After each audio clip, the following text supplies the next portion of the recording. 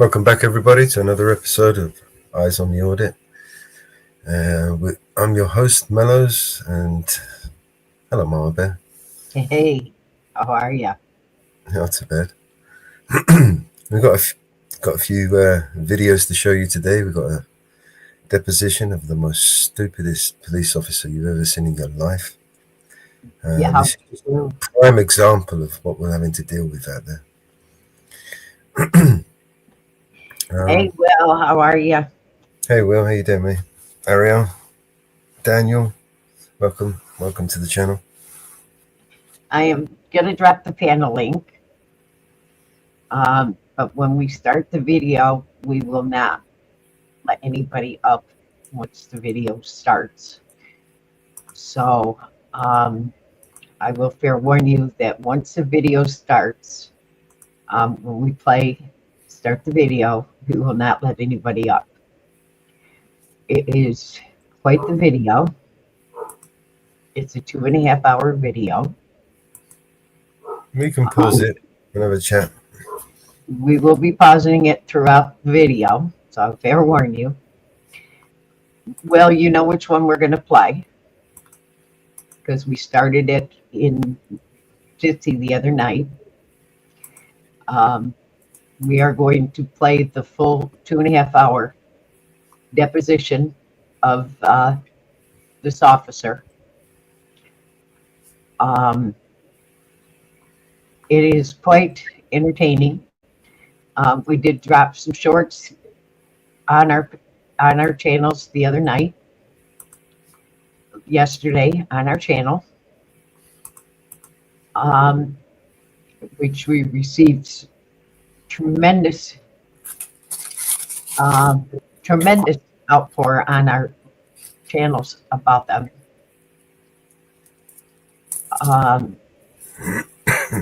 They are something else. The channel that posted this is Honor Your Oath Civil Rights Investigation posted this. The link will be in the chat. We are going to put his channel out, and we want everybody to please go and subscribe to his channel. Guy's a legend. Guy, literally one of the legends. Oh, he's one of the best. Yeah. And please, Hey, Grim. Grim, come up and link your channel if you want to link your channel into it. Please jump up so we can link your channel into it.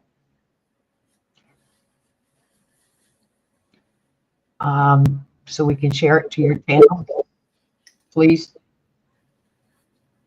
So we can link your channel into it. Big Mike, if you want your channel linked into it, come up and link your channel into it.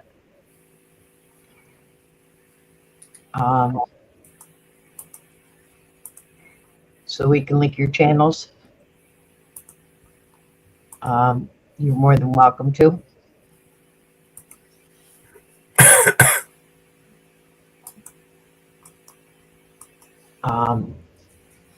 Well, that's if you want to play this deposition on your channel. It's up to you.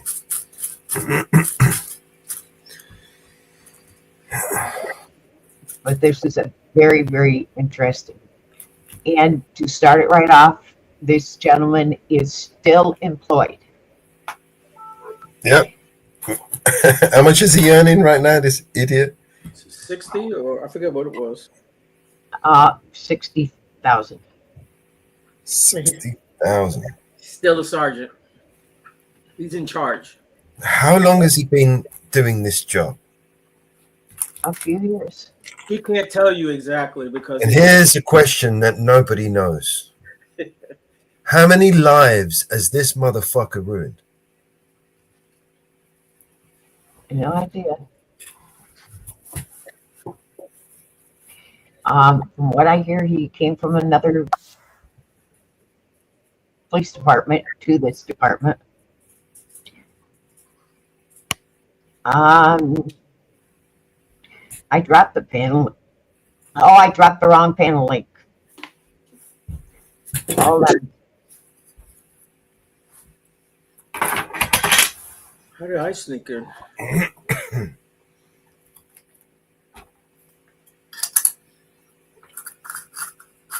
Hold on. Link is in Jitsi if anyone wants it. It's always there.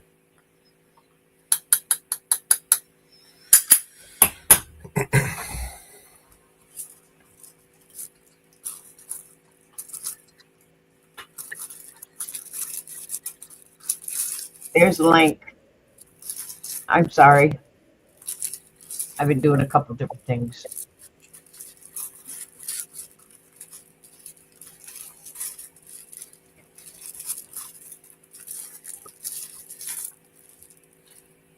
There you go, Grim. I'm sorry. We'll give you a few minutes to hook up the channel before we start playing it.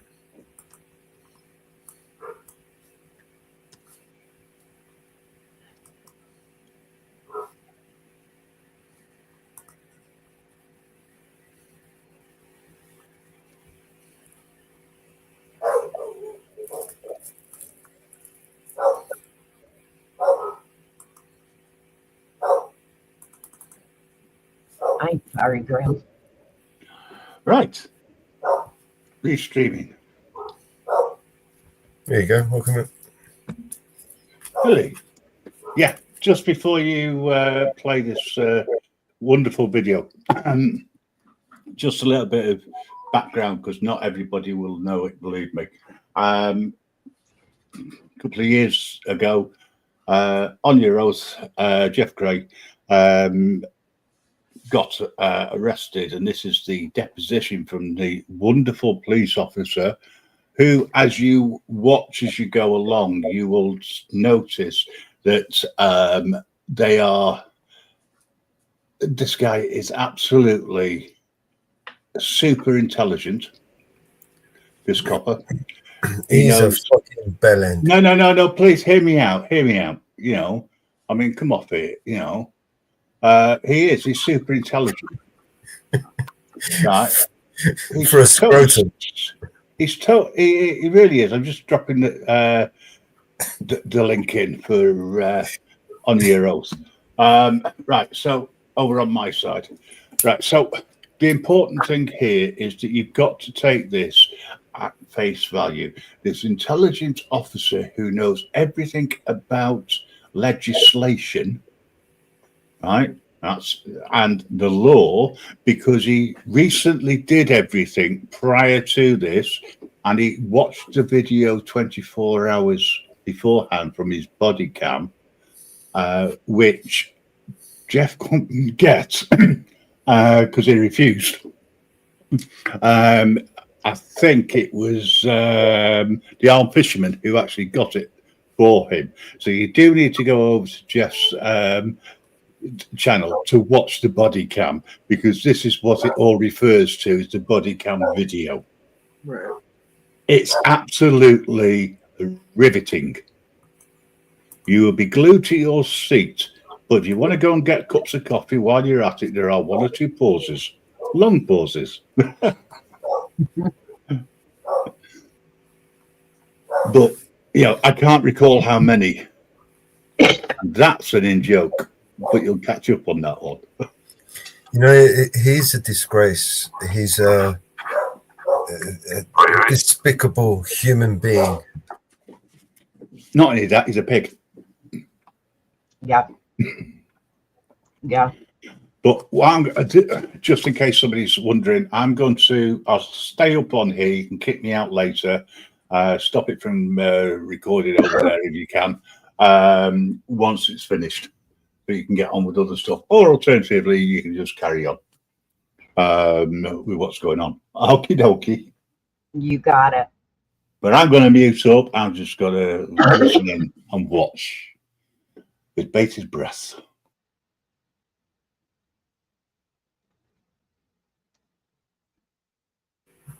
Hey, Chubby, welcome in, mate.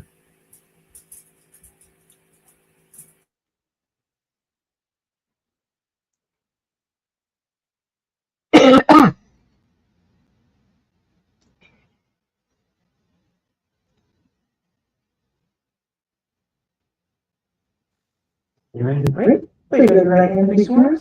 Do you solemnly swear that the testimony you're about to give and the following thoughts to be the truth, the whole truth, and nothing but the truth? Good morning, Sergeant Joffrey. My name is Reed Marks. I'm here to take your deposition today. Would you begin by giving us your full name? Joseph Joffrey. You don't have a middle name? No, sir. Okay. And I'm gonna hand you a pad, and I'd ask you to put your name, your address, and phone number on this. The reason I'm not doing it on the record is because I expect that this deposition will end up being filed with the court, and as such, it would be publicly available. I don't want you to get doxxed. So would you mind writing your name, address, and phone number?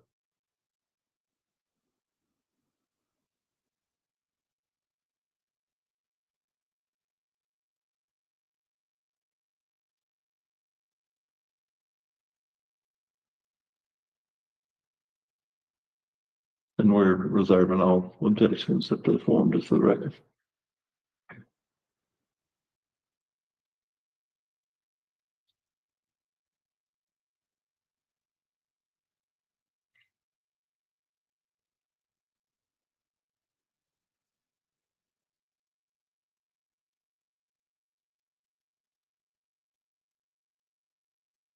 Please don't nobody dox his name, address, or anything in chat, please. Number on there. I can't.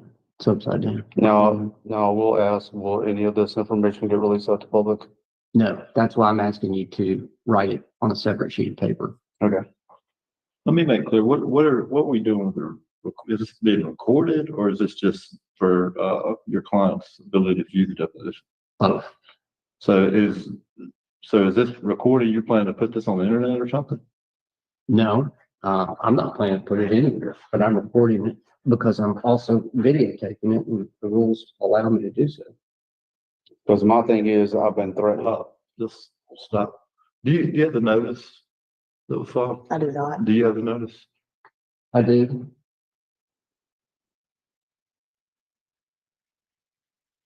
But more importantly, let me just point out the local rule says that I can record this.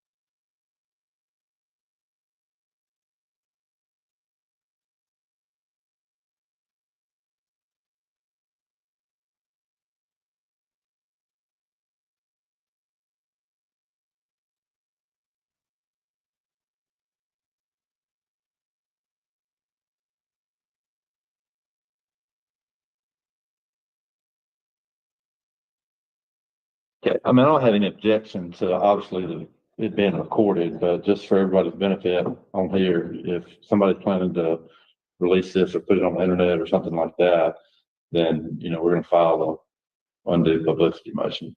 So, a motion for a protective order. So I just want to be clear and put everybody on notice of that, but go ahead.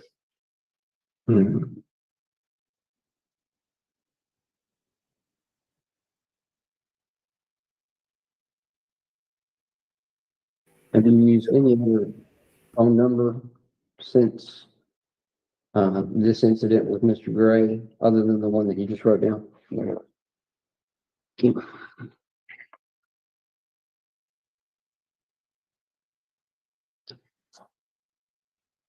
All right, Sergeant Joffrey, I think you know what we're here about. Have you reviewed the body cam footage that was obtained during your interaction with Mr. Gray? Yes. When was the last time that you reviewed that? Yesterday. So would you say that you're comfortable with the contents of that video, or do you need to see it again to refresh your recollection? I'm good. Now,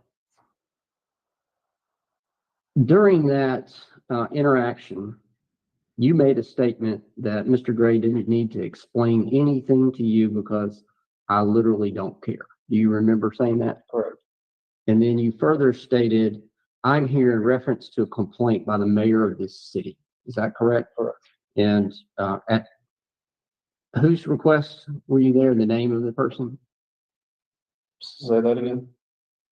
You said that I'm here in reference to a complaint by the mayor of this city. Okay. Who is that? Jacob Brandon, the mayor. And did he call you directly to make that complaint? No. So how were you there in reference to a complaint by the mayor? How did that get routed to you?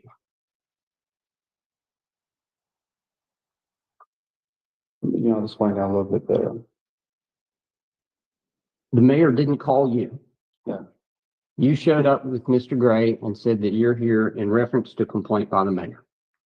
Connect those dots for me. How did his complaint that wasn't made to you get routed to you so that you were the one responding? Investigator Eddie Hersey called me.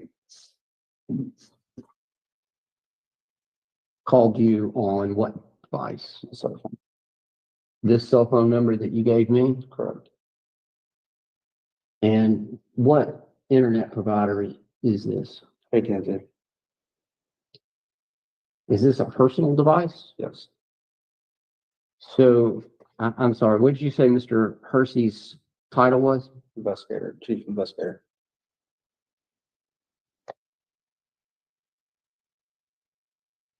The Waveland Police Department Chief Investigator, Mr. Hersey, called you on your personal cell phone to do what? What did he say? He said a male was harassing the clerks inside of the city hall, peeping through windows, and then went outside and stood on the sidewalk.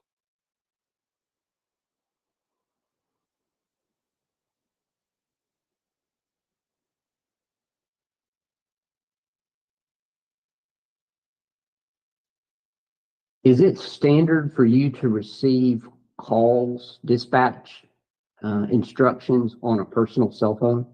Yes, it happens. How often does that happen?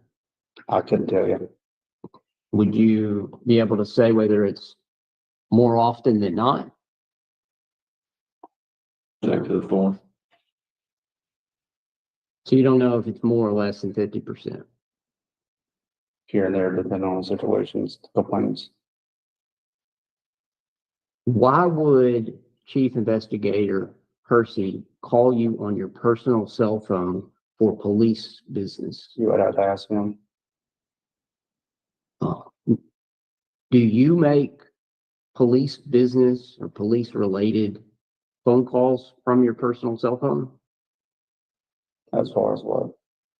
Anything having to do with your connection and your employment with the Waveland Police Department. Do you make those calls from your personal cell phone? Yes, by a different phone number. What's the different phone number? There's some kind of police app that I use. If I would call like I don't know, follow up with something. I'm not even sure of the number. It's auto generated.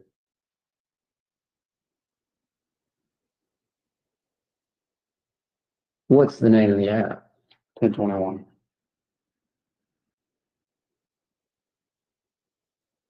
And so your testimony is that that phone number changes? Mm-hmm. I'm sorry, you need, yes. Yes. And you make those calls through the app on your personal cell phone? Correct. If someone calls back the number that appears as the outgoing number, following me? If you call someone using this app and it has a randomly generated number and someone calls that back, does that get routed to you? I'm not sure. I've never had anybody call me back.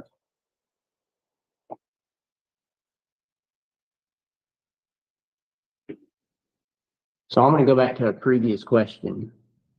I asked you if you'd used any different phone number. And while you may not have had a different mobile account, your testimony is now that you've used many different phone numbers in your employment. How would we get a list of those phone numbers that you have used? I have no idea. All right. Is this app 1021 a subscription? I'm not sure. How did you get this app 1021? Downloaded it. Uh,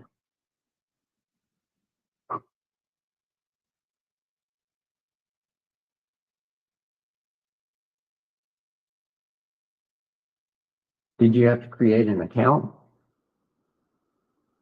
It's been so long ago, I don't recall. How long have you been using this app? 5+ years.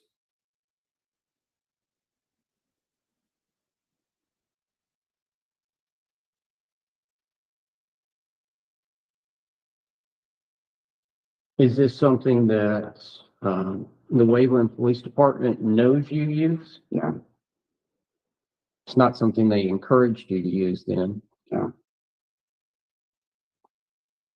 To your knowledge, does anyone else use this app? yes. Is it common? What is what coming? Is it common among the Waveland Police Department? I don't know. Well, who do you know that uses this app? I don't know either. I just know it was recommended. By whom? I don't know. Officers in the past that I came in contact with. At the Waveland Police Department or somewhere else? I'm unsure. How long have you been employed at the Waveland Police Department?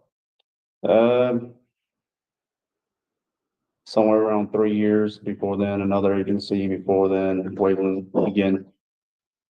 So a total 7-8 years in law enforcement, if I can recall correctly. Not 100% positive how long to the day. You worked for Waveland twice. What was the other agency? Harrison County Sheriff's Office.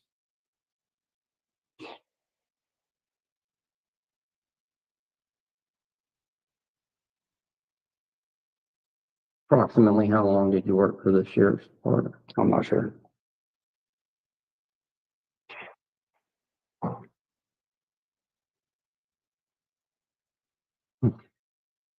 In the aggregate, how long have you worked at Waveland Police Department? I'm not sure.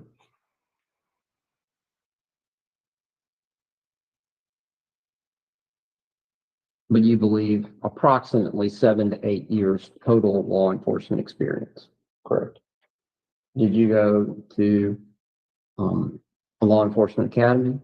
Correct. Where? Harrison County, Do you know what year? 2018.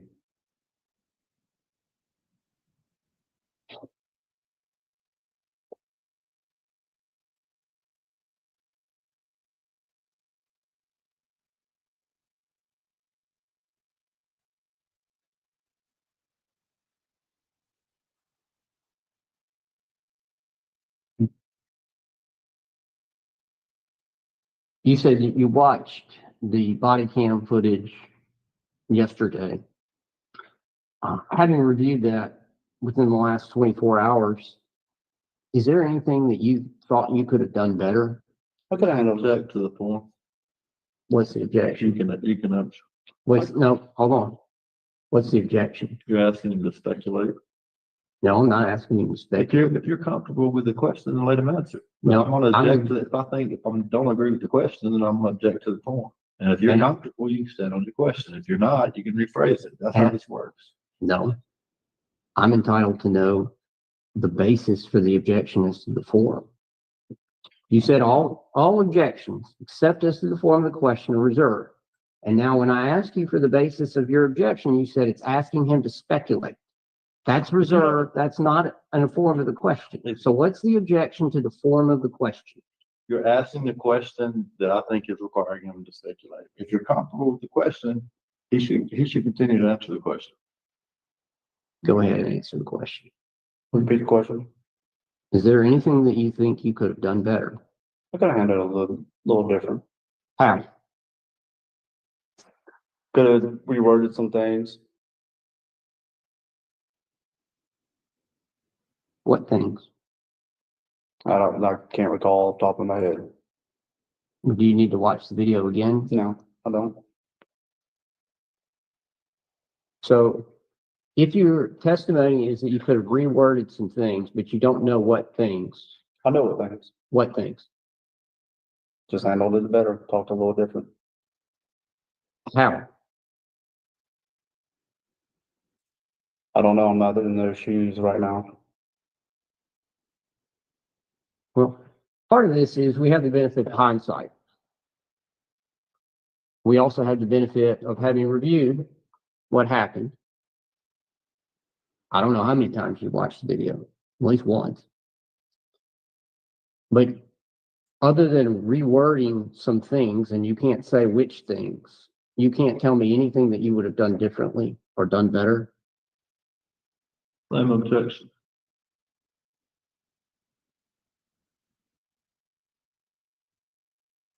Well, I have to think on that. Well, how can you say that there are things you would have done, but I can't answer the question as to what they would have been? I just know I could have handled it better, but it will give me time to think on it. Here comes the stupidity. So did you make any mistakes? No.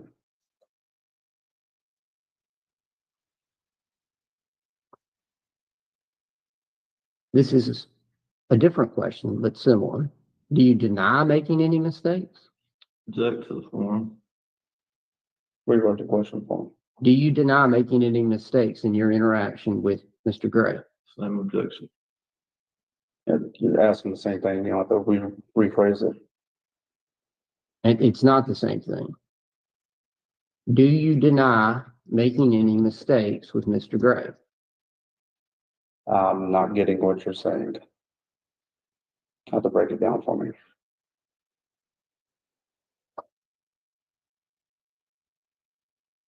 My first question was, do you admit to making any mistakes? And you answered that in the negative. Now my question is phrased differently, whether you deny making any mistakes. I did not make any mistakes.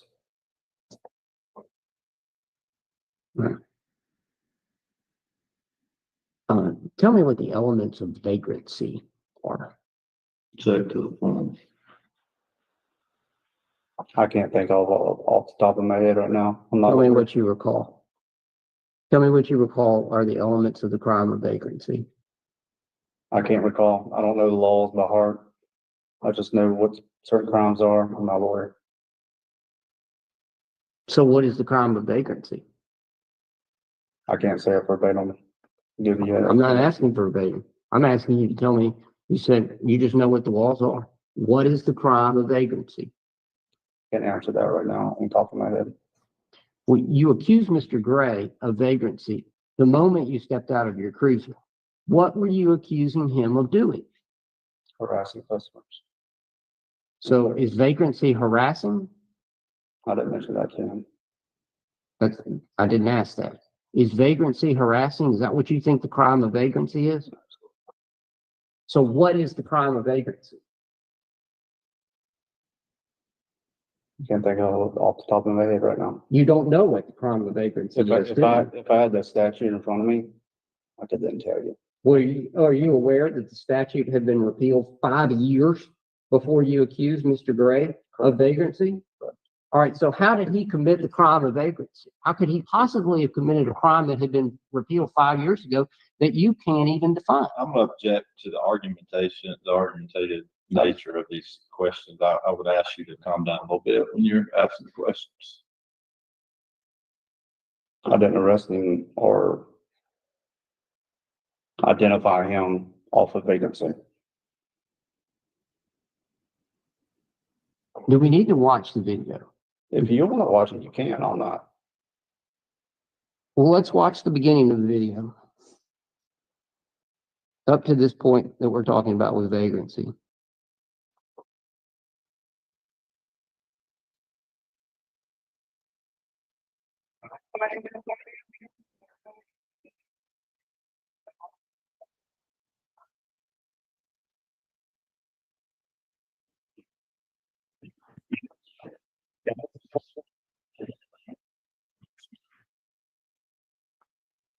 That was you speaking, correct? Correct.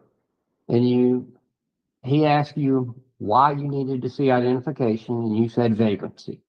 Okay. All right. So what is vagrancy? I'm not a lawyer. But you are a law enforcement officer Correct. that was dispatched by Chief Investigator Hersey Mhm. for harassing and peeping through windows. Correct.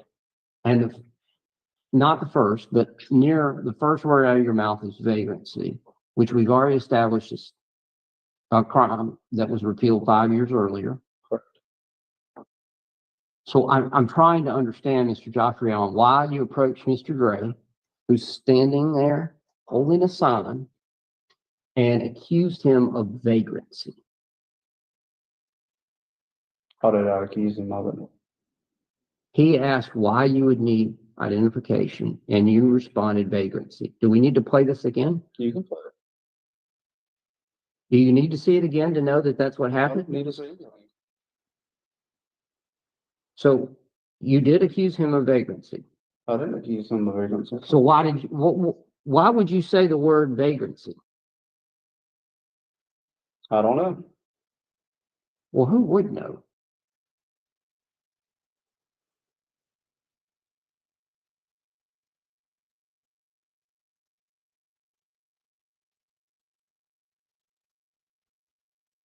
Dum da dum dum. Can't answer that. Then you respond that you had received several complaints that Mr. Gray was begging for food, money, stuff like that. And you had not personally observed Mr. Gray begging for food, money, or anything of the sort, had you? Negative. Who had you received a complaint from that he was begging for food, money, and stuff like that? That would be, I don't know.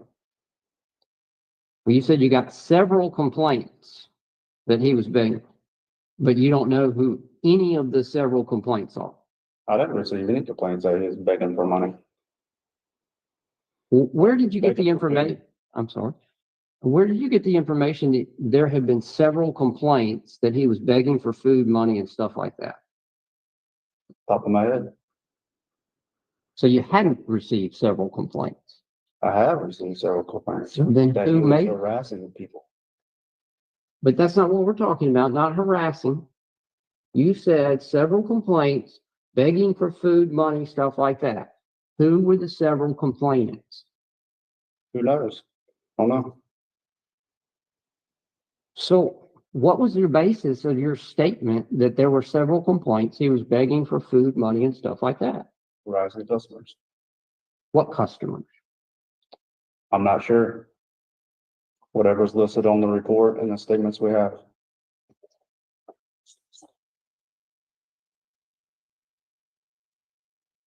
There's not any name on here besides the ones that we've talked about. Okay.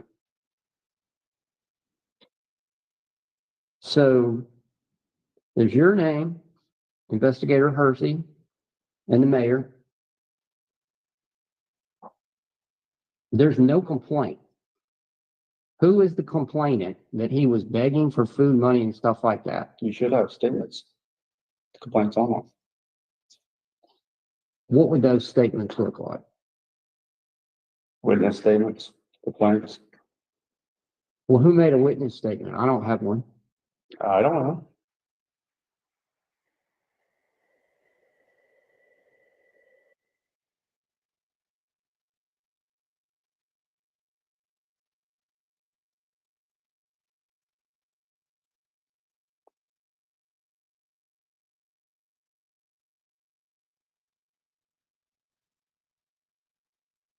So you said to Mr. Gray that you had received several complaints that he was begging for food, money, stuff like that, and he responded, "That's not true."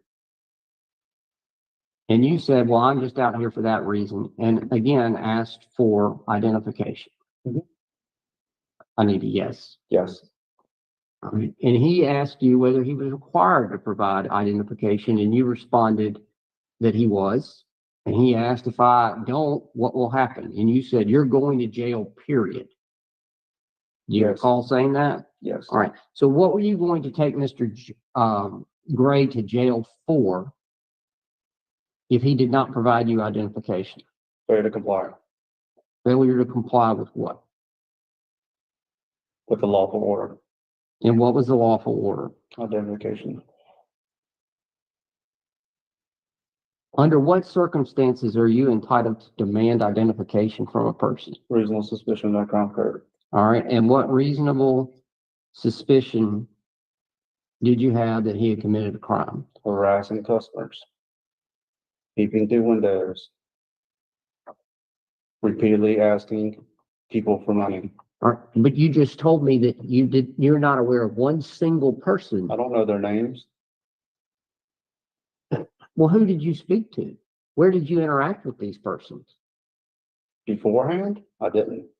All right. So how did you have a reasonably articulable suspicion that he had committed a crime if you had not spoken to one single person, can't identify one single complainant, and had no personal knowledge of anything about begging for food or vagrancy? Objections. No question.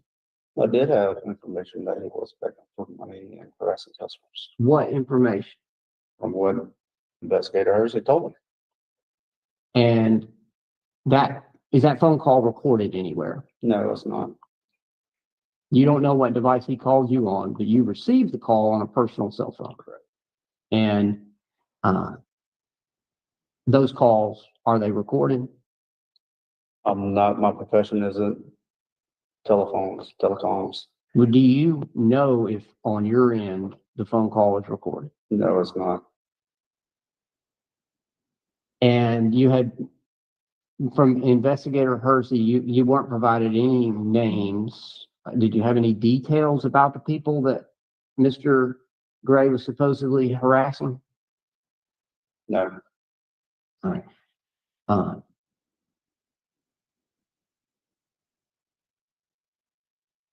So the crime that you were investigating at that point was harassment? Correct.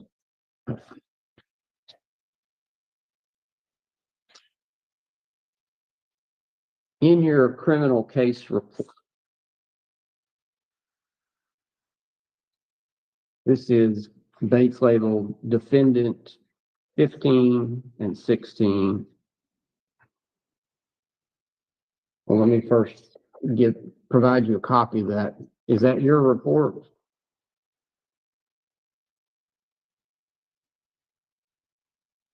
Yes. You prepared that? Yes. In that report, under crime description and code section, we have 97-3-107, stalking, following, harassing, threatening. Yes. What are the elements of that crime? I don't know. I'm not a lawyer. I would have to look at the state statute.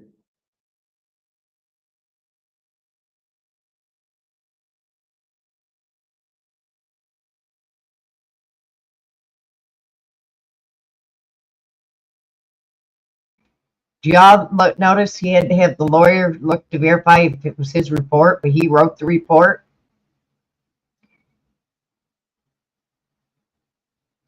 And he wrote the statute down, but he didn't know if he wrote the statute. This is, he doesn't know what their own statute he wrote. But he's not a lawyer, but he wrote the statute. This cop does not make sense at all on anything. This cop is one of tens of thousands of idiot cops. The same. This is their mentality. This is their attitude. They don't give a shit.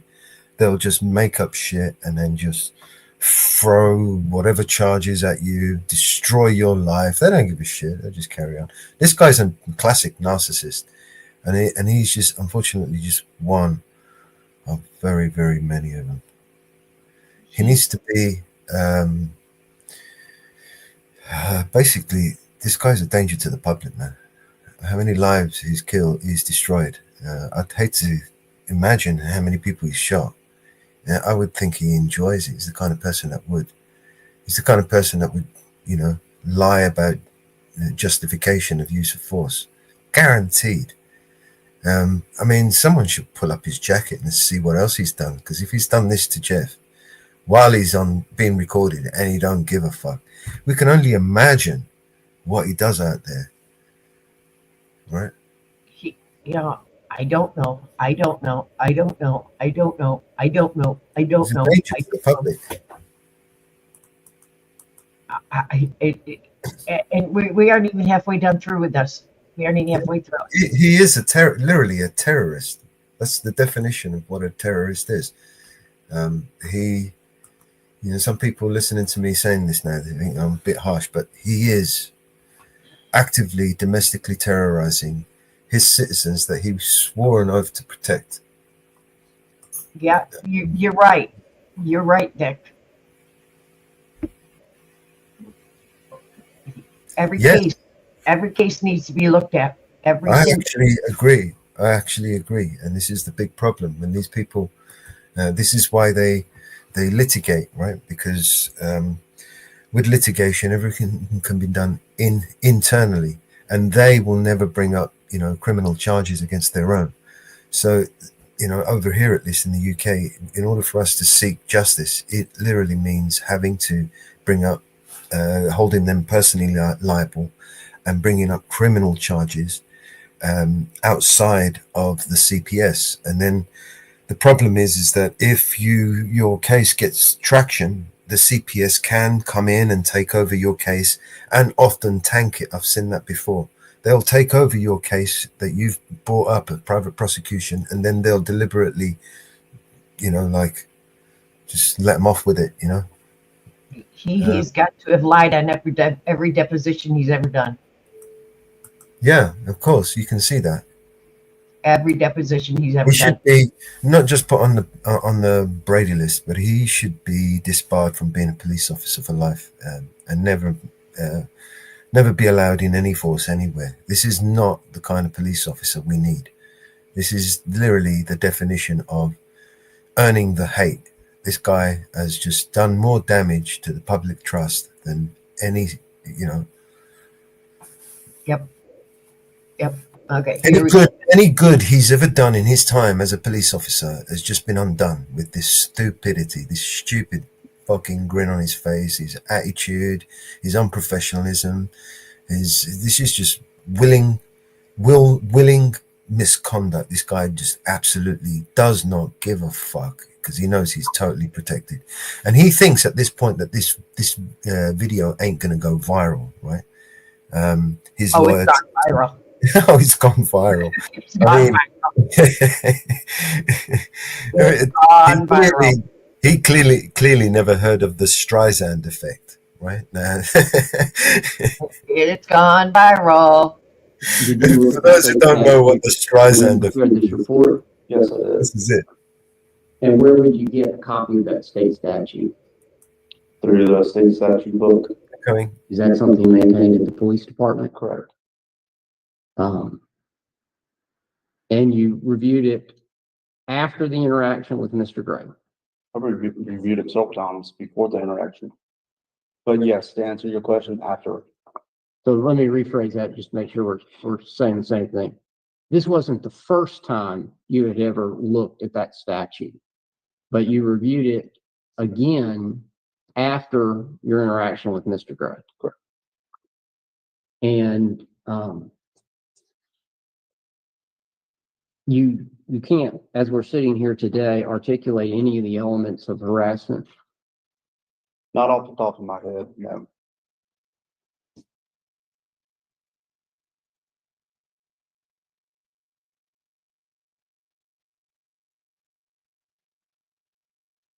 And when you were or had reasonable suspicion that Mr. Gray had committed the crime of harassment, What course of conduct directed at a specific person were you aware of? I'm not getting what you're saying. Well, that's one of the elements of the crime. To be guilty of this crime that you cited in your report, there has to be a course of conduct directed at a specific person. Okay. What course of conduct directed at what specific person were you investigating? Whatever statements the Waverly Police Department obtained from those victims. But you had no knowledge of that. I had no, Okay. Who was this specific person? I can't name them Well, where are they off the named? top of my head. Where are they named? They're not in your report. There are the statements that are Top should of be my in your head. file. I don't have any statements. I don't What, know. have you seen those I statements? have. Well, let's pause. Do you have the statements? Yeah, I got statements, Have you produced them? pretty sure. Well, what would be the Bates numbers of those? Reed, you should have my document production. I do. Well, then look through the document production. I mean, we've done disclosures. The time has not expired for us to do written discovery. You wanted to go into the deposition before you got all that. So here we are. You're telling me that you have the reports now, and I'm asking you to help me identify them because I can't find them. Would it be contained in a CAD detail report? What would these statements look like, Mr. Joffrey? I can't describe them, to be honest with you. Just statements. Is there any specific form that they would come in? It's just like Waverly Police Department statement. There is no forms. This guy's looking for nothing. I'm sure you produced the statements. In your disclosures. There clearly isn't any statements. This guy's looking, shuffling through papers, looking for nothing that I'm doesn't willing to exist. be Yeah, I'm pretty corrected, pretty but sure I you don't, produced them. I don't know why I One would from have. Lisa Ladner, there's one from Aaron Husley, there's one from Julie Bromley. What are the Bates numbers there? I don't see a base number on there. Did you use base numbers? I mean, I don't have those reports unless, I mean, I don't think I have those. And I don't think that they were produced in the disclosures of the defendants.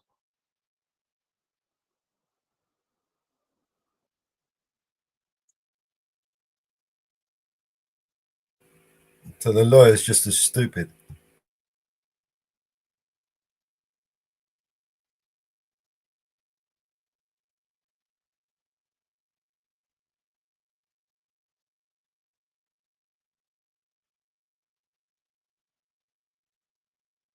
Do you think that this might have come from that public records request from the other person? I'm sure there is a part of that, yeah.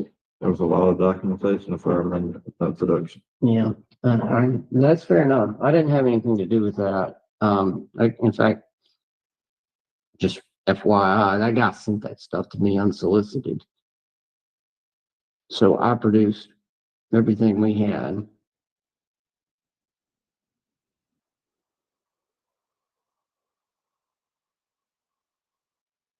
Ding, ding, ding, ding, ding. There is none.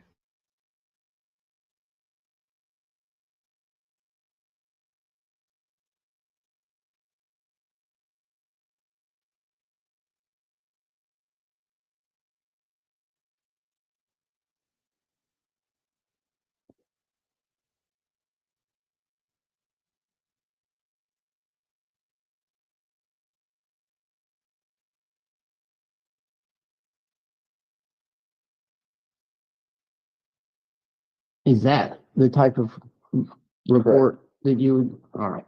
So this is within, whatever the public records were produced, by the city to a public records request generated by,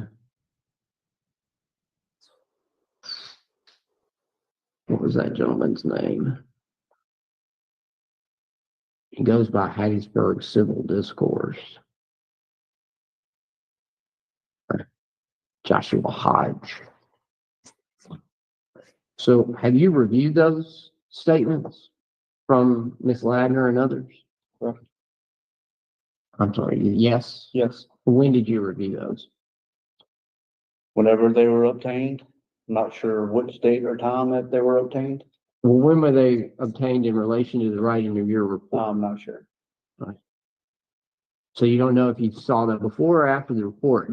Did you see them before or after this videotape interaction with Mr. Gray? I can't recall. It's been over a year ago.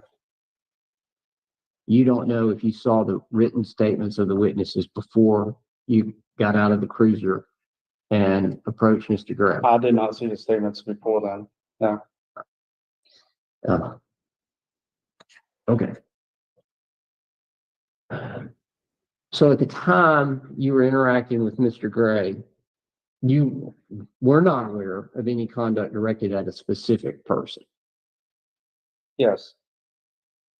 You had a report from Mr. Halsey, but you did not know the specific person's name. I didn't know the specific person's name.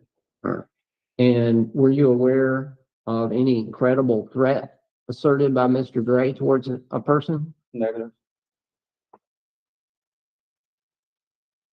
And what was the course of conduct that was considered harassing to this person that we don't know? Whatever they stated.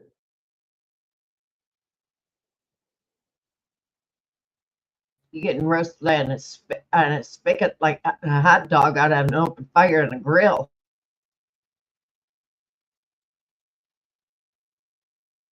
But at the time, you were investigating Mr. Gray, demanding his identification for the reasonably articulable suspicion of the crime of harassment. You had no information about the course of conduct because you had not seen any of the reports. Section to the form. Isn't that correct? Repeat what you just said. So I asked you about the course of conduct, and you said something like whatever they said.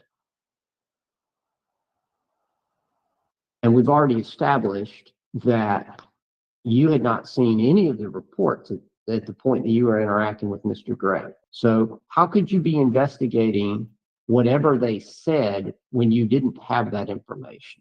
Because of the complaint that came. And that was routed to you from Hersey. Was there any specific information provided by Chief Investigator Hersey about the conduct that would constitute harassment? Would be Investigator Hersey. But he did not further explain.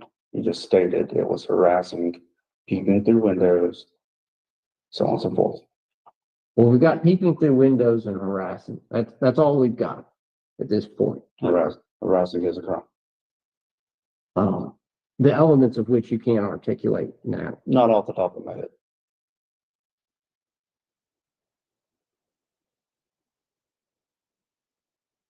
Did you suspect or have any reasonably articulable suspicion that Mr. Gray had any sort of weapon? I have no idea. I know that, but that wasn't my question. I'm not asking you if you knew he did. I asked you if you had any reasonably articulable suspicion that he did.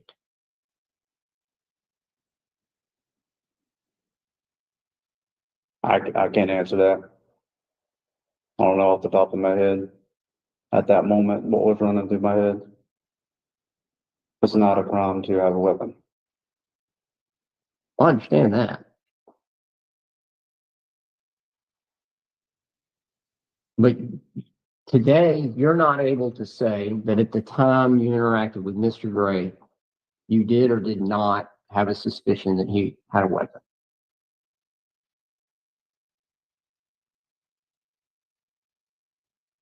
Reword that a little bit so I can better understand it. Did you have any basis to believe that Mr. Gray had a weapon? I would perceive that he would, just for my general safety and my fellow officers, we treat anybody that they have access to a weapon. Well, I assume every person is armed as well. But that's not the same thing as having a reason to believe that you are armed right now because I saw the firearm on your right hip. Okay. I'm not asking if you make the assumption or the default position is that people are armed. I understand that.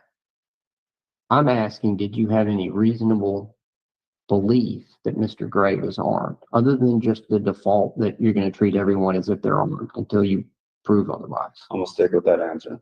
Treat everybody like they're armed. All right. So I'm going to assume, unless you tell me differently, that you didn't have any particular reason to believe that he was armed. I didn't say that. You did not say that either. So I'm going to move on.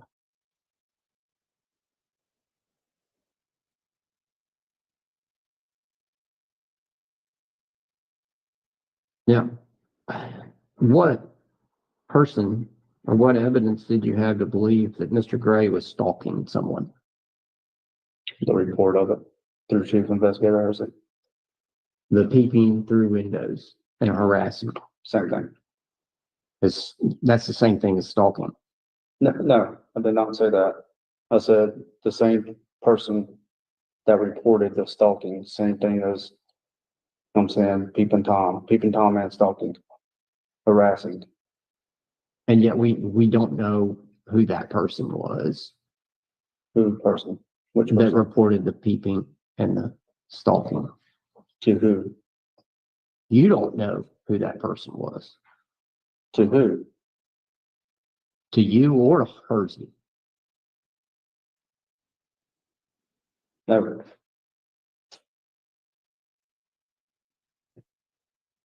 You also said that you were investigating. Told you, the most Mr. dumbest Gray copper I've in ever the fucking report seen in my life. for violation of Waveland City Ordinance 82-1, peddling. What constitutes the crime of peddling? I can't think of it off the top of my head. I don't recall.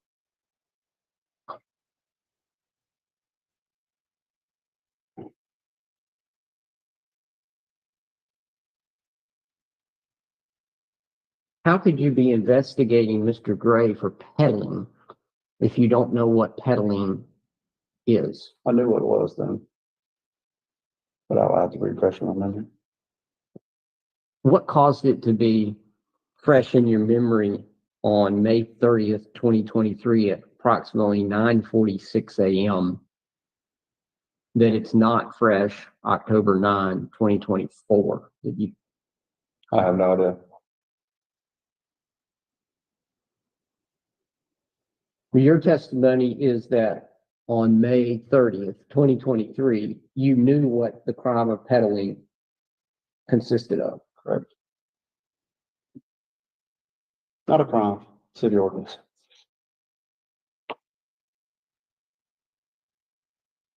Whatever peddling may be, is committing that not a crime? I'm not a lawyer. Just a law enforcement officer. But you wrote a report, Mr. Joffrion, that said crime description peddling. Correct. So according to your report, you were investigating Mr. Gray for peddling. Stalking, harassing. Well, it's both. Yeah, correct.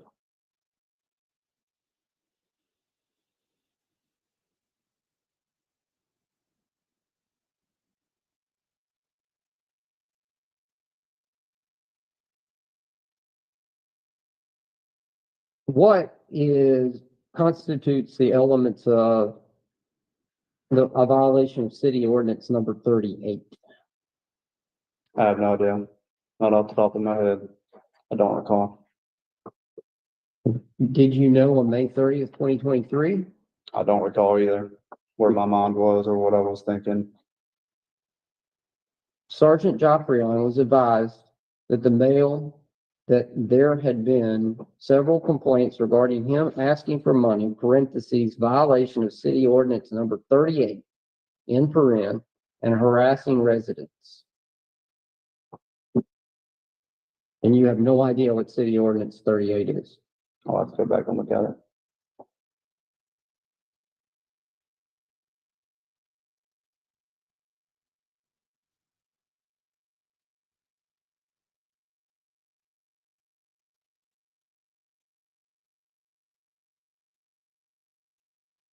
Why did you describe Mr. Gray as argumentative?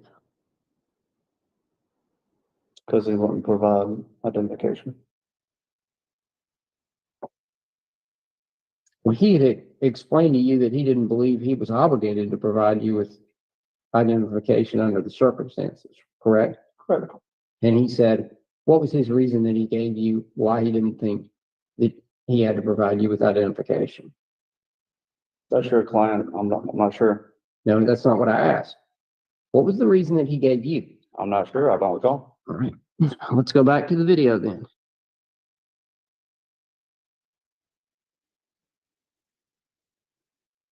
I'm not sure. Okay.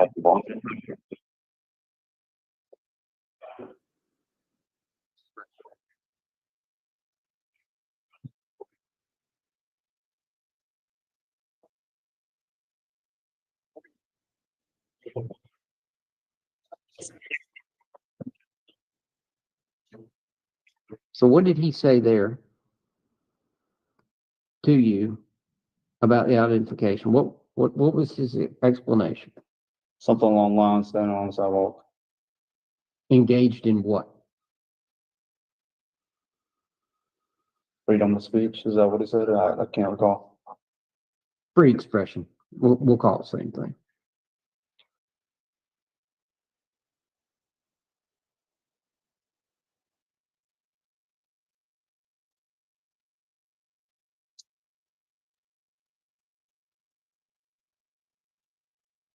Him asserting his rights, saying that he was on a public sidewalk engaged in constitutionally protective activity. Is that what you termed argumentative? No, just failing to identify.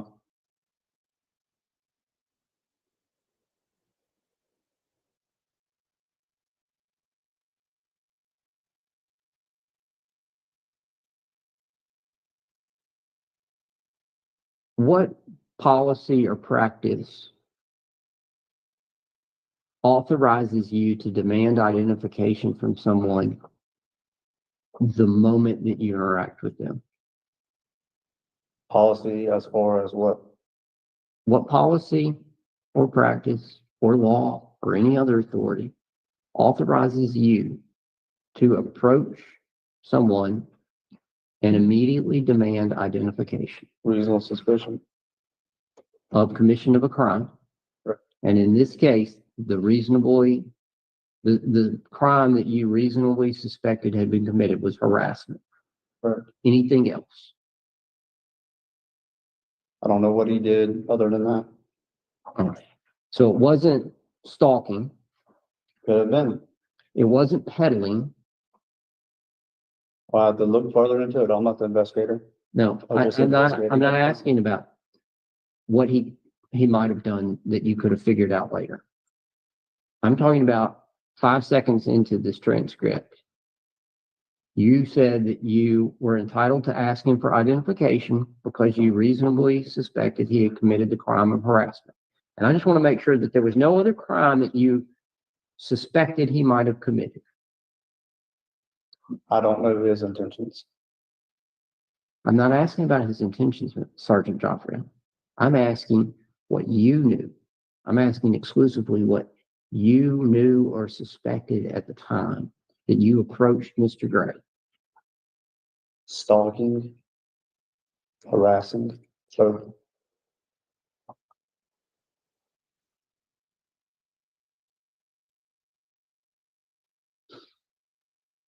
But not peddling. I'll have to go back and look at the city ordinance.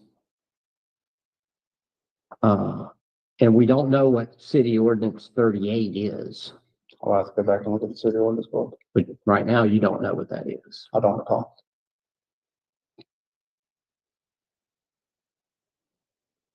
And then your report also says, in reference to a male harassing citizens and panhandling. Correct. Is panhandling a crime? Panhandling? Yes. What's the definition of a panhandling? Well, that was going to be my next question to you. My first question, though, is panhandling a crime? I'm not a lawyer. I'm not sure.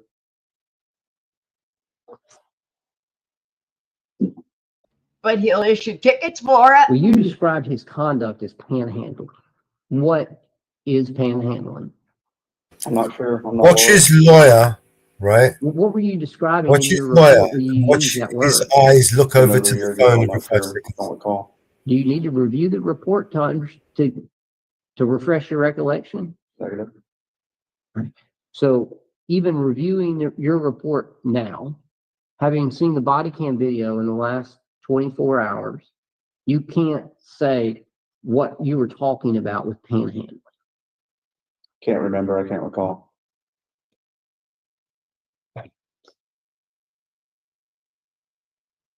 So you demanded identification under reasonable suspicion that he had been harassing or stalking people. And then you admit that you said if he didn't provide the identification, he was going to jail, period. Correct? Correct. And can you cite to me a policy, procedure, law, or ordinance that authorizes you to demand identification for a person you reasonably suspected, at least that's your testimony, of harassment and stalking? I'll have to go back and look at the law book. Don't remember. So you can't cite to me now. Right now, off the top of my head, no.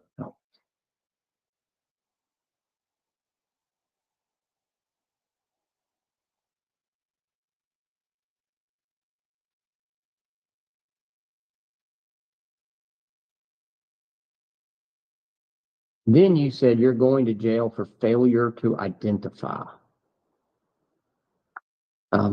What ordinance or state code section is the crime of failure to identify? There isn't one. Right. Why would you say that you're going to jail for failure to identify? Who knows? I don't know.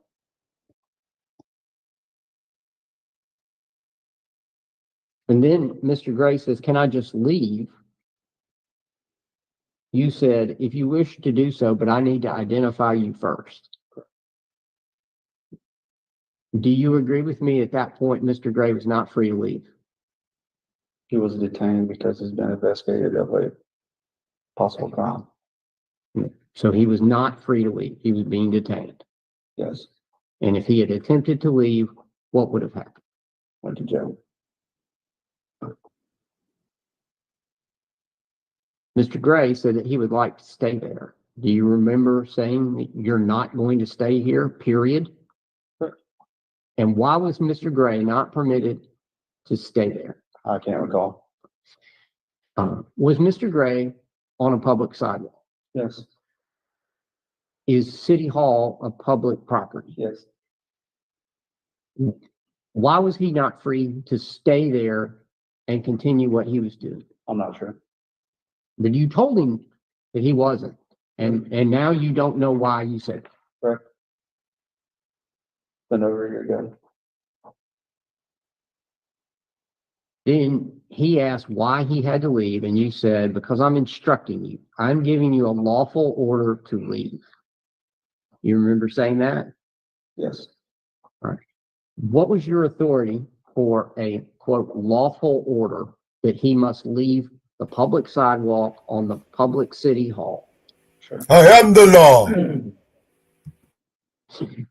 Then you told him that if he didn't leave, he was going to jail again. Do you remember saying that? I don't recall. Let's. It's going to be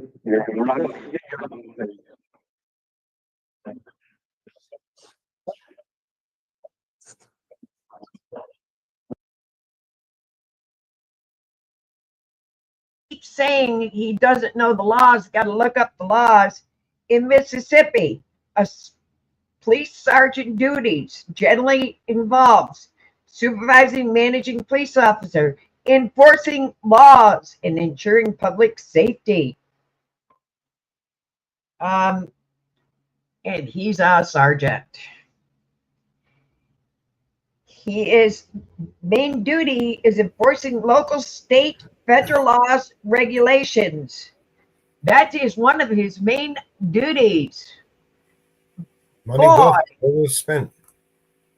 Boy, he is supposed to be enforcing the laws and managing his police officers underneath him, the laws. So if he doesn't know the laws, how can he be enforcing the laws of his officers under him? This is, and he's still employed with them, guys, as a sergeant. Over 60,000 a year, at the least. Plus It's- overtime, I imagine. Stay away from there. Stay away from there. Please don't drive through there. Well, you know what you're gonna get.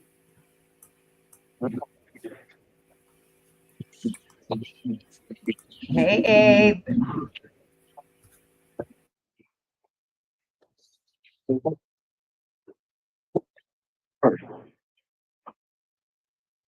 Mr. Gray, he turned and attempted to walk away, correct? Correct, And then you called him back, right? Because he was detained. correct. Don't get any on it.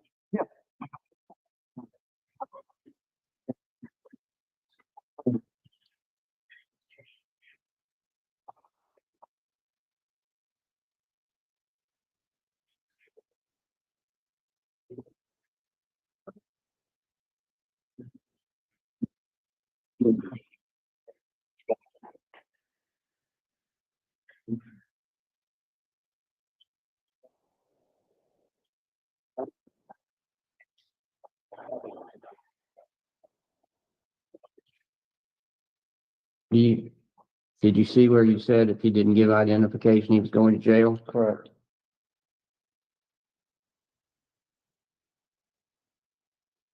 And in your report, you said Sergeant Joffrey Allen advised if he did not leave, he was going to jail for disorderly conduct. What is the crime of disorderly conduct? I don't have the law book in front of me. Who was he disturbing? That's why I was investigating. What conduct was he Does he run committing that around was in his car with a disorderly? law That's why I book? was investigating.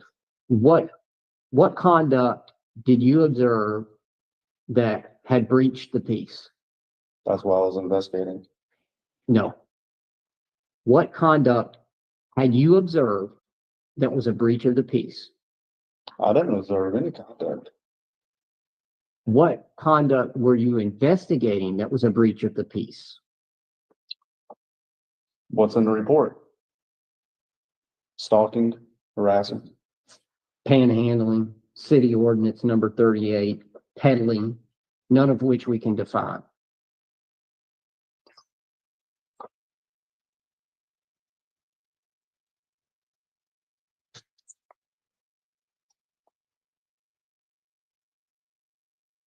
Mr. Gray ultimately provided you with his identification, correct? Correct.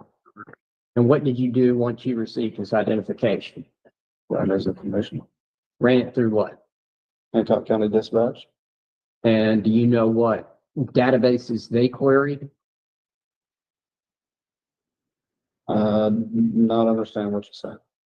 You provided his, I believe it was his driver's license number to dispatch, correct? Correct. And they did something with it. Do you know what they did with it? I don't work in dispatch. That's not what I asked. No, For what purpose did you provide that information to dispatch? say that again. For what purpose did you provide Mr. Gray's driver's license number to dispatch? To obtain his information, What information? his personal information, What information? his information, What? his information. I don't know what that means. What information? His information. I'm gonna keep it as that. You can't answer what information you were trying to obtain. His basic information, his name, date of birth, all that. So his name, his date of birth, did you want his address? No, I didn't want his address. You had his name on his driver's license, Mhm. correct? Had his date of birth on the driver's license as well. Even though you said you didn't want his address, that was on the driver's license as well. So for what purpose did you provide his driver's license number to dispatch? Reasonable suspicion that is committed crime. What was dispatch going to do with it? I don't know. We can quit beating around the bush, Mr. Joffrey. You provided that number to dispatch so that they could run a background check on Mr. Gray, correct? Correct. To see if he had any outstanding warrants, correct? That was not the sole purpose. No. I didn't ask if it was the sole purpose. Was it a purpose? What do you mean? Did you provide that information to dispatch to determine whether Mr. Gray had any outstanding warrants? Primarily, or is it additional information? For any reason? For any reason to arrest him because he had a warrant? I'm not sure what you're saying. I'm asking, I'm still trying to understand why you provided the information to dispatch if you wanted to know who he was and his date of birth, which was in the piece of laminated paper in your hand, I advise you the other reason.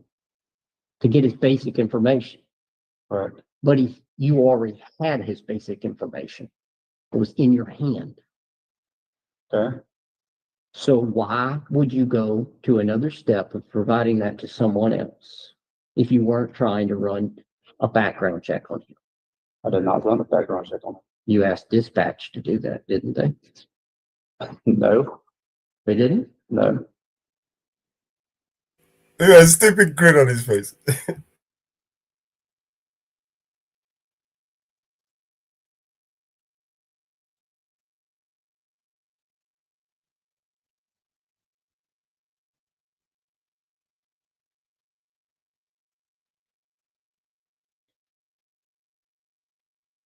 You said, I'll give you your ID once it comes back. Comes back from where? Dispatch. So again, what were you waiting on dispatch to come back with? His information. What information? His personal information. His name That's what I just said a few minutes ago. and his date of birth, Correct. which you already had. So what information were you waiting for dispatch to come back with that you did not already have? So they could log him on a CAD for report purposes.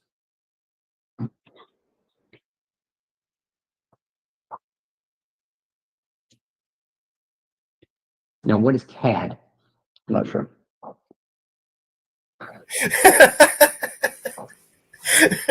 What is CAD used for?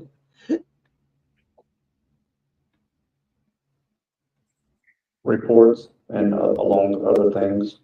What other I don't things? know.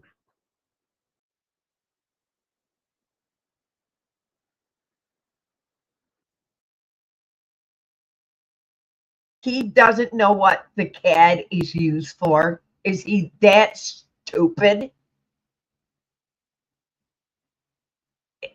Can anybody in chat tell me what a CAD is? He Everybody- is that stupid, man. To answer the question. Anybody know what a CAD is? I think everybody in the planet knows what a CAD is. Everybody knows what a CAD is. It's not a cat. It's a CAD, you jackass.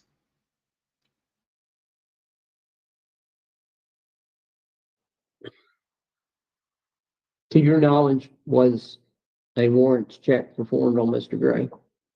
I don't know. I don't work in dispatch. To your knowledge, was a background check of Mr. Gray performed? To my knowledge, no.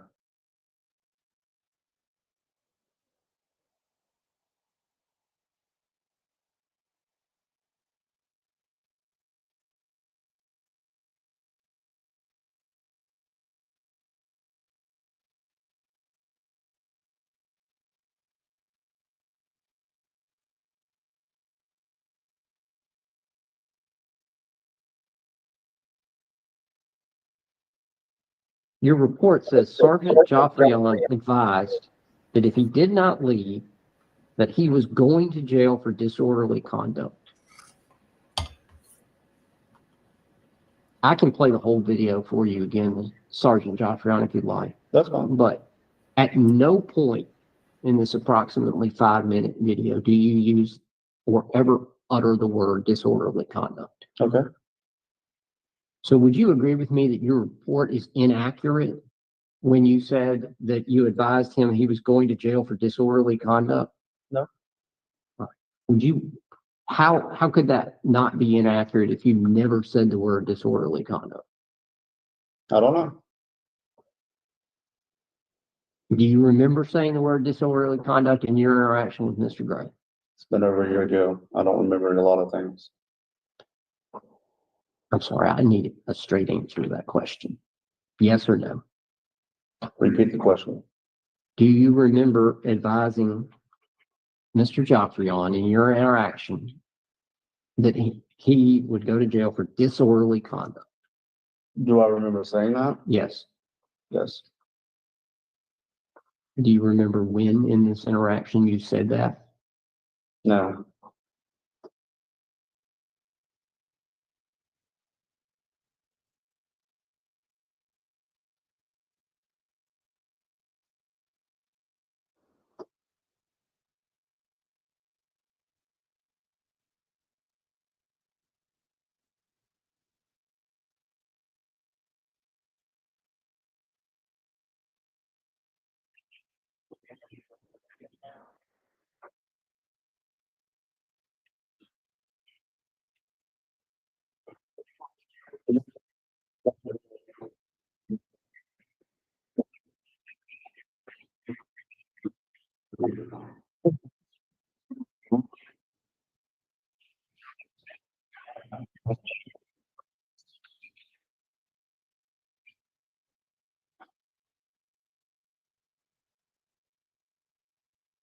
What you just said then, it doesn't matter whether you committed a crime or not. You have to identify. Do you believe that to be an accurate statement of the law? Yes. To the form. Reword that. No, I'm not going to reword it. Then I'm not going to answer it. Read it back. You just said there, it doesn't matter whether you committed a crime or not. You have to identify. Do you believe that to be an accurate statement of the law? Yeah, I have reasonable suspicion to identify someone.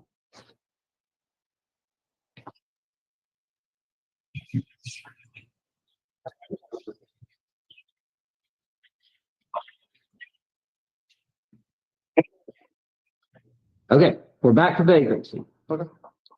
He asked you what crime you were investigating. You said vagrancy right there. You heard it, correct? Not harassing, not stalking. You didn't say that. Okay. All right. And we've already established that vagrancy is not a crime, correct? So you couldn't have been investigating him for the crime of vagrancy when there is no such crime, correct? Correct.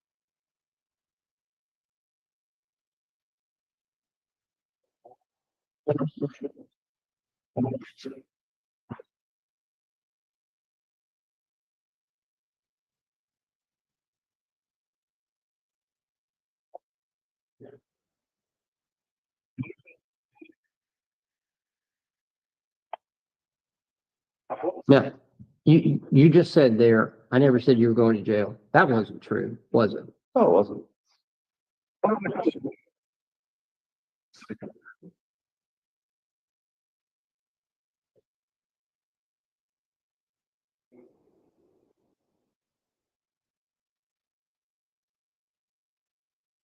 All right, there, Mr. Gray asked you if it was possible to obtain body cam footage, and you said absolutely not.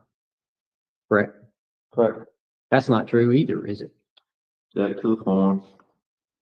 No.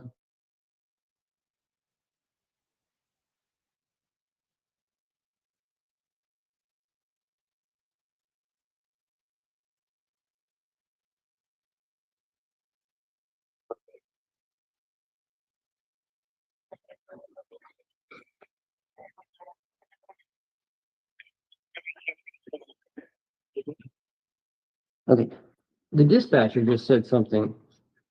Negative 29. Did you catch what she said? Not really. Let's try to play it back.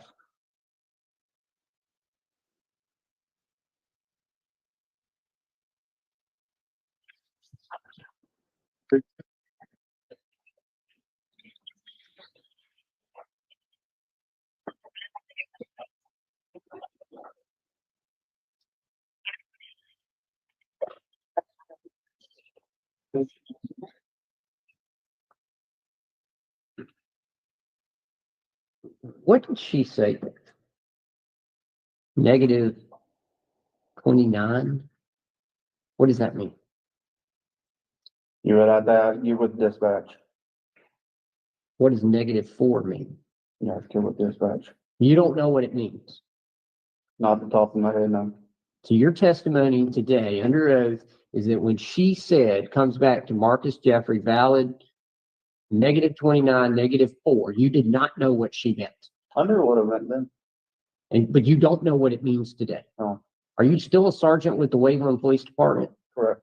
And so if I called you over the radio or dispatch called you over the radio and said, valid negative 29, negative 4, you would not know what that means today.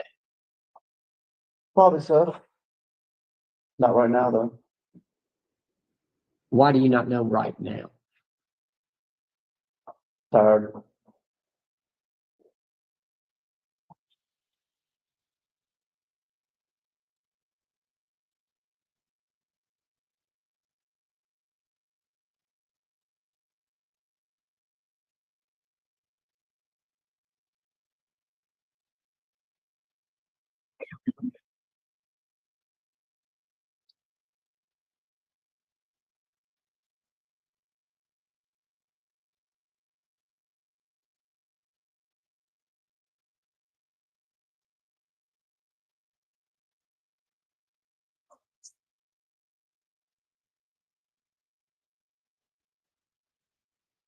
At the conclusion of the video, you said, I'm giving you a lawful order not to come back.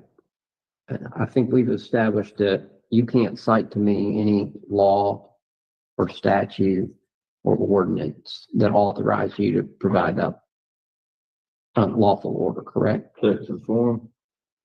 Repeat the question. You can't cite to me any authority that lets you, as a sergeant for the Waveland Police Department, to give a lawful order not to come back to public property. No. Is that Waveland Police Department or City of Waveland, Mississippi policy to tell people that they can't return to public property? Jack to the form. No. On how many occasions have you told someone that they can't return to public property? I have no idea, to be honest with you. More than once? I have no idea. You don't know if you've told Wow. any person other than Wow. Mr. Gray. Wow. Don't know, sir.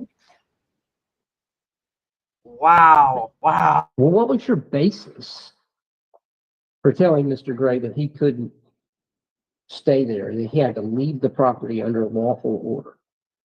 I don't recall.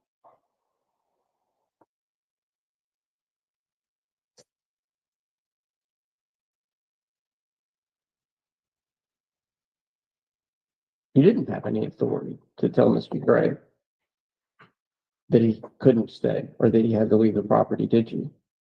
No.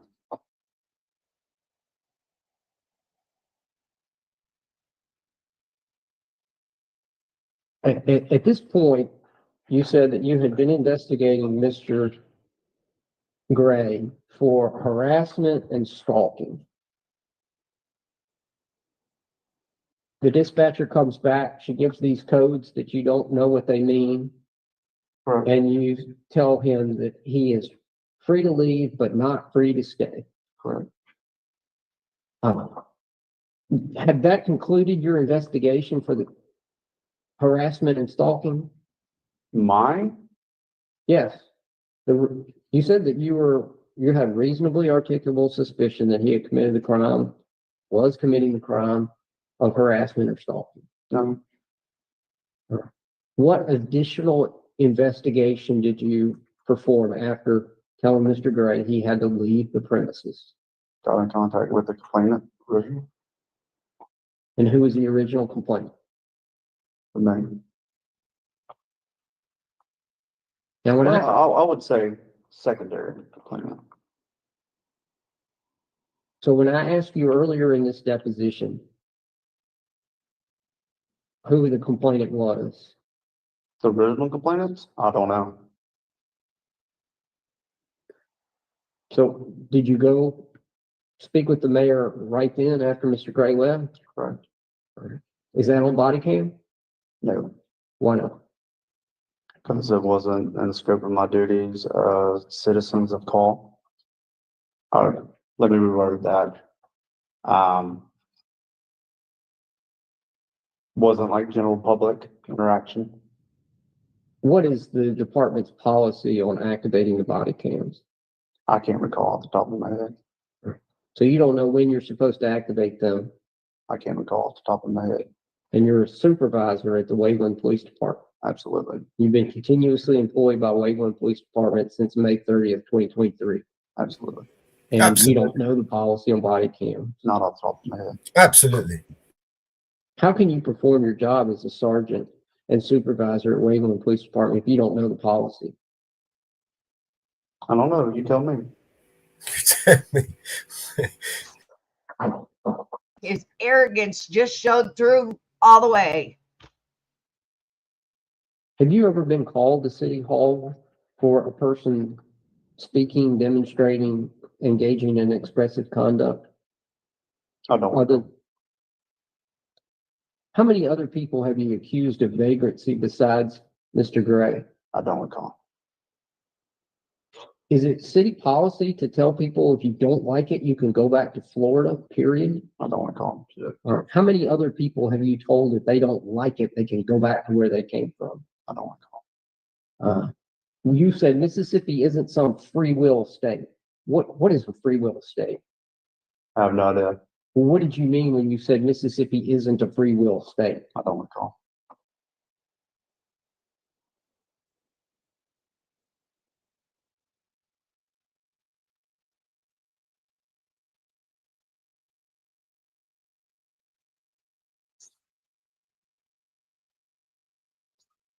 Other than this report that you have in front of you, consisting of 2 pages, did you write any other reports related to this event? I don't recall. Are you aware of any other reports related to this event besides yours and the one from Eddie Hersey? I don't recall.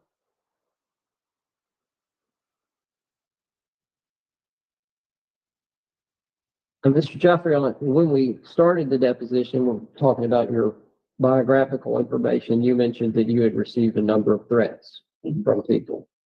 Yes. Yes. Any of those threats you believe were made by my client? I'm not the judgment of that, to be honest with you. Yeah, but that's not what I asked. Do you have a reason to believe that my client had made any of those threats? Yes. I said that. Which threats do you think that Mr. Gray made?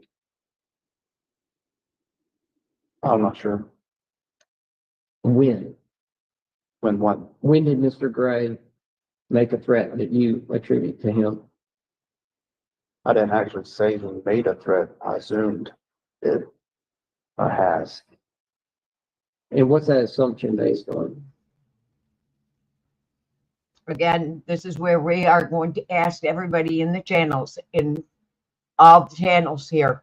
Do not call the police department. Do not call him. Do not email, nothing. We are asking you, please do not dox, email, or call anybody. Please.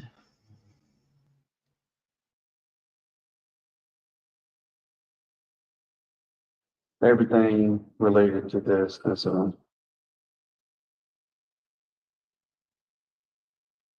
You can't cite anything specific that would lead you to believe that Mr. Gray had threatened you. We wrote that. I don't know how to better ask that. You don't have any, you said that you assume Mr. Gray had threatened you. And I'm asking you to provide any information that would lead you to that assumption. Do I have information pertaining to that? Anything that would cause you to believe Mr. Gray had threatened you. Yes, our interaction. And what was it about the interaction that led you to believe that Mr. Gray would threaten you? His failure to comply with. Informing TV stations, that's a When you different asked for story, notification. but not or call the them news, like I directly. stated in the report.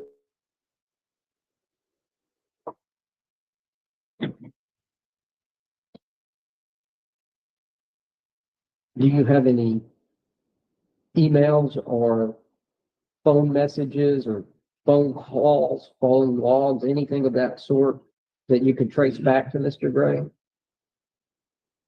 Not directly. I mean, I don't deny the fact that a lot of people saw this video and a lot of people were really mad about this video. Correct. And some of those people are crazy.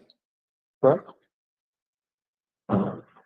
I don't countenance people threatening anyone, law enforcement, you in this particular situation. Thank you. But, and that's part of the reason that I want to protect your privacy. I saw a lot of that too. A lot of people directed some serious vitriol your way. My concern though is simply my client and whether you have any reason to believe that he was the actor or the instigator of that, other than publishing his YouTube channel. Instigator, I think so. Anything other than by putting that on YouTube?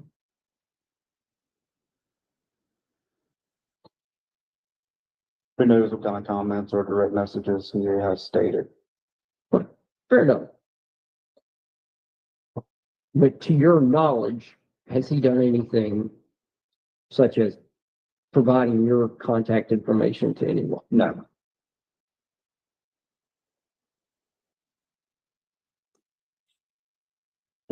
In the video, you said you were a veteran of the Air Force. Correct. When you were in the Air Force, what was your occupation? Security forces.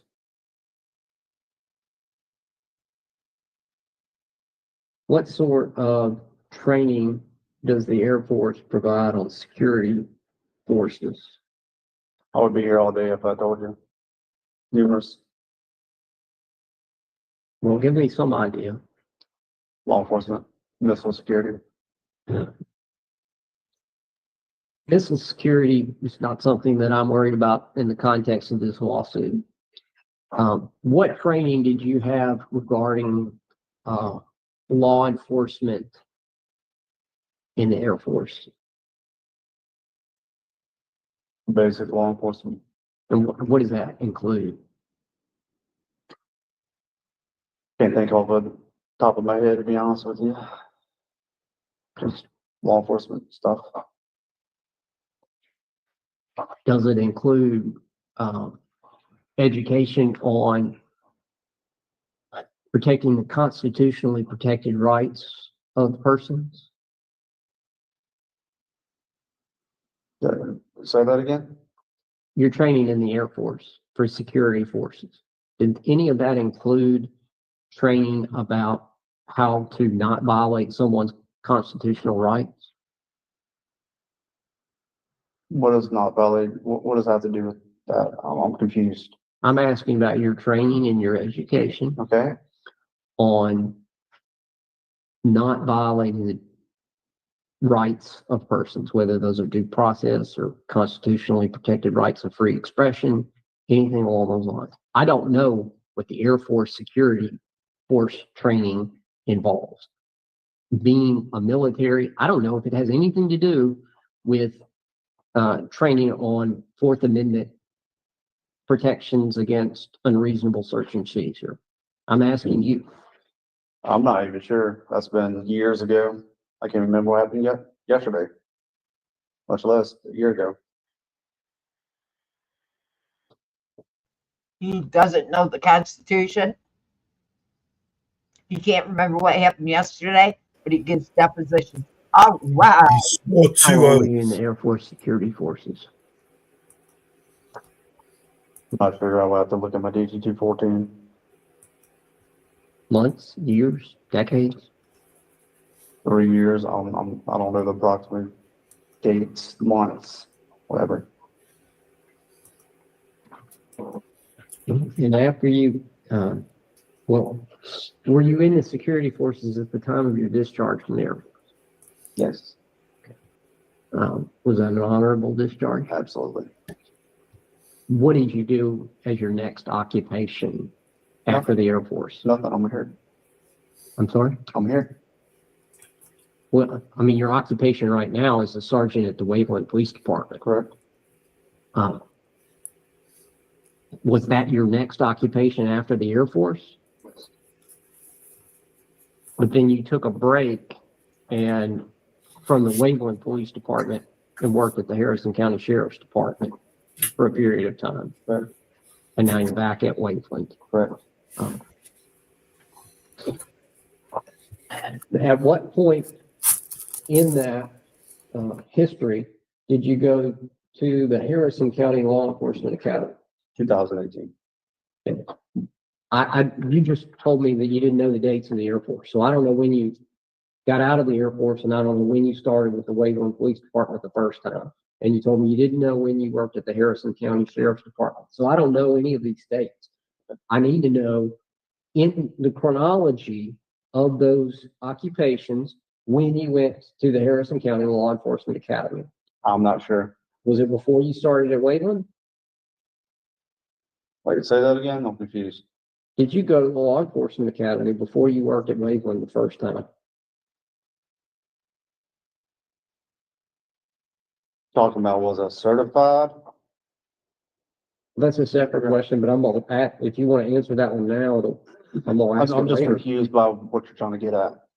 I'm trying to figure out when you went to the Law Enforcement Academy in relation to your jobs. You told me 2018 twice, Okay. but I don't know when you started at Waveland the first time because you can't provide that data. No, I cannot. So was it before you started at the Waveland Police Department the first time or after? Oh, I get what you're saying. The first time.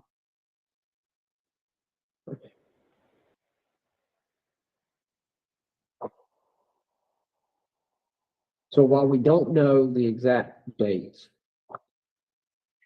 you left the Air Force Security Forces and then you went to the Law Enforcement Academy before you Incorrect. corrected. Worked at Wayland PD. Got certified. While you were working at Waveland PD? Yes. Okay. The first time. Correct. That helps a lot. So you left the Air Force, your first job after the Air Force was at the Waveland PD. I left while I was employed with Wayland PD. All right, I'll take that. And while you were working at Waveland PD for the first occasion, you went to the Law Enforcement Academy and became certified. Correct. Then you went to the Harrison County Sheriff's Department for some period of time as a certified officer. Correct. And then you came back to the Waveland Police Department. And you're a certified officer now? Correct.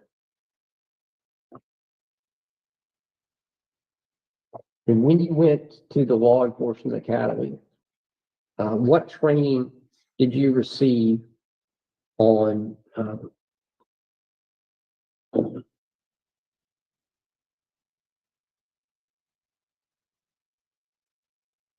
vagrancy laws?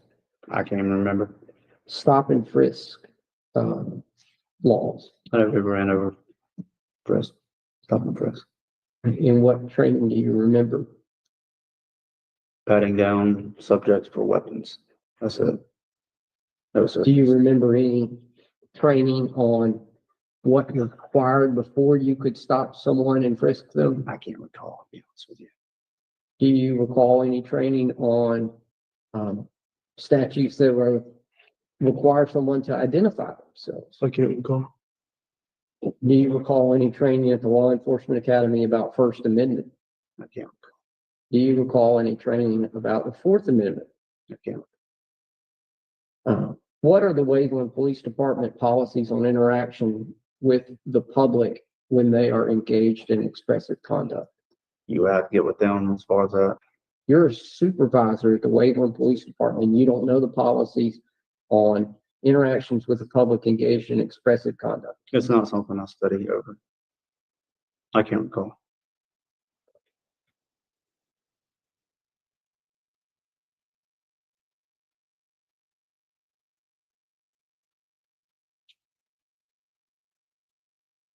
Who would know the policies of the city of Waveland or the Waveland Police Department with regarding to persons engaged in expressive conduct? I don't know.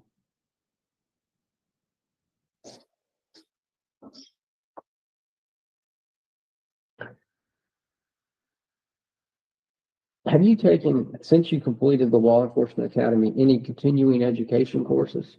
Yes. Do you have a list of those? No. What do you recall? SWAT school. SWAT school. He's part of SWAT. Oh my God. Anything else? Can't recall. Do you have any continuing education courses on the First or Fourth Amendment? I can't recall.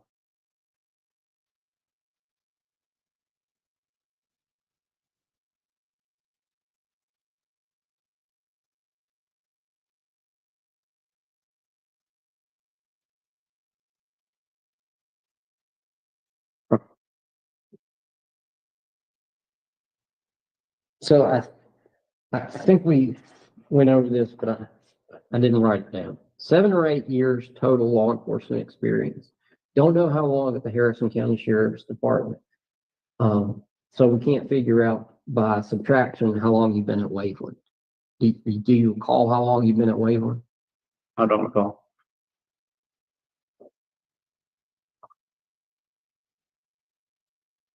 Do you recall whether you were at the Sheriff's Department for more or less than a year? More. More or less than, what, 2 years? A year.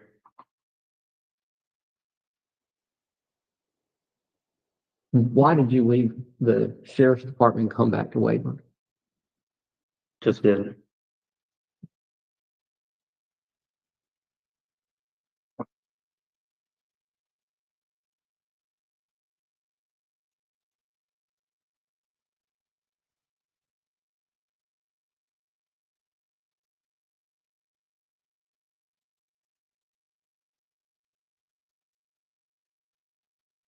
During your tenure at the Waveland Police Department, have you been counseled or reprimanded in any way?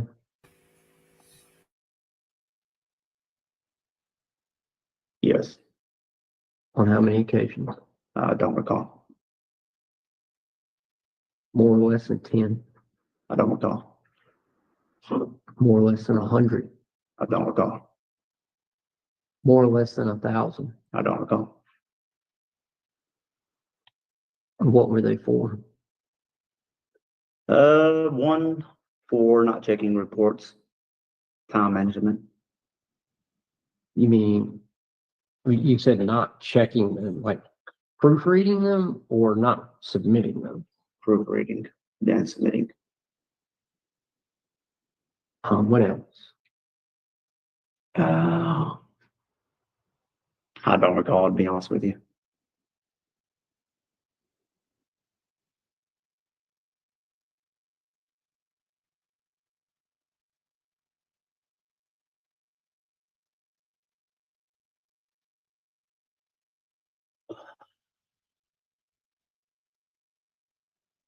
You need to take a break?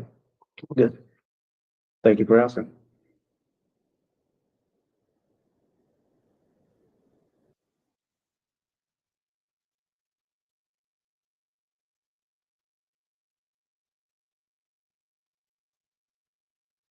Let's go back to the call that you received from Chief Investigator Hersey that prompted you to go to City Hall where Mr. Gray was. Refer to your report if you need to, whatever you want. Tell me as much as you can recall about the specifics of what you were investigating at the Harassing. time of dispatch. Before you got out of the cruiser when we started the video. So before the video, Before the video, I want to know what information you have. harassing customers, peeping through windows, that general nature. And all of that information came from Chief Investigator Hersey. Correct.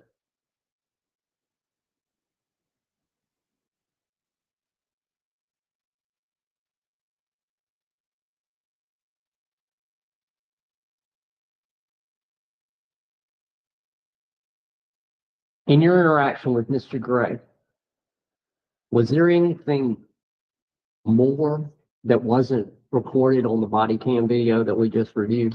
Not that I'm aware of.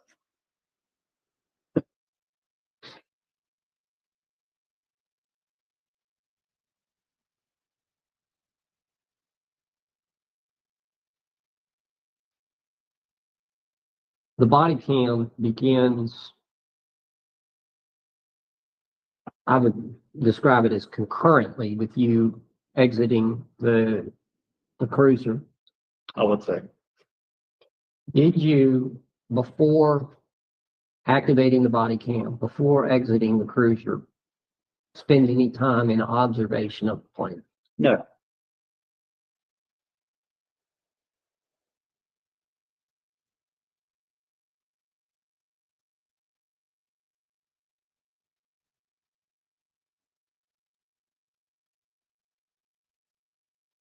Before you approached Mr. Gray and with a greeting and a demand for identification, were you aware of what message he was conveying?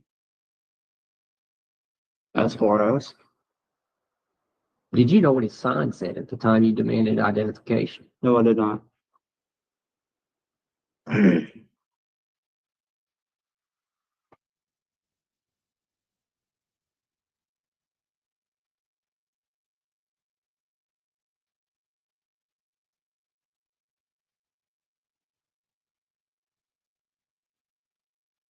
Let me go back to your training and your instruction on behalf of the Waveland Police Department. You approached Mr. Gray and asked for identification based on your testimony that you reasonably believed he had committed the crime of harassment or stalking. Is that in accord with Waveland policy? I don't recall. So you don't know if you were acting in accord with police department policy or not? I don't recall. I don't know policies off the top of my head. I'm not a genius.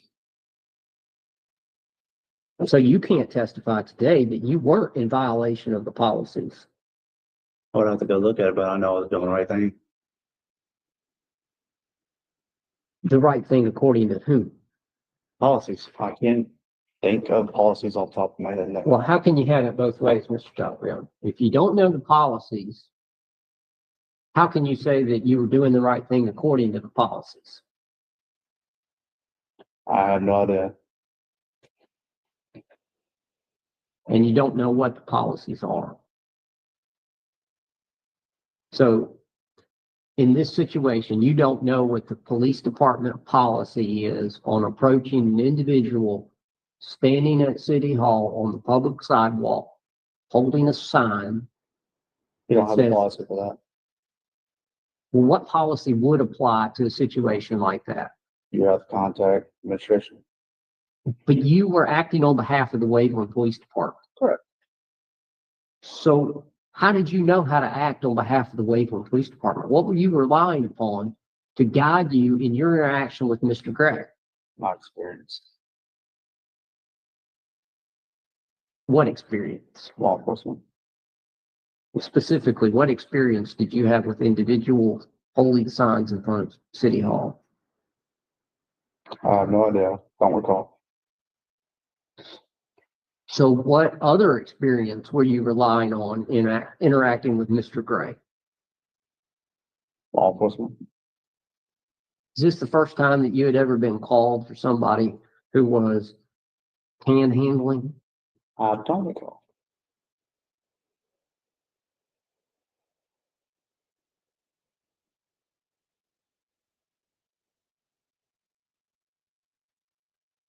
Is it a crime to ask people for money? Not a lawyer. I'll take a look at the statute book. Well, you said that would be a violation of city ordinance number 38 in your report. But we can't define, we don't know what city ordinance number 38 is. You have to get in contact with the investigator. But I'm asking you about your report. Mhm. And you can't say whether it is or it isn't a crime to ask people for money. Don't recall. Nothing in your training has addressed whether or not asking people for money is a crime. I don't recall. What's your understanding of the First Amendment to the United States Constitution? Yeah, I'm gonna object. You've repeatedly asked this witness to draw legal conclusions. No, I He's didn't. he's not an expert witness. He's a fact witness. If you've got facts to ask him, then ask him the facts. But you're repeatedly asking him to draw legal conclusions, and that's not appropriate. Your objection is never. Well, no, it is noted, and you've done it repeatedly, and so I'm trying to avoid having to request a protective order on this. I mean, you know that it's not appropriate to ask these witnesses to draw legal conclusions. It's just not. And I'm you've not done it, asking and you've him done to- it all. What is your understanding of the First Amendment? That's not asking him to draw a legal conclusion. How is that not? It is asking him what his understanding of the First Amendment is. I did not ask him what does the First Amendment, the United States Constitution protect, provide, or anything else. I asked him about his understanding of it. If he doesn't understand the First Amendment, then he can say You've that. asked what facts constitute what crimes. You've repeatedly asked him to draw legal conclusions. I asked him about his knowledge of the crimes that he accused my Okay, I client. want it on the record that I have asked.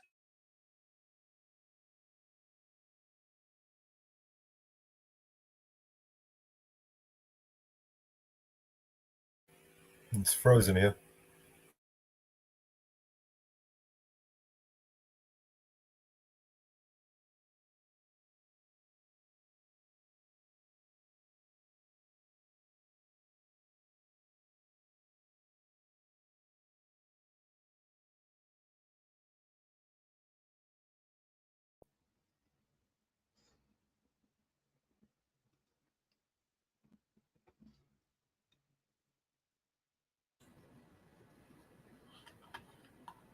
Provide or anything else. I asked him about his understanding of it. If he doesn't understand the First Amendment, then he can say You've that. asked what facts constitute what crimes. You've repeatedly asked him to draw legal conclusions. I asked him about his knowledge of the crimes that he accused my Okay, I want it on the record that I have asked you over and over again to quit asking these witnesses to draw legal conclusions because that is inappropriate. And if it continues, I'm going to ask for a protective order on it. I'm going to continue to ask the witnesses what their understanding of the laws that they were enforcing was. If you think that's inappropriate, then we'll we have can to see- deal with that. Well, we can get the transcript and we'll see where it goes, but you can continue, but I want it clear for the record. That's fair. What's your understanding of the First Amendment of the United States Constitution? I don't recall. I'm not an expert as far as Do you know what the First Amendment protects at all? I don't recall. Do you know what the Fourth Amendment to the United States I Constitution don't recall. protects?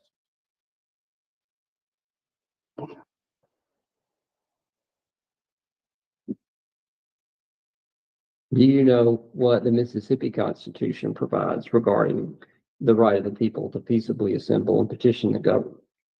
Don't recall. Do you know what the Constitution of the state of Mississippi provides regarding freedom of speech and the freedom of press? I don't recall. Do you know what the Mississippi Constitution provides with regard to deprivation of life, liberty, or property without due process of law? I'm not a lawyer. I understand that you're a law enforcement officer, not a lawyer. My question was very simple. Do you know? I don't recall.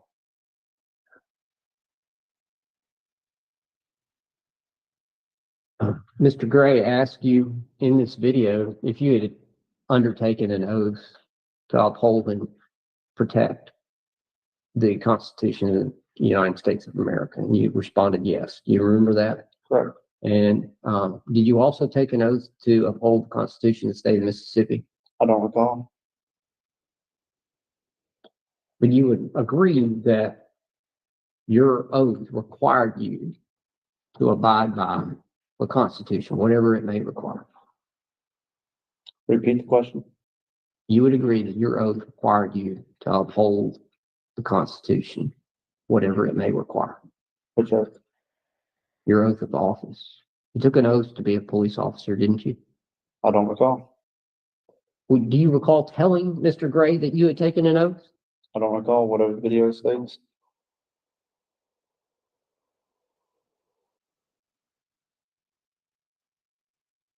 You remember taking an oath when you went in the Air Force?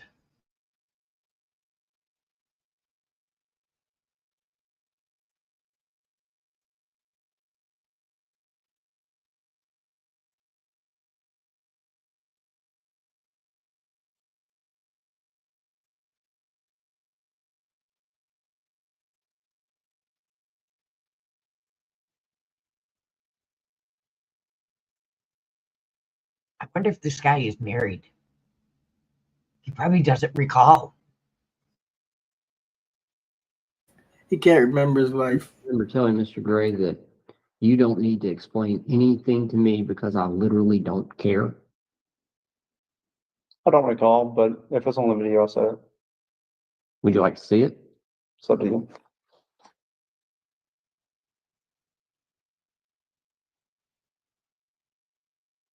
Does he recall getting up and putting his foot in his right leg or in his left leg? Does he remember if he put his shirt on?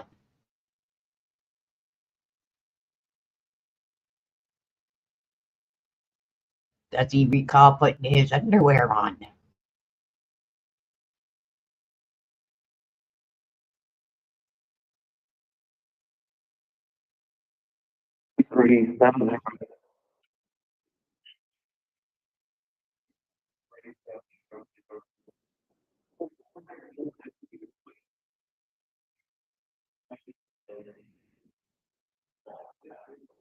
I really hate to say that. Does he recall if you whipped his ass?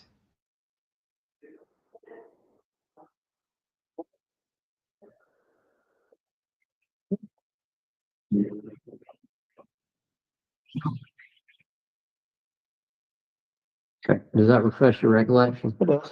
All right. And you said that you were there in reference to vagrancy, and you said it was city ordinance, and we've established that's not true. Right. Who established that? Well, you already admitted that vagrancy is not a crime. Correct. All right. And so it's not a city ordinance. Okay. Right? Don't recall it being in the city ordinance or whether it is or not. But you said it was. You said vagrancy was in the city ordinance. It's in your interaction. We can agree on that point, right? Whether it is or that I said it. That you said it. That I said it, yes.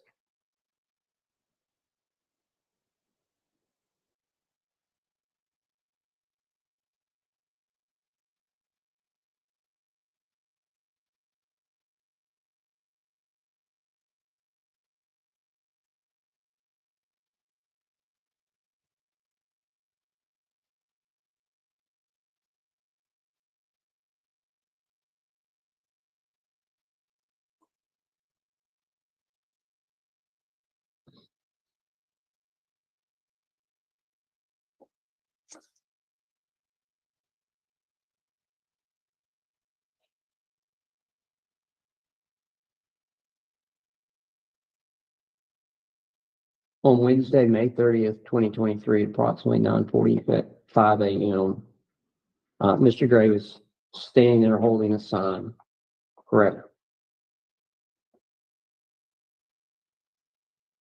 The dates and the hours I don't pay attention to. I'm assuming that those are correct.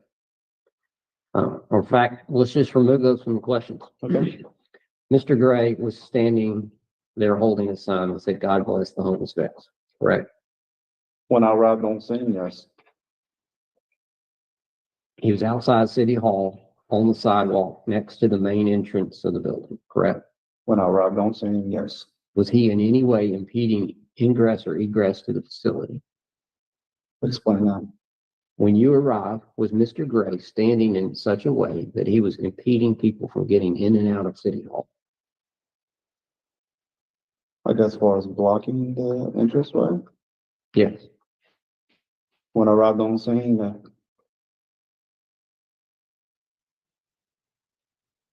We've already established City Hall's public property. correct. Do you know why you denied those two things that we just went over in your answer? I don't recall.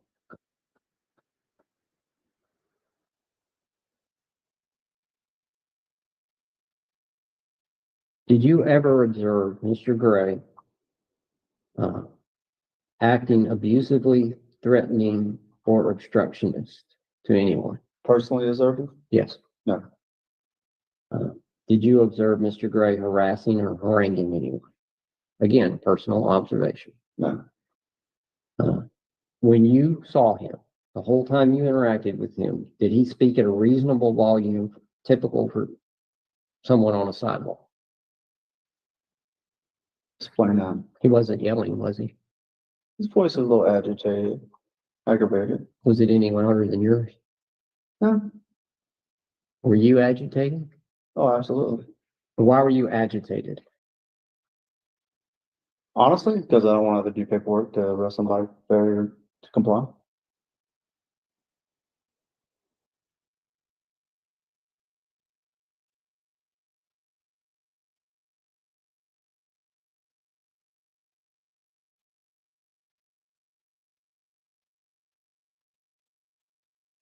Failure to comply with your order to provide identification? Absolutely.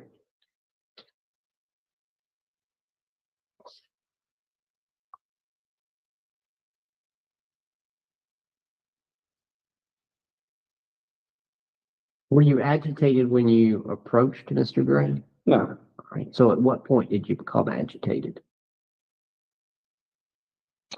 When he refused to identify himself. So like right off the bat, he refused that. You asked him for identification, he denied. You became agitated at that point. Is that what the video states? Yes. Would you like to see it? I mean, we can go back. It's in the first 10 seconds. That's fine.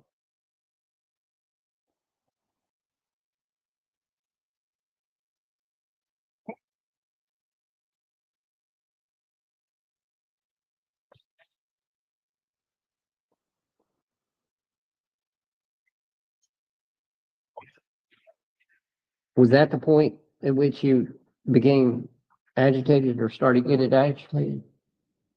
No, So what point was that? Did I'm you not sure.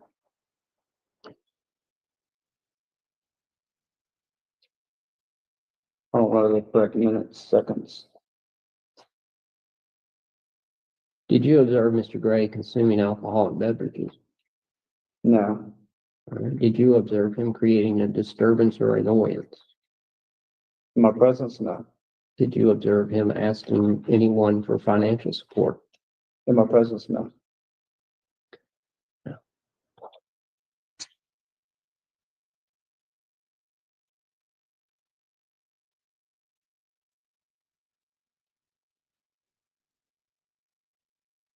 Is begging for food, money, and stuff like that a crime? Not a lawyer. Don't recall. You don't know.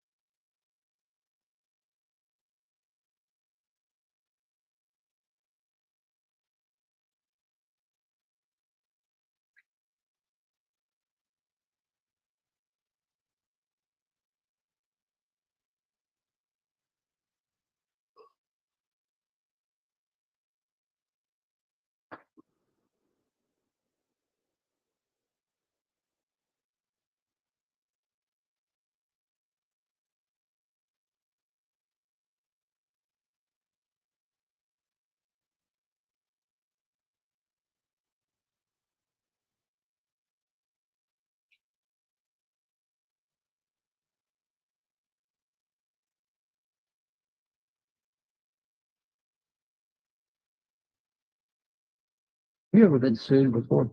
No.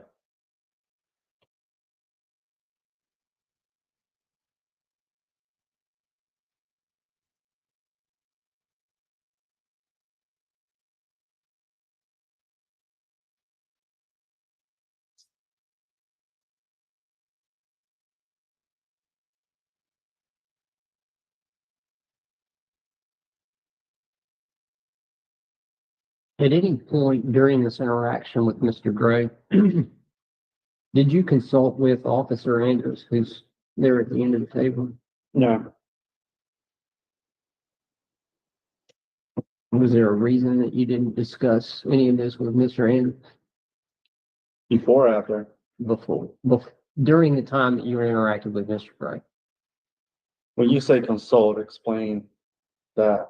Ask him what to do, how to handle it, No. debate anything about No. the best way to go about this? No. What, in the relationship at the Wayland Police Department, you're a supervisor, where does Mr. Andrus fall on that? Is he underneath your supervision? Correct. Do you know how long he's been in office? No.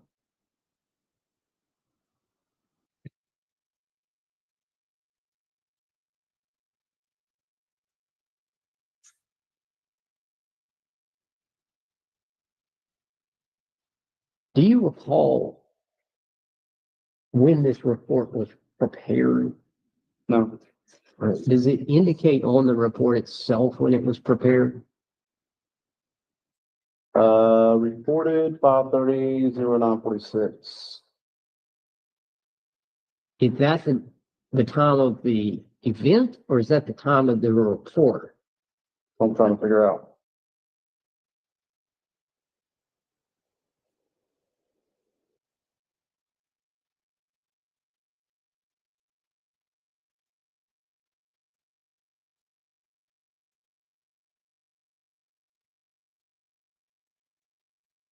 I don't see a date or time where it states up. Okay, well, the body cam video that we've been looking at has in the top left, Correct. 23/05/30/09/46 and 10 seconds. All right. So does that appear to be the time of the event and not the report? I'm not sure. You don't know if that report was prepared at the exact moment that this body cam was rolling. So you're saying that I typed the report as home recording? That's what I'm asking you, because No, you're saying you. that's impossible. So we know that this report wasn't prepared on May 30th, 2023 at 9:46 a.m. Oh, correct. It'd be afterwards. And my question that started all of this was, do you know when? No, I don't. Do you know whether it was the same day, the same week? It's been over a year ago. I don't know. Okay. So, I don't keep up with stuff like this. well, explain the process to me. Down there in the bottom right corner, page 15.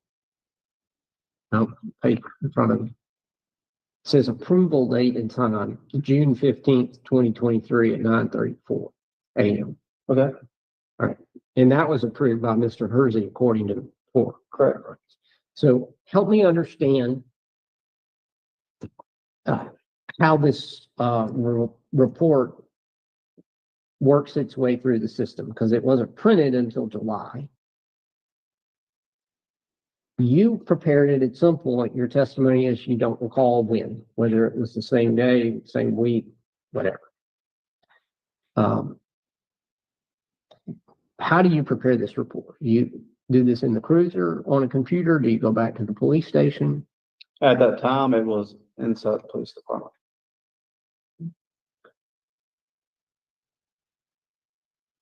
And is there any log of when you would have prepared this report? Is there any way to determine when you actually prepared this report? Not that I can recall.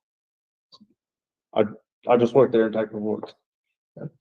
Not about that. So you go into a computer station there at the police department? My office. Does each officer have an office? No. Who has offices? Sergeants. And on this, computer in your office, do you have the software that prepares this report? Yes, Is it the same software that's used by everyone? yes. You fill this out.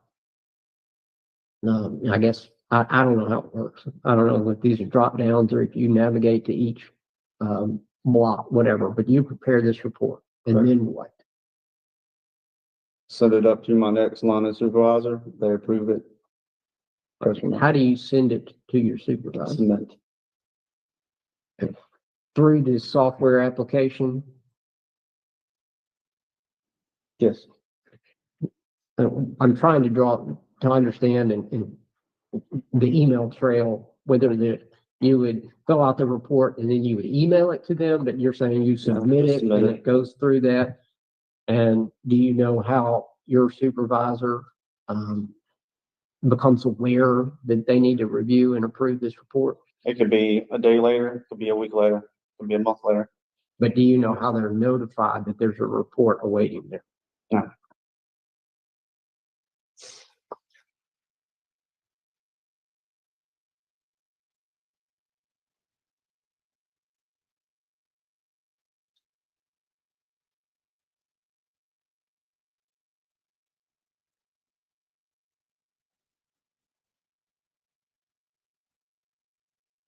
This incident with Mr. Gray blew up pretty fast. Absolutely. Do you recall whether this report was prepared before the widespread attention on the event or after it? I don't recall.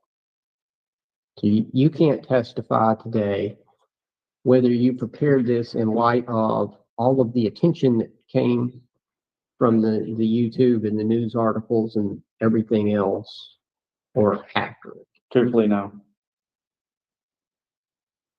Like I said, it's been over a year ago. I don't keep stuff like this stored up in my head.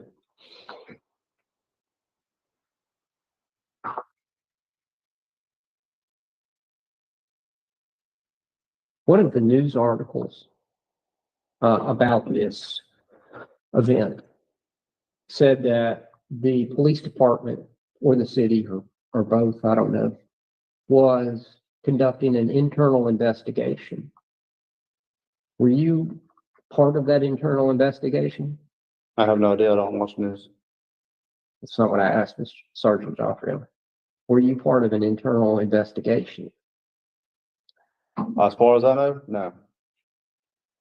Did anyone from the police department or the city come and interview you about what had happened? No. Did anyone provide you with the results of an internal investigation? No.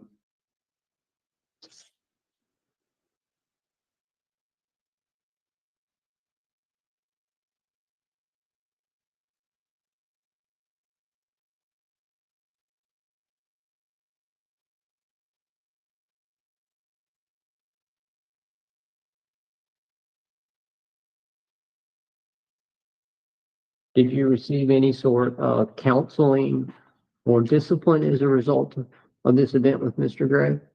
Why would I? No. Why would I? What a smug bastard.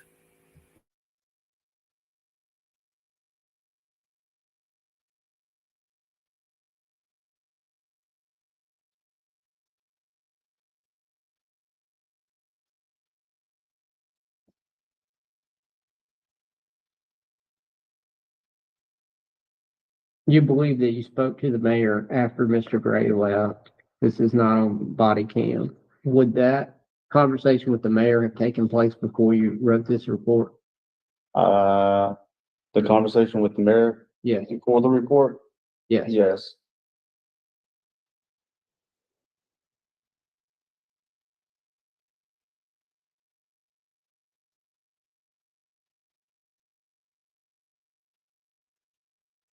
Other than the mayor, did you discuss this with anyone else after Mr. Gray left? I'm sure I did. Who? Everyone. I don't recall. Who's Bunch of everyone? people. I've had so many people approach me about it. I don't recall everyone. Well, tell me the ones that you do recall. Eddie Harrison, All right. Who else? my chief. Who's your chief? Michael McGrath. Mike McGrath. And who else? I don't recall after that. So a bunch of people, but you can recall three. Yeah, most important, my supervisors. Supervisors, Yes, would that be Hersey and Pendergrass? yes. Excuse me. Do you have any other supervisors besides those two? Not at the time. Who is Ronnie Marquez? City lawyer, I believe. I'm not sure, attorney. Who's Lisa Ladner? I'm not sure. Who is Aaron Halsey? I'm not sure. Who is Julie Bromwell? I'm not sure. Who is Christine Beck? I'm not sure. Who is Brenda Pickens? I'm not sure. Do you recall speaking to any of those people, Ladner, Aaron Halsey, Bromwell, Beck, or Pickens? No. As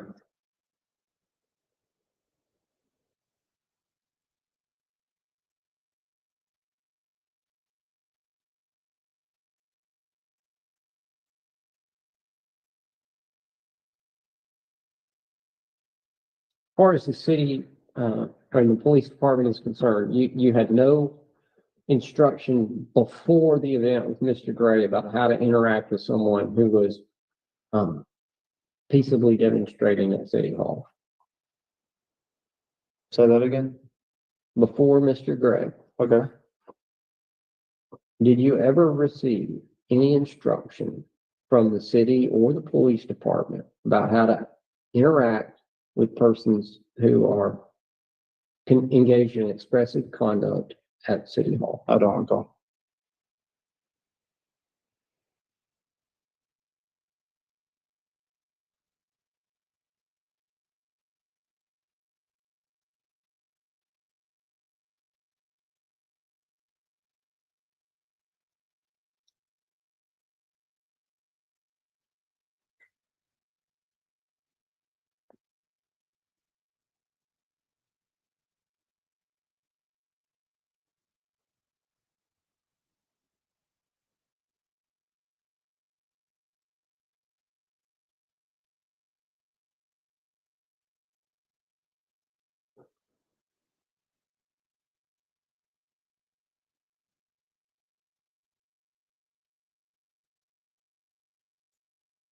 I know I asked this about the First Amendment, but did you receive any training from your department on the protection of rights guaranteed by the Fourth Amendment? I don't recall.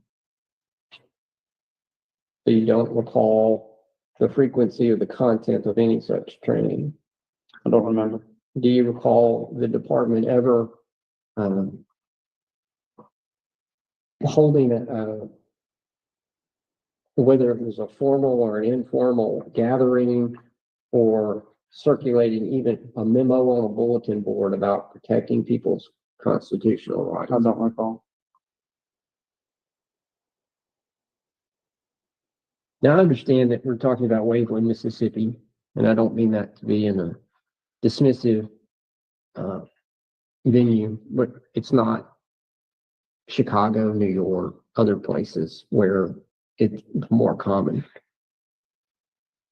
You had had no training on how to handle a public demonstration? I don't recall.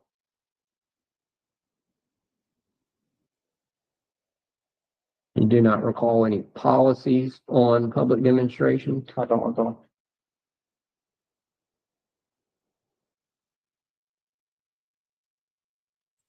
We've already established that you told Mr. Gray that a citizen can't get body cam footage and that's not accurate. Why did you tell him? Object form that is not what anybody said. I don't recall.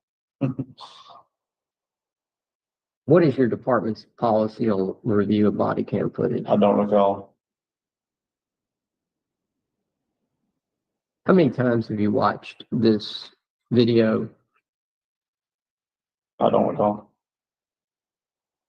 Have you gone to Mr. Gray's YouTube channel? Don't recall. Have you read any of the comments on Mr. Gray's YouTube channel?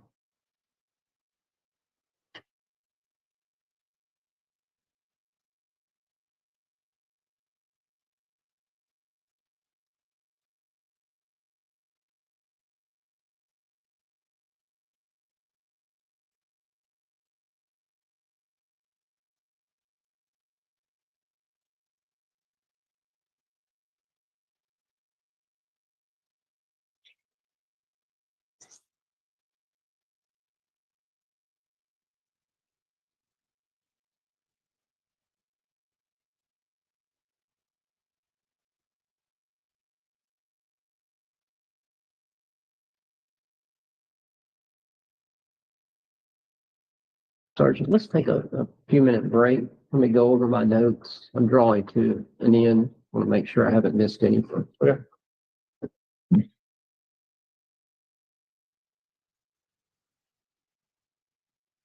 Sergeant, drop down. We just got one area that I want to go back over. In this video, around the 2:20 mark, there's this interaction with Mr. Gray. We've already played it. It was when you said that you were investigating him for vagrancy, and then we talked about the portion about Mr. Gray saying, even though I've explained to you that I'm engaged, and you responded, you don't need to. You don't need to explain anything to me because I literally don't care. I'm out here in reference to complaint by the mayor of this city. My question for clarification is, when you said, I literally don't care, what did you literally not care about?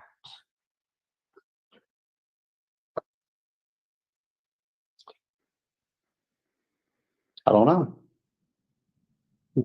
Was it, you literally didn't care about Mr. Gray's constitutionally protected expressive activity? No.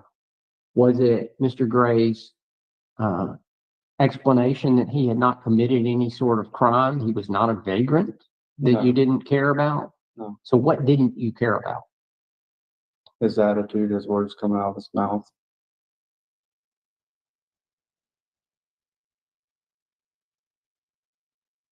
Explanation. Yeah, you don't need to explain anything to me because I literally don't care. That's what I mean. If you were conducting an investigation, why would you not care about the explanation given by the person being investigated? Because he already stated that he wasn't committing a crime.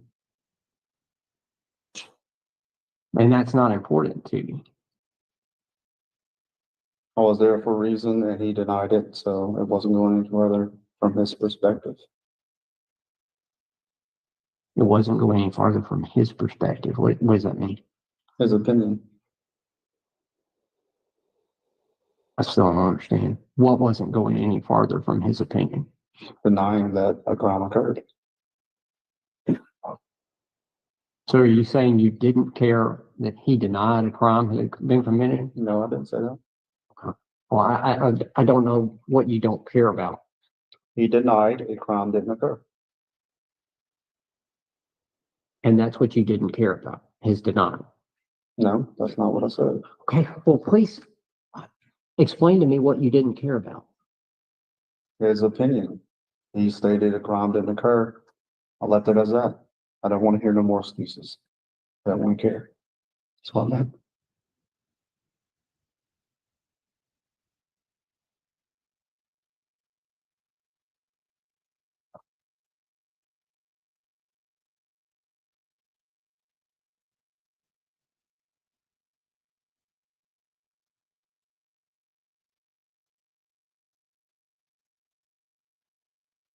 I don't know how to reconcile that with your earlier statement.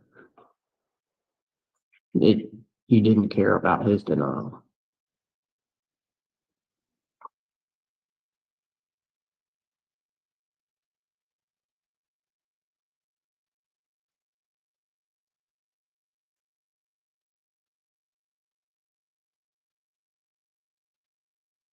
After that, or immediately after that,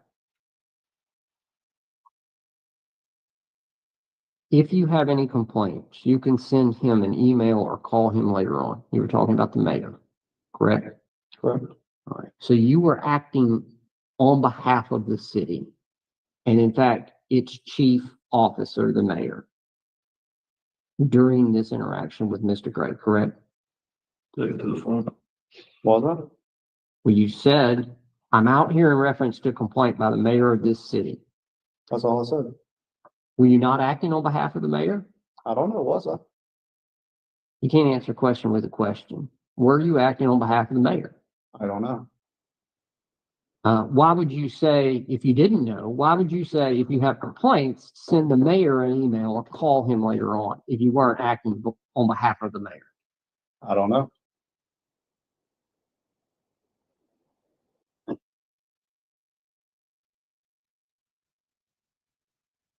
When you said you were acting on behalf of the mayor, and if you have any complaints, contact the mayor. I never said that. You said, if you have any complaints, you can send him an email or call him later on. You just said I was acting on behalf of the mayor, which I did not say. Okay, I'm out here in reference to a complaint by the mayor of this city. So that's what I'm asking you, and you're not answering. Were you acting on behalf of the mayor? I don't know. Then how can you say you weren't if you don't know? I don't know.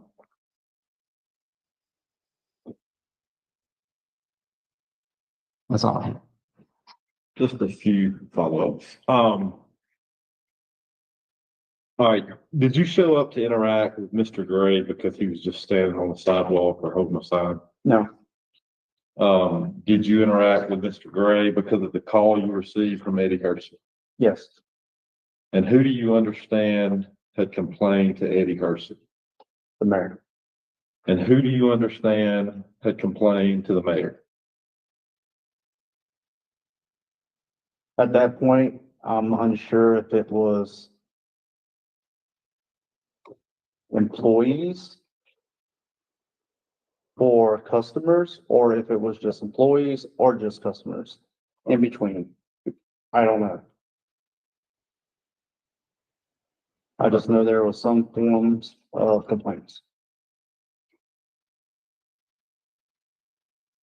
Okay, and you went through this several times,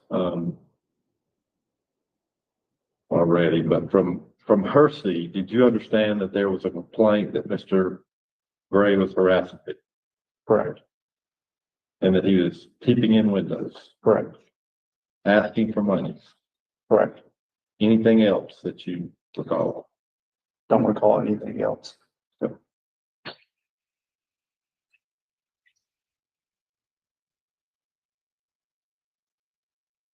All right, is that info from Hersey why you asked Mr. Gray for his ID?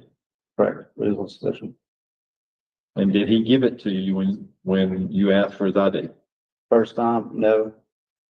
Continuing of asking repeatedly, he finally decided. Okay, when you initially asked and he didn't give it to you, so you believe you had authority to arrest Mr. Gray at that point? Yes. Did you arrest Mr. Gray at that point? No, I did not. Did you instead instruct him to leave? Correct. So did you tell him he had to leave because you were choosing not to arrest him? No. Or why did you tell him he had to leave? Unsure.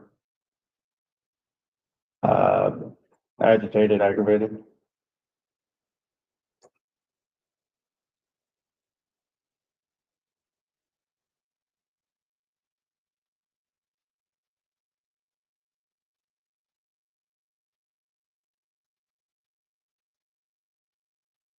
Okay, that's all I have. All right, Sergeant Joffrion, you said in response to questions from your attorney that you thought you had the authority to arrest Mr. Gray at that point. Arrest him for what? Fair to comply. Failure to comply with what? My lawful order. To do what? For him not identifying. For said failure to comply.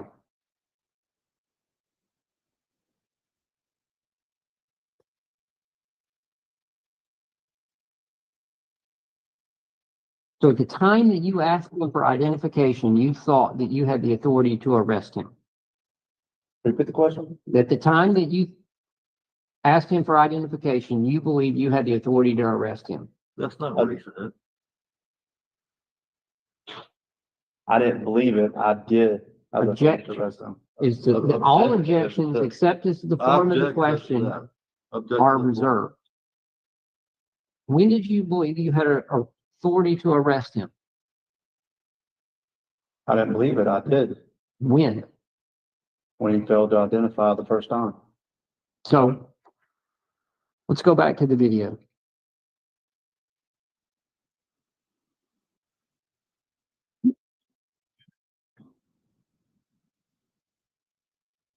I'm doing my job. 6 seconds. That's when you believed you had the authority to arrest him. Is that your testimony? That was not my testimony. You put words in my mouth now. Well, tell me when you had the authority to arrest him. That's based off my opinion whenever the interaction occurred, as it continued. When he And refused to what, identify. where we're going to play it, and you tell me to stop then.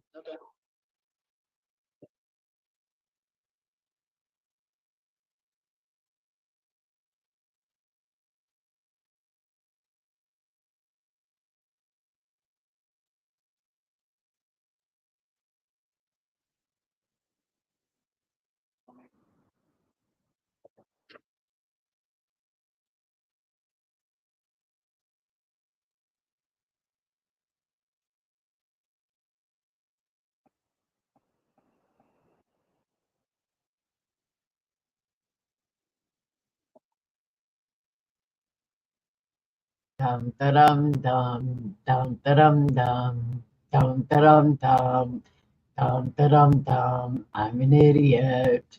I'm an idiot.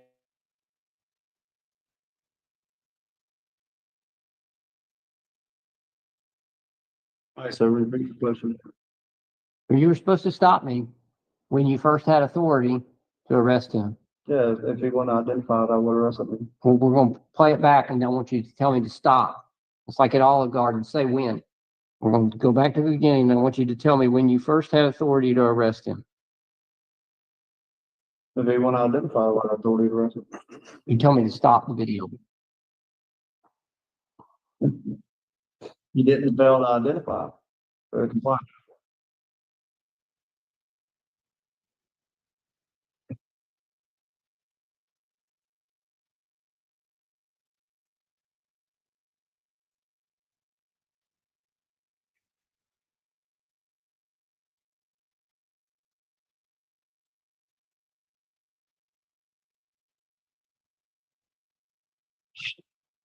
The video is going to continue playing. So you're not going to tell me when you had authority to arrest him?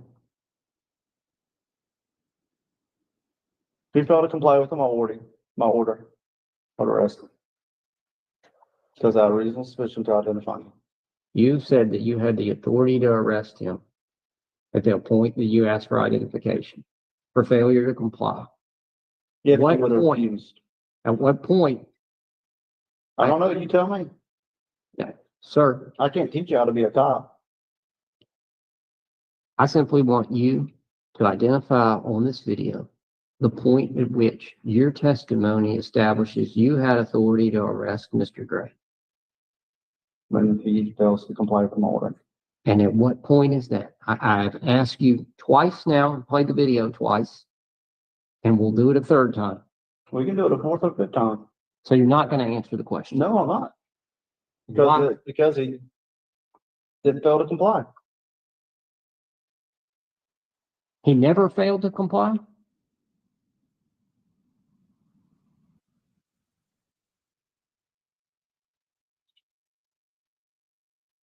Did he ever fail to comply? No, you can watch the video.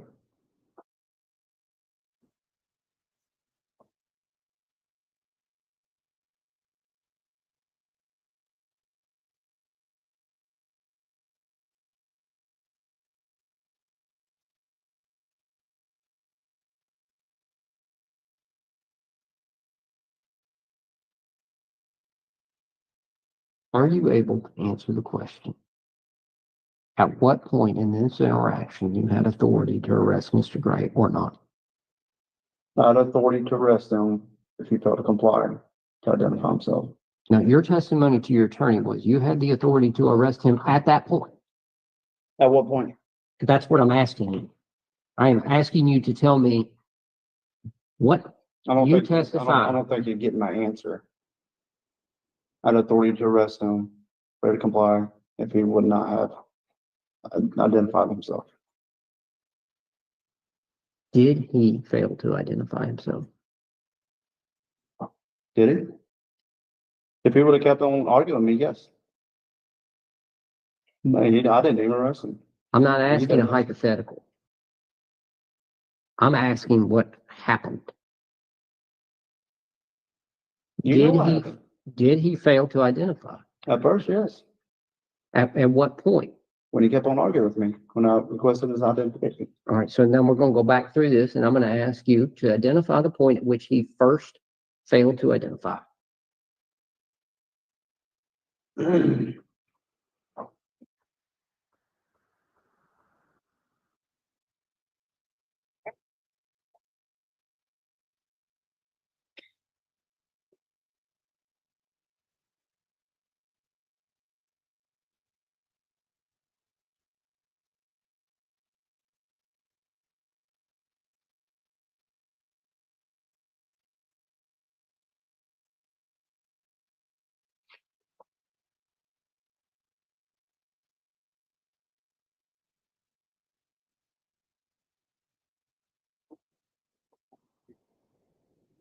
All right, Roger. So we're at approximately 41 Whenever I seconds. requested him to identify, he kept on arguing. Right. So you didn't have authority to arrest him earlier than that point when you said, in response to the question, am I required to give you ID? You said, yes, you are. What happens if I don't? You're going to jail, period. You did not have the authority to arrest him at that point. What are you talking about? If he would refuse to identify, I'm sorry, let me reword that. If he would refuse to comply with my lawful order as far as not identifying himself, yes.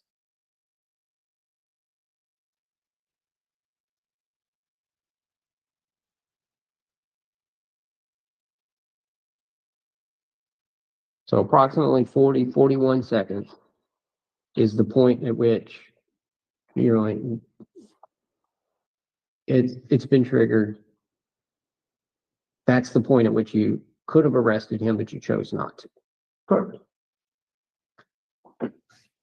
And then after that,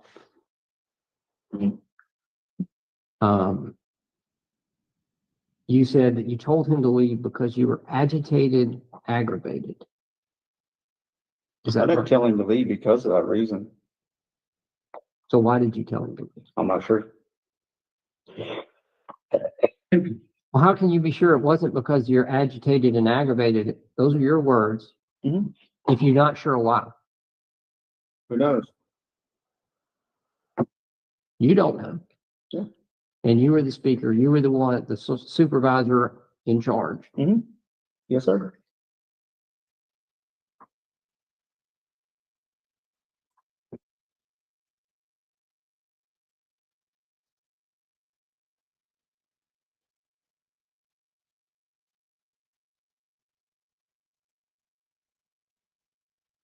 Thank you.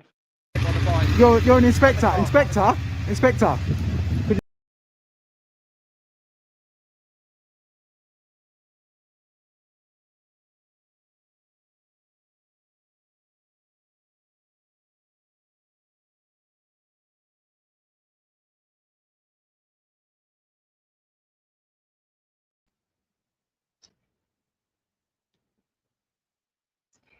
And that was the end of that one.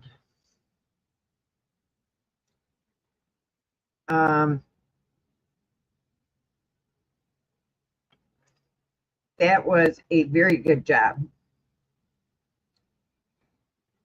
Very good deposition that was done.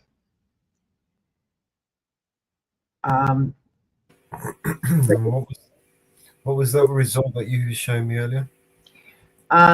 They have settled the suit. The suit has been settled. It's a sealed suit. It has been settled. So that will have to be disclosed by Jeff Gray. So I did find that it has been settled. So that will have to be disclosed by them. But it has been settled. But what did everybody think about that deposition in that cop? Unbelievable. Totally unbelievable. He is still employed. How long he'll be employed, that's unknown. He should be fired immediately. Nothing less, in my opinion, would be enough. Until listening to that whole thing, I did not know he was part of the SWAT team. No, he said he had SWAT training, not that he was selected for the SWAT team. That would be scary if he comes to my house. If he's part of the SWAT, that would be totally scary to have him part of a SWAT team. That would be totally scary. Dangerous, very dangerous. He's a Um, very dangerous man, and he's going to kill somebody or ruin someone's life. I did look up the Waverly Police Department on the Brady list. There is no officers on the Brady list out of that police department. But I did look the police department up on the Brady list. And as we all know, our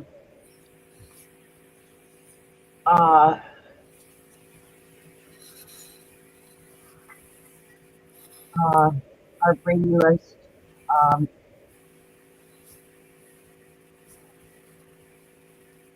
they are not in compliance with the Brady list. So they are known for police misconduct.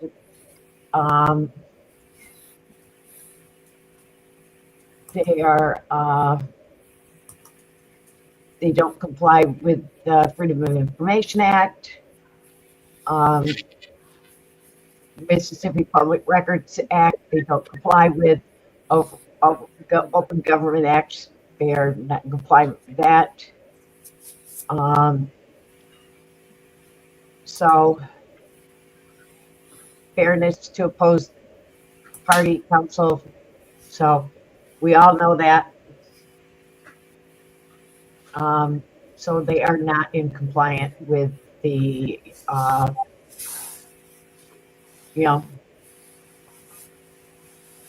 use of force reports. They don't comply with them. Citizen reports, they don't comply with them.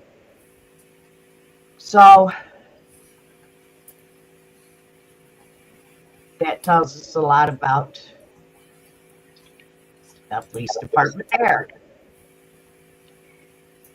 And you all know we like to check up on the Brady list for them. So, yes, very true that you show up at a house and they'll show you the Second Amendment. They don't know the First, they don't know the Fourth, but Well, they don't care. Listen, he knows the Fifth because that's what he was pleading through that whole thing. Yes, he evidently knows the Fifth. He was doing I the Fifth. think he just stumbled upon it. I don't think he actually knows it. Well, he didn't exactly know the Fifth because he kept saying, I don't know. I'm not a lawyer. I don't know. I'm not a lawyer. So he doesn't exactly know the Fifth. No, the Doesn't know Fifth. shit. He didn't know what impeding. He didn't know what impeding meant, which was pretty sad. He doesn't know what a cat is. He Get probably nowhere. thinks you have to do that in the toilet. That one I had to look up, Mama Bear, because I didn't know what I know more or less what it is, but I had to look up exactly what it is. But yeah, Which one was that? the cat. The cat. Oh, CAD. The dispatcher caller Yeah. number. Idiots.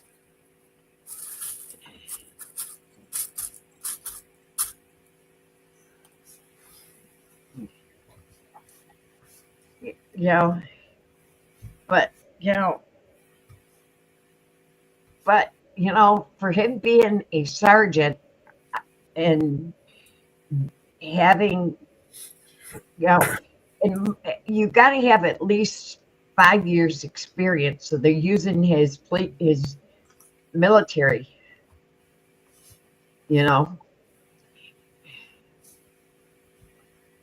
and you have to have some common sense of the law because you have to teach, Of course.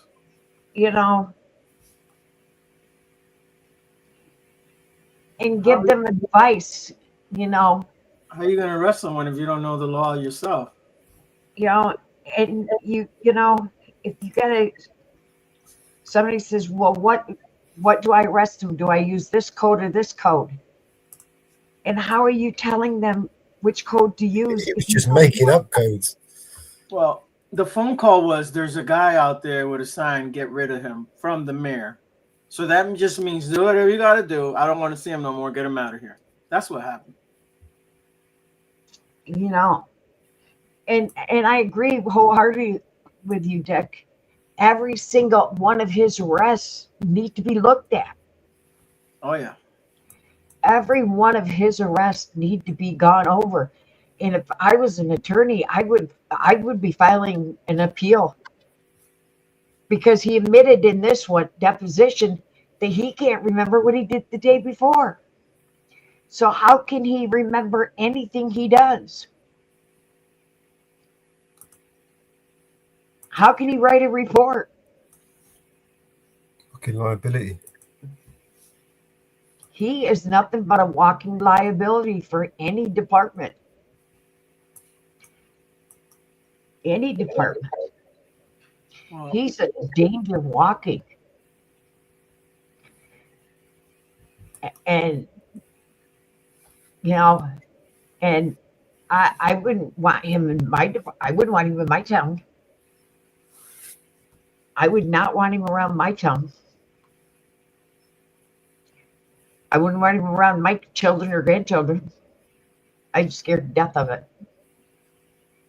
I would be scared to death to have him around my children or grandchildren. Now, well, the I don't sad know part is what there's that- more of him. There's more of him around there. oh, how many is there in this country? How many is there in this country of him? Tens of thousands, hundreds of thousands, maybe. How many and that's why we stay here and we'll say it all the time. Get cameras in your cars. Make sure they're front and rear. And make sure they're recording all the time. Get front and rear facing cameras in your vehicles all the time.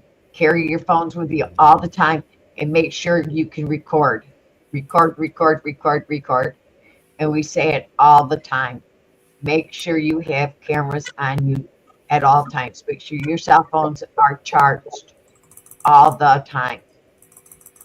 Make sure you've got them in your vehicles and they're on all the time. Because you never ever know. And it's very important to have them. Very, very important to have them in your vehicles. Because you never ever know. And if you do go out and audit, you do go out, invest into a body cam. Because you may have your cell phone on, but have body cam on. Because you never know when you're going to meet Sergeant Joffrey on. Sergeant Dipshit. I don't know. Sergeant, I don't know. That's a good name for him. Sergeant, I don't know. Admitted dipshit.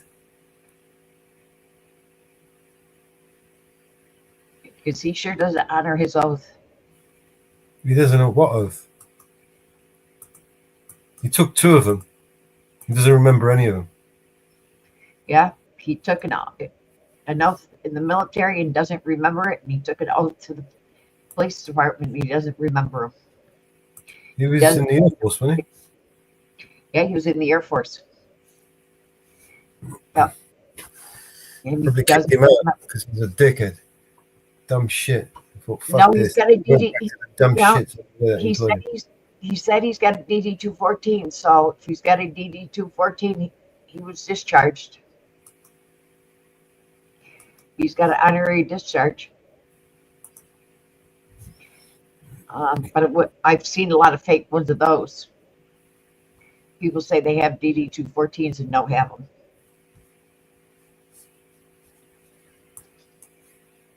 They've lied about that. Right, Ariel? And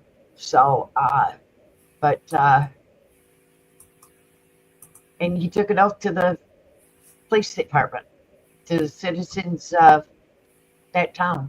And he also took 3 because he took one when he joined the sheriff's department. So he took 3 oaths. He took one to the sheriff's department, one to the police department, and one to the Air Force. So he's taken 3 oaths. And he doesn't remember what he took. He doesn't remember what he took. So he has dishonored 3 oaths that we know of. 3 oaths that we know of. And I feel sorry if he's married. I feel sorry for it, for his wife, his kids. I feel sorry for his parents. I feel sorry for his dog. Yeah, if he's got a dog, yeah. You know, and like we said, please don't harass him. You want to share this story, share it. We encourage you to share it to make the public aware of him. You want to share it with news stations, share it with news stations, radio stations, other podcasts. We welcome it. We really welcome it. But please do not look up him. Do not look up email addresses, phone numbers. Please don't. We do not encourage that. Do not threaten him in any way, shape, or form. That we do not encourage. That we do not encourage.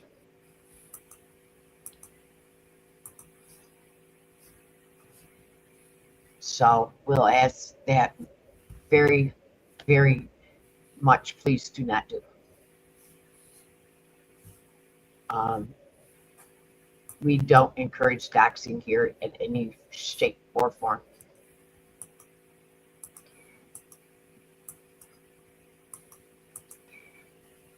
But yes, that is. But we would like everybody here that is with us, please go over to Honor Your Oath's channel and please subscribe to his channel. And like his channel and give him a thumbs up. And tell him we sent you over there.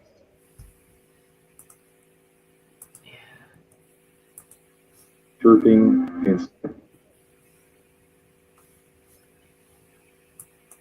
and we've got another good one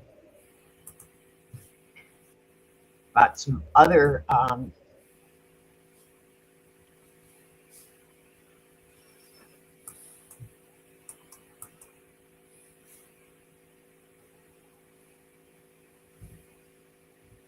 whoops. Chirping and 60.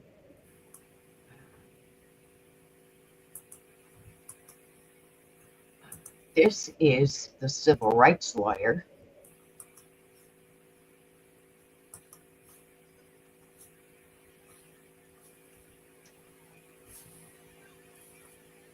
We're the law enforcement.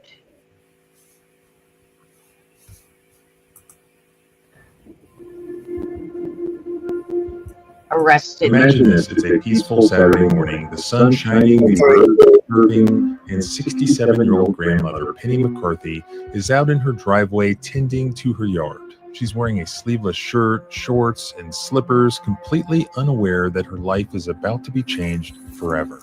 Police, don't move! Hands up! Hands up! Turn around. I said, who are you? He's like, you know who we are. In the blink of an eye, Penny's peaceful day turns into a nightmare. A team of U.S. Marshals jumps out of a vehicle, surrounds her, and points their rifles at her chest. I've never been in trouble with the law. I had absolutely no clue what this could remotely be about. They're yelling at her. They're threatening to harm her. This grandmother, who's never so much as gotten a speeding ticket, is scared to death. Hey, do you know who I am? That's not who I am. I can prove who I am. You promise you're going to take care of my dog? And at their mercy. There is nothing Penny could have done to have prevented this. Turn around. Turn away from the sound of my voice. You have an arrest warrant. Turn away from the sound of my voice. Me? Yes, for you. Who am I? Turn away. Turn around. We'll discuss it. Turn away. You're going to get hit. They did not ask for her ID. They didn't run a single check to confirm her identity. Do you want to confirm who I am? Put your hands behind your back. Put your hands behind your back. We'll discuss this later. Turn around and face away from me. Stop moving and stop looking back. Stop looking back. Can you prove you're the police? Ma'am, you see that we're the police. How do I see that? Ma'am, you're gonna get if you turn around again, you're gonna get taken. Understand me? Instead, they just handcuffed her, shackled her ankles, and tore her away from her home before she had a chance to even tell family members. Can I, like, if you're going to take me somewhere, can I, like, there's no one in there but the dog. Can I, like, fix him? If you're gonna take me, okay. Why? Because they thought she was somebody else. Someone named Carol Rozak, a person that Penny had never even heard of, at least not up until then. They're like, you know who we are. We know who you are. I'm like, who am I? Hey, do you know who I am? Yes, well, you're going to step around. Who are I? Carol Rozak. That's not who I am. Penny McCarthy. Yes. Yes. But I've never been Carol Rozak. I can prove who I am. Okay. But her pleas fell on deaf ears. The U.S. Marshals were sure they had the right person. You promise you're going to let me take care of my dog?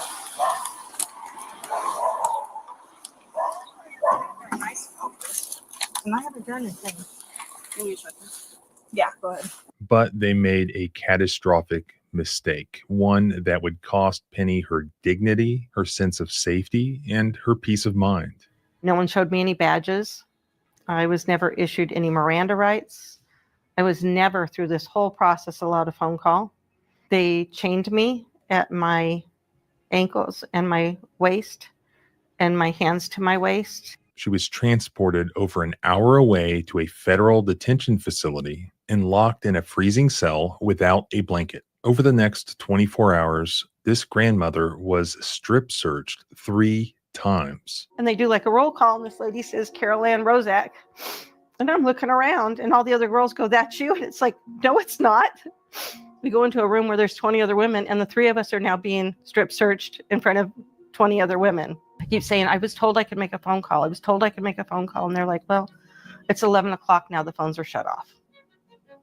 But I've never been allowed to make a phone call. Nobody knows where I'm at. All the while, she kept repeating the truth. I'm Penny McCarthy, not Carol Rozak. But nobody listened. Except, thankfully, her public defender. The next day she was hauled into court. Her public defender did believe her. And so her public defender told the judge that she was not Carol Rozak. The prosecutor asked for more time to check fingerprints and DNA. The judge agreed, setting a hearing for a month later, But in the meantime, releasing Penny, I'm going to call you Ms. McCarthy at this point. So I am releasing you from custody in the building, and I'm not going to order you to present to pretrial services. I am going to, and I'm not going to set release conditions. but the nightmare was far from over. The government eventually dismissed the case, but the damage was done. Penny, once a vibrant grandmother who loved to walk her dog, now lives in fear.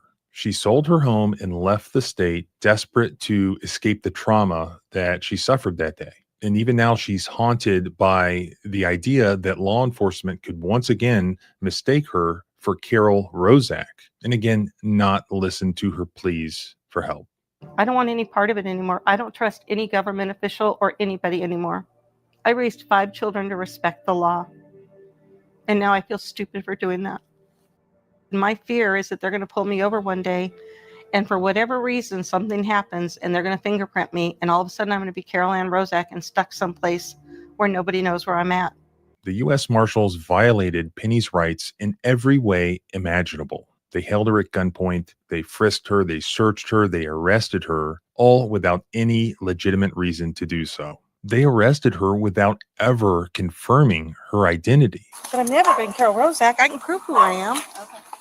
violating her Fourth Amendment protections. The Fourth Amendment requires that when police officers arrest somebody on an arrest warrant, they have to have a reasonable belief that the individual whom they are arresting is the same person named on the warrant. It wasn't just a mistake. It was a gross abuse of power. But Penny isn't staying silent. She has teamed up with the Institute for Justice to hold the officers and the U.S. government accountable for their inexcusable constitutional violations. I got a chance to talk about the case with Marie Miller, an attorney with the Institute for Justice based out of their office in Phoenix, Arizona. Did they actually think that Penny McCarthy was Carol Rozak, like living a double life? It's unclear. What's clear is that they didn't run even basic checks to make sure that Penny was Carol Rozak or some violent criminal. Carol Rozak, as far as we know, was not a violent criminal, but that's how they were treating Penny. The officers had a 25-year-old warrant issued out of a court in Oklahoma for Carol Rozak failing to check in with a probation officer after she had been released from a federal prison in Texas for nonviolent crimes. Do you have any idea what led them to Penny McCarthy? We don't know all the steps that got them to Penny. The only clue that we have is that Carol Rozak may have used the name Penny Burns at one time. She apparently used a whole bunch of aliases, and one of them was Penny Burns. And Penny McCarthy's maiden name for the first 17 years of her life was Penny Burns. But so was a lot of other people's name. She's not the only Penny Burns in the country, and Penny Burns is not the only alias that Rozak supposedly used. So there are thousands and thousands of people in the United States that are as connected to Carol Rozak as Penny was. After they finally admitted that she was not Carol Rozak and released her and dismissed the criminal charges, did anybody so much as apologize to Penny? No, they've not apologized. They haven't given her any answers. The closest they came was to say this was an unfortunate inconvenience to Penny. Calling it an inconvenience is absurd. I take it also, if they didn't apologize, they haven't offered any sort of compensation to her. No, they've made a statement that it looks like their officers did everything fine. Do you know yet at this point, I assume you don't, whether or not there has been any sort of internal discipline to the officers who made this mistake? Not from what we can tell. We have no indication that anyone has been disciplined for this or that any policies, procedures have changed as a result. The Marshal Service has issued a statement essentially saying the officers appeared to do everything just fine. By the way, after Marie told me that the U.S. Marshal Service had said it was basically just an inconvenience and they had done everything properly, I had to go find that statement for myself, and I actually did find it, and here it is. They provided this statement to ABC 15 in Arizona, and it says that they received confirmation via fingerprint analysis that Penny McCarthy was not, in fact, the fugitive Carol Rozak. But get this, they said a preliminary review of this investigation indicates that U.S. Marshal Service officials followed proper procedures in good faith reliance on the outstanding warrant. The U.S. Marshal Service will continue its evaluation of the investigation of this matter. The U.S. Marshal Service regrets any inconvenience caused by the mistaken identification of Miss McCarthy. What's clear is that had anybody done even the most basic of checks on Penny's background, it would have been obvious that this is not Carol Rozak. And they didn't even let Penny show them her driver's license. She had a real ID at the time. She had plenty of ways to show that she's not Carol Rozak, and the officers just weren't interested. But I've never been Carol Rozak. I can prove who I am. Okay. And it isn't just about justice for Penny, it's about holding the government accountable so that something like this does not happen again to another innocent victim. All they required was like a very tiny amount of investigative work, and they refused to do it because they just don't care, because there's no accountability There's whatsoever. no consequences, right? There is nothing Penny could have done to have prevented this. She didn't do anything wrong, and that she just couldn't have taken any other proactive measures to prevent this from happening.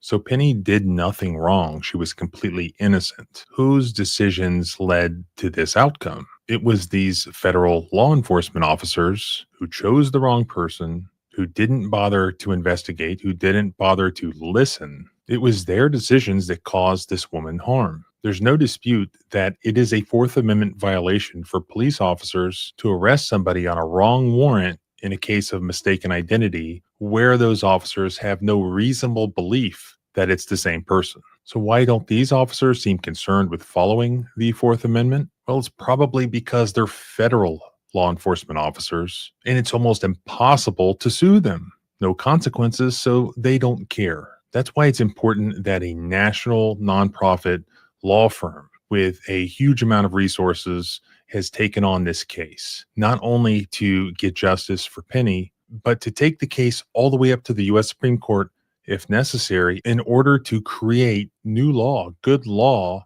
that's going to change the present circumstances that we have, where federal police officers can do whatever they want and you can't sue them. Without accountability, without consequences, government employees are just going to say, well, it's good enough for government work. Here, look how disgraceful and pathetic and cowardly their actions were. And not only doing a crappy job, but aiming their weapons at and mistreating this elderly, helpless woman they were actually charged by us to protect. Do you want to confirm who I am? Put your hands behind your back.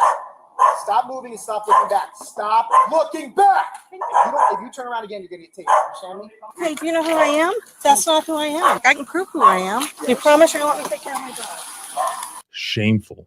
If the U.S. Marshal Service is not going to discipline their own employees here, you know they're not going to do it ever. Government officials must be held accountable when they violate constitutional rights and destroy innocent people's lives. Penny McCarthy's story is a wake-up call and a lesson for all of us. But it's not too late, because you can help by donating right now to the Institute for Justice using my custom donation link. We all need to stay informed and keep fighting for justice together. Our rights don't end where your fear begins. Freedom is scary. Deal with it.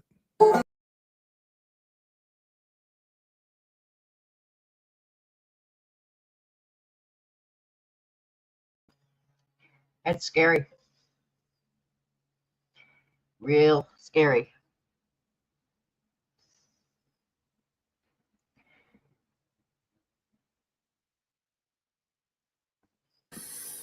It's the crazy reality world we live in, right?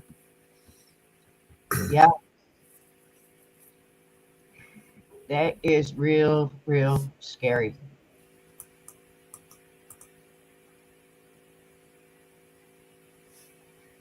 They didn't identify themselves.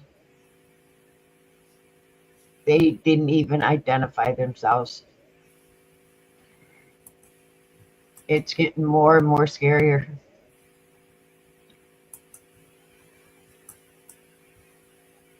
You know, it's getting even more scarier. You know? No.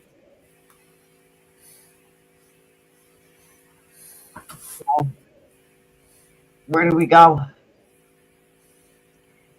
Where do we go? No.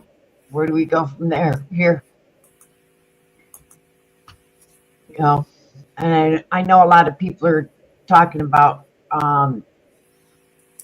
what's happening here. You know, we've got so much happening around us. And, you know, To honor your oath, or else you shouldn't be in public. And I know Long Island has been doing training with district attorneys. He just did a training with district attorneys recently. I don't even know if that's going to help. But Long Island did a training with district attorneys down in Georgia.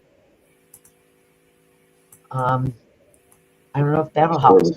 I have my hands up and I'm like, I look at the searches or seizures. Sean is a First Amendment auditor. He has a YouTube station known as one of the most prominent stations on YouTube. I didn't bring Jacob just for his legal expertise. I wanted to have my attorney present because I know my rights. I have a right to counsel during all questionings. 15, 20 years ago, that motherfucker would be dead with his teeth missing. I would have done it. You know, the biggest problem in law enforcement is lack of accountability and the ego. This man, Sergeant Brian Fahey, his ego wouldn't allow him to just have me just stand outside in public. Here's the evidence of the crime. I would like to press charges. He says, oh, after reviewing the incident, there's no criminality here. What's your story? It's on the county here. Mike just turned into corrupt and tyrannical district attorneys. It could have just turned into that. How you doing, Sean? Hey, how are you, sir? Fan of your page. All rights aren't obstacles, they're foundations. You swore an oath to uphold the United States Constitution, right? Thank you, guys. Appreciate it.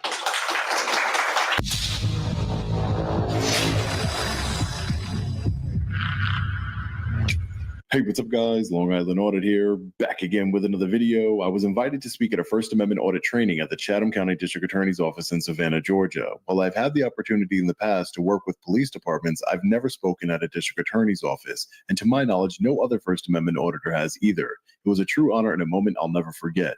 Joining me for the training was my attorney, Jacob Uriel, a former Brooklyn prosecutor who did an outstanding job presenting his side of the training. His presentation will be uploaded to his YouTube channel shortly. Be sure to like and share this video so the world can witness this historic moment, one that marks a real step forward in accountability, education, and our constitutional rights. Without further ado, let's get into it. Good afternoon, everybody. Thank you all for coming here today. I appreciate it. I appreciate you attending this training. The district attorney asked several months ago that we do this training for everybody. And we toyed with different ideas about how to do it, whether we're going to do it internal or have speakers come. And we're fortunate enough to get two great speakers on the topic, probably the best speakers we could have.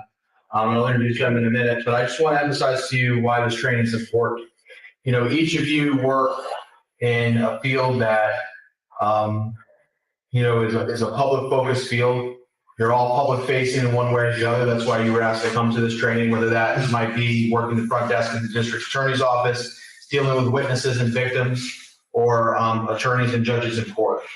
And as a result, you interact with the public so much that, you know, there are times when you interact with people that those times are not pleasant, and that things might happen that, you know, either on either side that might not be, you know, the best representation for our office. And this training is designed both to educate you on a trend in the United States that's called First Amendment auditing, but also to talk with you a little bit about the broader theme, and that theme is, you know, how we treat the public and how we represent the district attorney's office as public servants, and how we can best serve and best treat the public that ultimately puts us all in the positions that we're in. So I'm going to turn it over to our speakers, but before I do, I wanted to listen to you. We have Attorney Jacob Uriel here. He's a private defense attorney in New York. Prior to that, he had an extensive career in prosecution, including as a section chief with the Brooklyn District Attorney's Office. For those of you who don't know, that's in New York City. I think everybody should know that.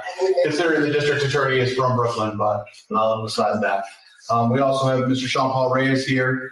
Sean is a First Amendment auditor. He has a YouTube station known as Long Island Audit. It's one of the most prominent stations on YouTube, but he's more than that. He's also a First Amendment activist, and I think he'll tell you in a minute, having been familiar with Sean's work for a while, I think it's kind of evolved to what he does. And he's really driving home the themes that I talked about a minute ago throughout the country. And he reaches a lot of people. I'm excited for him to share with you his experiences as well as his thoughts on this topic. So with that, I'll turn it over to them. Thank you both very much. Good afternoon, everyone. Sean Paul Reyes. I've been introduced many times, so I won't really go into, I do own Long Island Audit Inc., the founder of Long Island Audit Inc. I'm the founder of Attorney Shield, another company, multiple companies. But for this discussion, I want to focus on, obviously, this is a First Amendment auditor discussion. I do label myself as a First Amendment auditor, but I agree with Jacob that it really doesn't mean anything. I like to say more that I'm an independent journalist and an activist. So, I want to thank Jacob for coming with me, taking the time to come down to Savannah, Georgia. It's beautiful here, a little muggy, but beautiful. I didn't bring Jacob just for just for his legal expertise and his knowledge on the law. When I agreed to come speak in front of you guys, I wanted to have my attorney present because I know my rights. I have a right to counsel during all questioning. So when we do question and answer, I know my rights. But normally when I'm speaking, I've done these kind of talks before with law enforcement agencies across the country.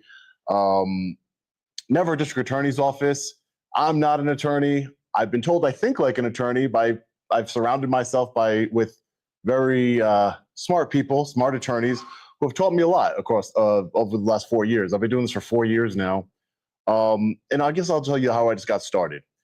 I got started because I used to see these videos, just like I'm sure some of you have. And I thought to myself, I was like, nobody's really doing that here in my county, in my area, with my police department. No one's done that with the local government that we have. And I really thought that at the time, a lot of these videos, I was like, that guy's kind of really being an asshole. Like he really is, pushing the envelope. Probably that's why that cop is, acting the way he is. And I thought, maybe I should go out there and do it my own way. Be the respectful man that my mother raised me to be. Again, we might disagree on things and we might disagree on how I act in some of these videos. We're going to take a look at some of my videos and we can disagree. But I like to think that I've never used profanity against an officer. I've never, tried to escalate an encounter with an officer. So I decided, let me go out there. And I went to the Suffolk County Police, born and raised in Suffolk County, went to the Suffolk County Police Department headquarters. And while at the headquarters, I was filming. They have like a bunch of military equipment there, Humvees, things of that nature. And I was filming all that in the public parking lot.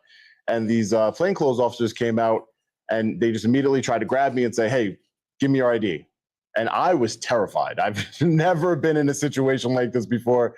Give me your ID. And I'm just, just saying I have my hands up and I'm like, I don't consent to searches or seizures. I have no idea what I'm talking about. I'm just like, all right, let me repeat everything I've heard online. It's before I really started, studying and learning law and learning the case law, especially in New York. Then they just treated me horribly. Give me your ID right now. They circled me. They were going right behind me. Like, I felt like I was like a gazelle with all these lions just trying to get me from behind, like making furtive movements, trying to grab me, get off of the camera screen. And it terrified me. And you think that would have been the end of the story, but it wasn't, because I was like, it motivated me. I'm like, I don't like this. I don't want to be treated like this just because I'm recording. I mean, I have no problem with an officer coming up to a citizen saying, hey, what are you doing? Asking questions. If that person doesn't want to answer any questions, it is what it is. It is what it is. But to be treated that way, I thought to myself, these are public servants here. These are, I pay a lot of money in taxes on Long Island. Property taxes are insane. I believe I pay about $10,000 a year just to the police department. It's very expensive. And I was like, I shouldn't be treated this way just because I'm out here recording. So that incident, I posted it to, I believe, TikTok. I didn't even have a YouTube channel yet. I posted it to TikTok and it got the next morning I woke up and my wife was like, hey, check your TikTok. And it was, I posted it just not thinking anything, and it had like 50,000 views or whatever. And I'm like, oh, that's pretty cool. And then as the day goes on, it gets more and more views. And I'm like, oh, that's pretty cool. People are interested in this kind of content. I think it totaled out at 4 million views. And then I said, well, let me start a YouTube channel. I'm going to go to different areas here on Long Island, Long Island Audit. I've been everywhere now, from Hawaii, California, Florida, New York, and everywhere in between. So I kind of, picked the wrong name, I guess, but I got to stick with it now. But Long Island Audit was born, and I traveled the country, and my very first month I was arrested, and it was at a traffic stop in Maryland. And I'm going to show you this video here because it goes in, because I kind of want to tailor this to the prosecutions that I've faced while auditing. So let me bring up this video here. This is literally my first month, 2021. I'm growing rapidly. I want to give you some context here. I'm growing rapidly on social media. People like that I'm respectful. People saying, "Oh, he's doing it right." He's not antagonizing the police in any way. And it kind of got to my head a little bit. And I'm glad it did right in the beginning, because it was very humbling experience to go through what I went through in this situation. This is in Harford County, Maryland. I have family that lives in this county. I'm very familiar with the county. I actually went to high school in this county for a couple of years when my house flooded. So I'm very familiar. I saw of somebody getting pulled over. There was 2 law enforcement officers, and I decided to come out of my car. This is during COVID, and film the interaction.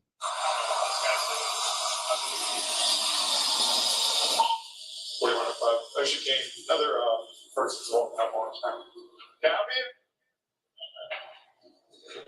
Can I help you? You can back up, please. This is a traffic stop. You need to back up. You can't walk up behind us. Hey, listen, back up. You don't know me. Back up. You don't know me. I'm telling you to back up. I'm telling you to back up. I don't care. What are you doing? Back up. Back up. I'm telling you, yes, back up. Yes, back up. I'm on a public sidewalk. Back up. On a public sidewalk. This is a traffic stop. You do not belong here. Right, far away. I have a right to film the police. You can go over there. You're interrupting. No, I'm not. Turn around, put your hands behind your back. You're under arrest. For what? You're under arrest. You're under arrest for hindering. Turn around, put your hands behind your back. Turn around and put your hands behind your back. I'm telling you right now, bud. Put your hands behind your back. Don't reach in your pockets. Put your hands behind your back. Sir, I'm not sir. Super quick, right? I mean, just escalated. I think I could have handled myself better. It was not one of my proudest moments. I think I referenced how many views I had. It was just, when I watched it back, when my family watched it back, I realized that, I could have been better. I could have handled the interaction better. And I realized that, but I also realized I didn't break any laws. I wasn't hindering. Hindering in Maryland is a common law statute, carries like 3 years in jail. It's a very broad statute. And I was like, I didn't break the law. I got an attorney who had watched some of my videos, and he helped me out. He said, we can go all the way, or we can, try and find some resolution with the state's attorney there in Harford County, because he's like, listen, at the end of the day, you take this to trial. It's a very pro-police county. Like I said, I went to school there, and I knew this firsthand. And I, after speaking with my attorney, he said, listen, you're just starting doing what you're doing. This was not the best look. I backed up, as you could see. I don't think a taser was warranted, and all these different things. And again, he made it seem like he's by himself. There was another officer there on the traffic stop. This Deputy Jackson, he doesn't like people recording just at all. There was other interactions that I found later on that he didn't treat people that were recording the best. He didn't pull tasers on them and arrest them like he did me, but I went to jail. I was charged with hindering. I ended up, and I gotten a lot of heat with, like, I guess the auditing community and like people who watch these kind of videos, because they don't want to, you want to fight to the very end, So they agreed to dismiss the charge, and in return, I was adamant about not pleading guilty to anything. I'm like, I didn't break any laws. I know that. Was I a little disrespectful? I didn't break any laws. And I agreed to do 8 hours of community service and apologize, because after people have seen this video, the deputy actually got allegedly got death threats. I received death threats. Jacob receives death threats. This world, now that I've been exposed to this world just through millions and millions of people, a lot of people are really bad and they have bad intentions on both sides. I've received death threats from who I assume to be law enforcement officers. And I'm sure law enforcement officers have received death threats because of this video. So I apologize. I wrote him a letter and I apologize to Deputy Jackson for him receiving the death threats. Not my fault, not my intention for him to go through that.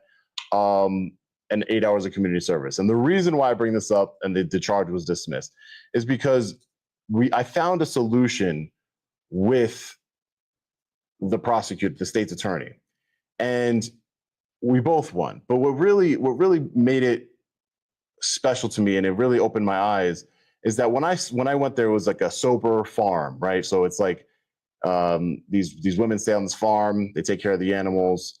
They have drug addiction problems, so I was there to like help clean up the farm. As I get to the farm, I run into the state's attorney. That's the elected state's attorney of Harford County. And I'm like, hello, sir. And he's like, hey. And he's just in regular like jeans and a shirt. And he's like, Mr. Reyes, we're going to be working over here today. And for 8 hours, I was elbow to elbow with the elected state's attorney, pulling weeds out and talking and getting to know each other from this incident. And we got to know each other, and he's a really good guy. And he's like, you know, Sean, you seem like a really nice guy, and I'm glad we resolved it this way. You know, I support our law enforcement officers, but I don't think that you were, you know, hindering in any way. You know, I think it could have been handled better on both sides. And it really opened my eyes to where I was like, you know, this guy, he had, you know, what can you imagine? The state's attorney, it just blew my mind. The state's attorney of the county getting right there where he's with the wheelbarrow, we're getting out weeds together. You know, I respected him a lot for it. And it showed me a lot, really, it did. And it showed me that, you know, people, it brings into the topic of, you know, prosecutorial discretion and help bridging the gap.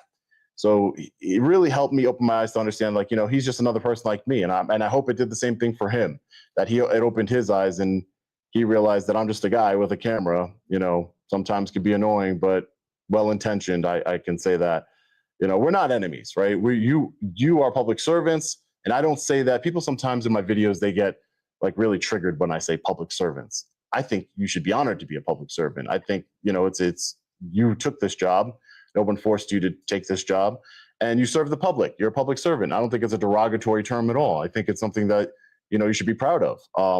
Some people will say, you know, you shouldn't call them public servants or anything like that, but, you know, you are. And, you know, I thank you for your service to the public. So there was another video I want to show you.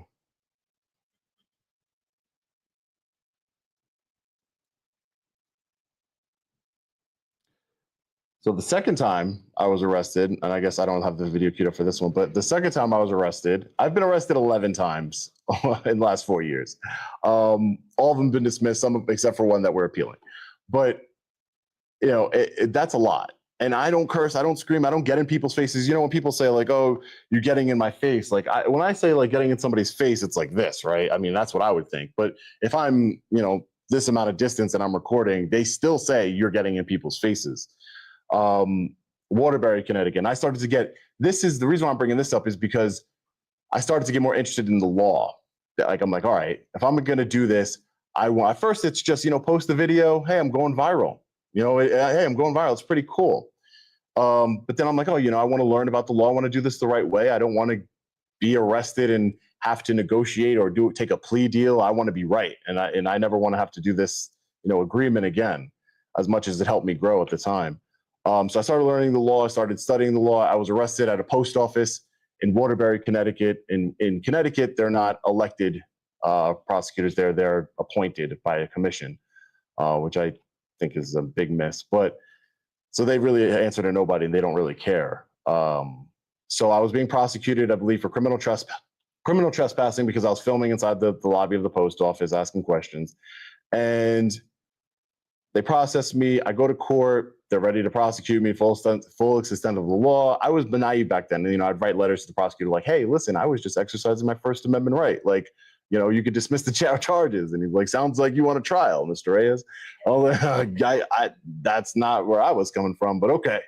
I guess we're going to trial. So I started looking into like the post office and everything else. And this is just a funny story that, you know, I was representing myself pro se. I'm like, you know, I'm gonna do it by myself. I've learned better since then.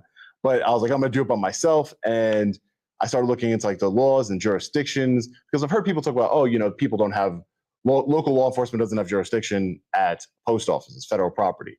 And I'm like, I don't know if that's true or not. Seems kind of wonky. I mean, but after investigating it and looking at researching it, I found that in this particular post office, post offices before 1940, I don't know if you guys have post offices, be actually good for you guys to know, because the judge didn't know this. Post offices before that were constructed before 1939 don't have concurrent jurisdiction. It's exclusive, federal exclusive jurisdiction. So I put together a motion to dismiss based on subject matter jurisdiction. And the judge told me, again, I did so much research, I worked so hard on it. And the judge said, well, Mr. Reyes, you did a good job on your motion. You almost got me. I was like right there. You almost got me, and I almost took your argument and ran with it, but just didn't get me all the way there. So I'm going to deny your motion.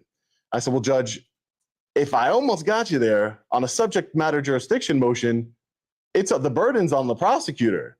That's their burden to prove that they have jurisdiction. So if I almost got you there where they don't have jurisdiction, that means they failed on their burden.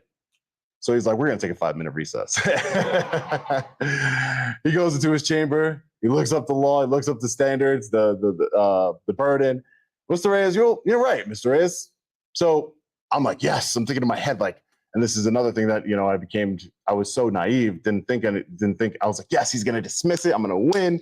This is going to be great. A pro se win. And he goes, oh, I'm going to give the prosecutor 4 more weeks to write some more briefs and convince me that they have jurisdiction. I was like, well, I mean, okay, would he have given me the extra time? I don't think so. But he gave the prosecutor some time. Prosecutor couldn't convince him, and the case was dismissed. So it's good to know as a district attorney's office. I don't know if there's any post offices around here that have been built before that date, but they would fall under exclusive federal jurisdiction, and you would have no jurisdiction to, I thought it was an interesting case as somebody who likes the law. And Connecticut, I like to call it Corrupticate. I went to Danbury, Connecticut, and I do not like Connecticut. I went to Danbury, Connecticut, and I was arrested, never told to leave. I was in a city hall. I got arrested, trespassing and breach of the peace. Again, I was like, hey, state's attorney, his name's Steven Sedensky. Hey, called him on the phone, and he was like, yeah, I'm representing myself. I didn't do anything wrong. Nobody even told me to leave. I was just filming, asking questions of the mayor. Well, Mr. Ray, sounds like you want to go to trial. Oh, all right. I guess we're going to go to trial. I said, well, this guy's not playing around. I'm going to hire an attorney. I hired one of the best criminal defense attorneys in Connecticut. And as soon as I hired him, all the charges got dismissed, except all the criminal charges got dismissed, except for the violations, the infractions of breach of peace and trespassing, which carry $90. Do you understand? The only consequence of being convicted of that is $90 fine each. So we go to trial. I have an expensive attorney. We're going to trial, a 2-week long infraction trial where I caught on a hot mic. It was recorded. I caught on a hot mic the prosecutor saying stupid infraction trial. Like, he was mad that he had to do it. Like, and again, that opened my eyes. So, oh, they can't just do whatever they want. They have bosses, right? This guy doesn't want to be here. It's a stupid infraction trial, and he had to do it. 2-week long infraction trial. And it ended up being, he said, well, Mr. Reyes, the judge said, you didn't breach the peace. You weren't disorderly anyway, so I'm gonna find you not guilty. But because you didn't sign in on the COVID sheet, like the first time you went there before you were actually arrested, I'm gonna find you guilty on trespassing. And I paid the $90 fine. I went to appeal, and they said, well, and this is another thing I have to pay attention to, is they said, well, you can't appeal. You paid the fine. That's the rules. Dismissed. So I'm like, oh, I did not know that. I was ordered to pay the fine, so I couldn't even get what I think I would have won that case on appeal. Again, it's $90, but it's about the principle, really. And it opened my eyes to how these people, like the prosecutor's office I was dealing with, the state's attorney's office, they just wanted to just convict me at all costs. They said they saw me as some sort of social media person, and yeah, I am, but I don't People are like, what's your story? You're not a journalist. What's your story? You're not working on. What story are you working on? The story is, how are you going to react to a polite man, at least I think I am, a polite man walking in with a camera? How do you react? That's the story, and nobody seems to get it. And then once, egos get involved, I've said this at my trainings in law enforcement. I've done trainings with the North Bergen Police Department in New Jersey, the Hubbard Police Department in Ohio. And I've said this, the biggest problem in law enforcement is the lack of accountability and an ego. A lot of times I've been arrested is because, and I guess I kind of understand. It's like, when he's like, you got to stop recording. I'm like, no, I don't. It's my First Amendment right. Like, the officer like, wait, this guy, this punk off the street thinks he knows more than me. I'm an officer for 20 years. In this Danbury incident, I told him, I said, I kind of gotten feelings for like, these officers are good or bad, just by looking at you. I could tell some of you guys out there. No, I'm just playing. But I'm looking at it. I'm looking at him like, you're a tyrant. And he says, I'm a tyrant, but I've been a police officer for 25 years. I said, okay, no problem. I get the body camera footage of the person I call the tyrant. And he said, again, just filming, this man said, 20 years ago, 15 years ago, he would have been on the ground. He's talking to another law enforcement officer. This guy would have been on the ground. 20 years ago, that motherfucker would be dead with his teeth missing. I would have done it. And again, on this road of being disillusioned by the criminal justice system and realizing, I'm like, I heard this and I said, oh my God, this guy's gonna get fired. No. He did not get fired. He was able to retire, not even early. He got like a little suspension, a paid suspension, and moved on about his day. Could you imagine a law enforcement officer saying, somebody who's been there for 10, it turns out my intuition was right, calling him a tyrant, said he would have killed a man that's recording 20 years ago and removed his teeth, very specific, and that he would have done it. That's pretty scary coming from a law enforcement officer. And again, these things, all of my journey that I've had doing auditing, from the trainings, from the actual auditing, from the court battles, it's opened my eyes to the criminal, I call it the criminal injustice system. But there has been instances where it has worked out. So this is the incident that Jacob was talking about. This is the district attorney here. And I just think this is a very interesting interaction. It's Haskell County, Oklahoma. Who are you, sir? I'm the ADA. You're recording the courthouse. Why are you recording? Who are you, though? The assistant district attorney? Yes, and your why are name? you recording the courthouse?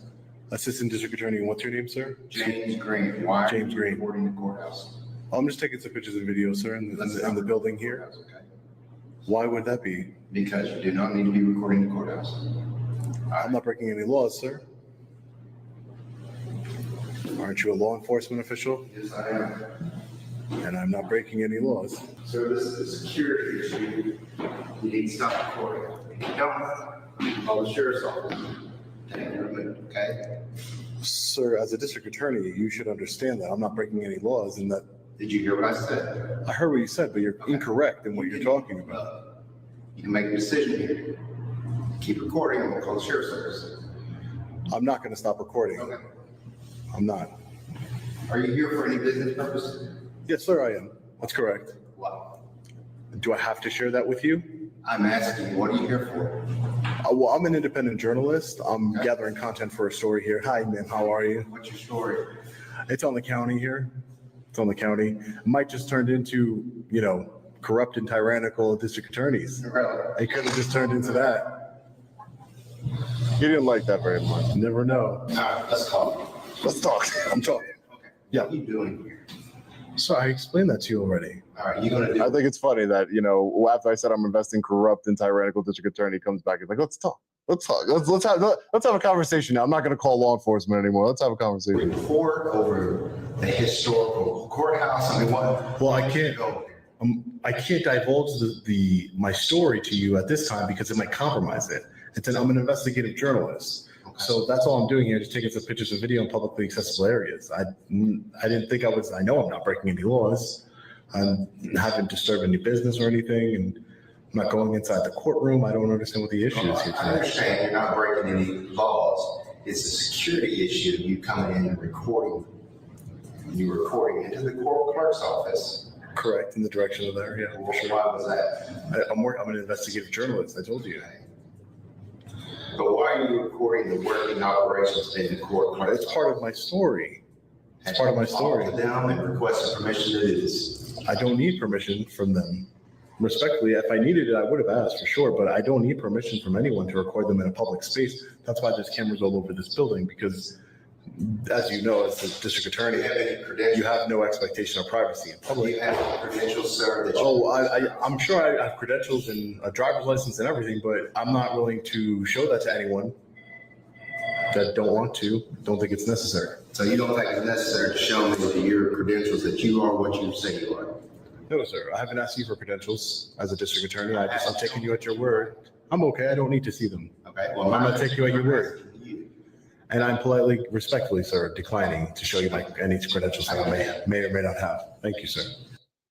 I don't own credentials. I do have a company. I could make credentials. I just don't, because I want to come off as just a regular citizen journalist that is going to record their interactions with government officials, with law enforcement, and not everybody has credentials. But everybody asks for them, that's for sure.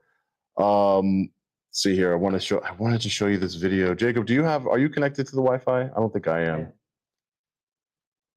Is there like a password, like for the Wi-Fi here? Is it like open that I could just connect? It's like something. I like that. That was good. Username. Okay, hold on. Let me just. I'll just move on. It's fine. Security issue. I like it. So basically, I was in Cook County. Jacob, bring up your. Can you bring up the Berwyn video? Because you have to see this. You have to take it into context. I thought I had it here. Huh? Yeah, you too. Just go to Berwyn. Hold on, let me see if I could just show it to you on here. Okay, I'll just show it to you on my iPad. You'll get the idea. I want you to pay attention. This is the entire interaction between me and this person. City administrator. What office is this? I'm the city administrator. You're the city administrator? I am. Hi. Are you recording me? I am recording you. I would ask that you not record me, please. Well, you're a public official, obviously. You're the city administrator. I'm not elected. And That wouldn't matter. Yes, it does. That you're not elected? Doors, yeah. I am not elected. But that doesn't matter. You still work for the government. Still work for the public. On our doors, we have a sign that says, no recordings are allowed unless we give permission. I am not giving you permission. It is a state law.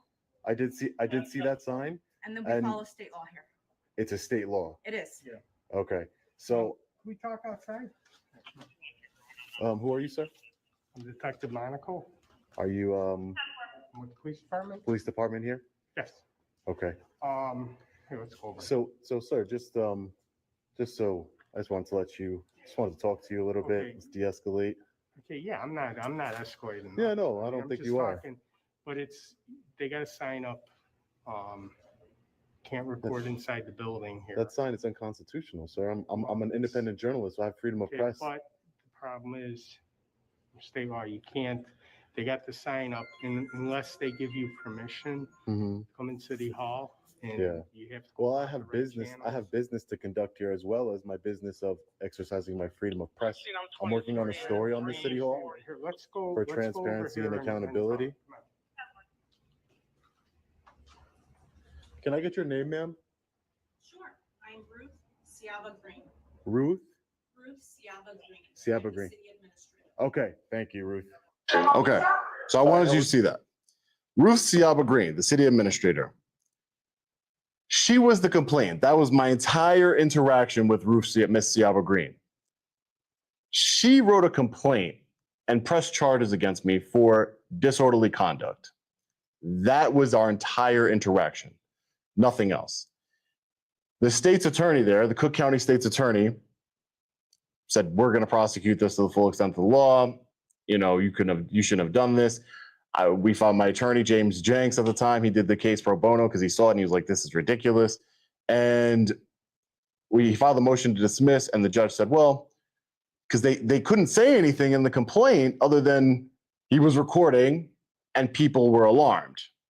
That's what she signed off to. It alarmed me, disturbed me, the exact verbiage of the statute, and that he was recording. the thing is, they didn't put any actions other because there wasn't any what it has to be in Illinois, it has to be an unreasonable act. So filed the motion to dismiss. The judge said, well, it's for a trier of fact to decide whether Mr. Reyes, or I have to hear witness testimony. So it apparently doesn't have to be in the complaint. The judge can just, hear it. And I totally disagree with the judge's decision. It moved forward to trial with a different judge, thankfully. And on the day of trial, remember, they're ready. We subpoenaed the mayor. Ruth Seabra Green, city administrator, is going to be there. 3 officers. They all show up for trial. This is in Illinois, so I'm traveling all the way from Long Island. We show up to trial, and remember, the state's attorney is just like, no, we're not making any deals with this guy. We're just going to prosecute him. That's it. Trial comes. Everybody's there for the big day. I requested the judge to record the trial. The judge says, I don't care at all if you record the trial. Go ahead. I want to get this done, off my calendar. So let's hurry up and move on. So I was like, oh, that's a good sign. I mean, he's okay with me recording. So the state's attorney, Your Honor, we would like to disagree with this. And, he should have put up a motion and this and that. He's like, well, he did. It's an oral motion. It's fine. He's like, well, we would like to respond. He's like, go ahead, respond orally. No, we want to write something. No. This is scheduled for trial. You're not going to write anything orally. He's like, we should, we want to protect, I don't want to be on camera. Imagine a prosecutor saying they don't want, okay, I get it. You don't want to be on camera, but if it's a matter of public interest and you're in a courthouse, like everything you do is public. So he says, well, I don't want to be on recording. The judge says, I don't really care. We're going to move forward with trial. Let's go. Call your first witness. Opening statements, whatever. And the state's attorney said, well, then we're going to dismiss the case. So dismiss it. They dismissed the case right there and then. Literal minutes before trial, me traveling thousands of miles to Illinois, and they dismissed it. Again, prosecutorial discretion, right? They can do that. But why not look at that video and say, he didn't say anything mean. He didn't do anything to that woman. She signed this complaint. This is total BS. There's no disorderly conduct here. There's no unreasonable act. She didn't even look alarmed. So again, but to protect, I said that this incident started with a camera and ended with a camera, right? So it started with me recording in City Hall and it ended with me being able to record in my trial, and they didn't want to see that. Why wouldn't you want to? It's really sketchy to me that, and it was sketchy to a lot of my viewers and to everybody who is like, oh, the minute it's recorded, now you're going to dismiss the case. Are you that ashamed of your case? Is your case that weak? You don't want the public to see your case. It was, again, prosecutors, you guys have so much power. And I know you have bosses, you have the DA, everything else, but you have so much discretion, so much power to do things. And for me, I think that power should be used in a good way. And a way it could be, that was used in, I guess, a good way because I won, but it was used in a way that, halted transparency. I would have loved to go to that. I would have loved to have that trial that day and show it to the world. I would have loved to do it because I didn't do anything wrong. I wasn't disrespectful. I didn't do anything illegal. And I would love for the world to see that. But they took that opportunity from me because they didn't want to be exposed for the world to see.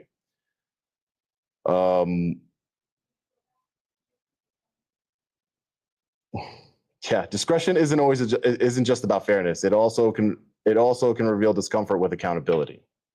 That's what I had written here. That's for the Cook County State's Attorney. They did not like cameras. Let's see here. How prosecutor discretion. This is, I don't know if any of you watch my videos, but this one is the one that. Entertain your complaint. All right, corrupted it again.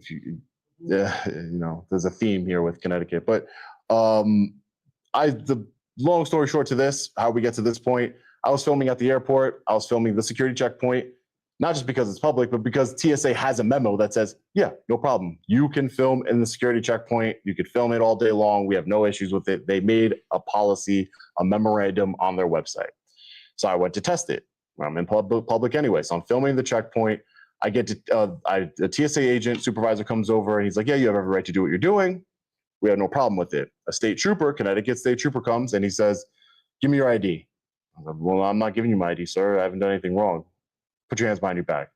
Turns off my recording, detains me for 20 minutes, Supervisor comes, they release me. Again, no crime, just 20 minutes in handcuffs with my recording being stopped. I asked him many times while I was handcuffed, I was like, what crime did you commit? I didn't say you committed a crime. I didn't say you committed a crime. Well, I'm in handcuffs. And he's like, well, I'm just telling you, you didn't commit a crime. I was like, well, officer, it said this in the video. I said, well, maybe you should exercise your right to remain silent because you keep digging yourself deeper in a hole. It's like, don't tell me the law. Again, the ego. Don't tell me what the law is. I know what the law is. To think that you could just handcuff somebody because they don't want to give you their identification, to me, is mind-boggling. I was eventually released. The sergeant said, you could go on about your day. And the officer, again, ego, he says, we can't even just give him an infraction, Sarge. And he says, I'm like, what? And he's like, no. He's going about his day. So again, he wanted any little thing he can get.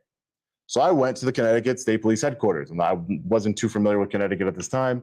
I went to the Connecticut State Police headquarters to file a complaint for being unlawfully detained. I didn't know that Internal Affairs was not at the headquarters like it is in my jurisdiction. It's a separate building. So I'm speaking to this officer, and then I speak to Sergeant Brian Fahey, Sergeant of Pistol Permits. And he's telling me the whole time how he's so busy. I don't have time for this. Your civil rights violation, I don't really care. There's proper channels. We want you to file a complaint, but in the proper channels, I don't have time for this. I'm so busy, just so you get context. And then this is what happened. We want to entertain your complaint through the proper channels. You want to make a complaint? Yeah, which is through Internal Affairs. Yep, It's the so proper you've been channels. given that. Yep. I will go speak to them All right, personally. have a great day. You too. Nice talking to you. You as well. I'll be right with you. You're all set here? Excuse me? Are you all set here? Well, yeah, there's nothing else obviously you can help me out with at this point. So you're all set. So you're going to go to IA right now, correct? Yeah, I'll be there. All right. I'm going to be going. Okay. I'm going to be going. Okay. So you're going to stand here with your cell phone on? I thought you were busy. I thought you were a busy man. I am busy. So you should get to work. I should get to work? Is that what you're telling me? If you're busy. We're going to have a problem between you and I. We're going to have a problem between you and I. You're going to do an interference. His body camera's on. His body camera's on. Stop. He has his body camera on. I don't care. Stop, I don't man. care. Right? This is private property. I'm not doing anything. You're not going to videotape me and have an attitude with me. I'll get But off I'm going of to it. tell you what right now, I'll get off of it. I'm not the Stop. one. All right. Okay? I gave you the information trying you to make a needed, complaint, that's it. and I gave you your outlet. I'm Right? You were going. giving your I outlet. said I No, was you wanted to going. stand there and hold your cell phone in my face. I Is wasn't what in you your wanted to face. do. Yes, I you wasn't do. in your Take your face. cell phone and go and make your complaint. Okay? Okay. Can I grab my cell phone? Stay right here. I'll get it for you. I'll get it. All right. Where's your car? Where's your car? Man? Where's your car at? I'm gonna go, man. I'm going. All right, no, but where's your car? I didn't even know where my car's at. You were about to arrest me, man, for real? Is your body camera on? Yeah, my body camera is on, buddy. I'm Trooper Castell 1139. Costello. Yep. Wow. Listen, with the You situation were gonna arrest me for real? we're going to detain you of what the situation was going on, man. You're being Conversation's over. Go ahead. The situation that was going on. He was going to detain me, pulls out his handcuffs, and he says, we're going to do an interfering. This man, super busy the whole time, so I told him, well, if you're busy, you should get back to work. Again, he could have just went back inside. That's where he was originally. It would have been over. I stood out there because I was going to do an outro to my video. All right, guys, we went to the wrong place. This isn't where we file our internal affairs complaint. We need to go to another place. We're going to go head there now. Boom. Would have been over. But this man, Sergeant Brian Fahey, his ego wouldn't allow him to just have me just stand outside in public. So he tries to take my camera, grabs it, actually takes it and throws it, damaging it, breaks the back glass, grabs me up as you see, puts his I'm not the one, starts poking me. The other guy, takes out his handcuffs. I went to the state's attorney's office for this judicial district and I said, here's the video. Here's the evidence of the crime. I would like to press charges for this crime of assault. He says, well, after reviewing the incident, there's no criminality here and we're not going to press charges. Again, discretion, right? They, in my opinion, used it in the wrong way. I filed an internal affairs complaint, obviously, for the original incident and this incident as well. And they said they cleared him of any wrongdoing. This individual faced zero consequences other than the federal lawsuit that he's about to be deposed in. But other than that, he faced zero criminal consequences and zero internal consequences from his department. Zero. In fact, he says he grabbed my camera. In his IA statement, he says, I grabbed his camera because through my training and experience, I've come to know that all phones can be disguised as pistols, firearms, tasers. Imagine, he wrote this. And then he even included an Amazon link to a phone that could be a taser. He included the link. But he says, oh, and I grabbed his shirt because I didn't want him to fall backwards. That's what he says. He says this in his statement. This individual said, well, I was going to detain you for interfering because, interfering with my own assault. I don't know, I don't know what interfering, how it applied. But again, I find out later that this is like his first day. He's a rookie. He's been there for 20 years, shot somebody, had a bunch of problems. He's a loose cannon, which is why he works in this building in the first place, to keep him away from the public. He's a nice guy. He just automatically went to go, this is the problem, the thin blue line. He went automatically, instead of saying, hey, Sarge, back up. You can't just grab, this guy didn't do anything to you. You can't just do this to this guy. Like, even if he doesn't arrest him, just say, hey, back up. He immediately went to pull out his handcuffs to put the handcuffs on the victim. It's just mind-boggling. It's mind-boggling. And that the state's attorney would do nothing to hold this man accountable. His department, nothing to hold him accountable. And when you're not held accountable for your actions, you're going to repeat them. I thought that was the whole point of our criminal justice system, to hold people for their accountable for their actions, not only to deter them from engaging in that sort of behavior, criminal behavior, but as to serve as a deterrent for future people and engage in that kind of behavior. What are we looking at time? Okay, cool. So he's being deposed soon. Now, Jacob, I meet Jacob. He represents me. I go to the NYPD, massive, right? Huge organization, basically unlimited budget.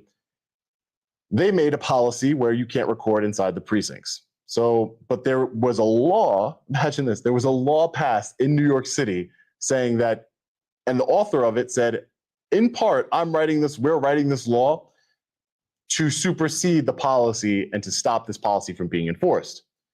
They write the law, the Right to Record Act, and the NYPD doesn't care. They keep enforcing their policy over the law. So I went to the precinct recording, they get arrested. Jacob goes to my attorney, gets dismissed on a technicality. Again, and I got arrested. I was arrested 3 times in 3 different precincts. Again, this is a law enforcement agency that is in direct. The law is not like, it's novel, but it's not like it's not complex in any way. It's very simple. You can record anywhere in public that police officers are. And again, if you look at the legislative history of it, they come out publicly and said we wanted to stop the NYPD from doing this, and they don't. And the NYPD doesn't. And the prosecutors, Jacob's former colleagues in the Brooklyn District Attorney's Office, instead of saying, well, there's a law that was passed by the New York City Council that wanted us to stop this sort of behavior, but we're going to prosecute Mr. Reyes anyway. Again, discretion in the wrong way. They are ignoring the law that was passed by representatives of the people to cater to the NYPD. And they're, because the NYPD is a very strong organization. I'm sure Jacob has a bunch of stories about them. But again, now all these cases get dismissed. I file a federal lawsuit and I ask for a preliminary injunction to stop the NYPD from doing this to people. It was granted. And you guys are attorneys. As you know, preliminary injunctions are not easy to get. The standard. We get it. And still, the district attorney's office moves on to appeal the case, to appeal the dismissal, because they want so bad for me to lose. They want so bad for the NYPD to be able to stop recording in the lobby. And again, I have no problem with no blanket restrictions whatsoever. The NYPD lobby is like maybe 8 by 10 feet. They already restricted the whole thing, a long time ago. But again, they hate transparency and they hate somebody who bucks their system. And my overarching point is, like, as district attorney, you work for the district attorney's office. You have some investigators here, and you guys have dealt with these things. We don't have to like each other. I would love to respect each. I would love that we respect each other, but I guess we don't even need to do that. Jacob talked about auditors that disrespect police officers. Listen, I don't think it's productive. towards what the goal that I am trying to achieve. I am not part of any, auditor movement, as far as I do not align myself with other auditors. They all have their own motivations. They have their own goals. I have my own goals. And none of them have been speaking in front of a district attorney's office before. None of them have been speaking in front of law enforcement officers before that I know.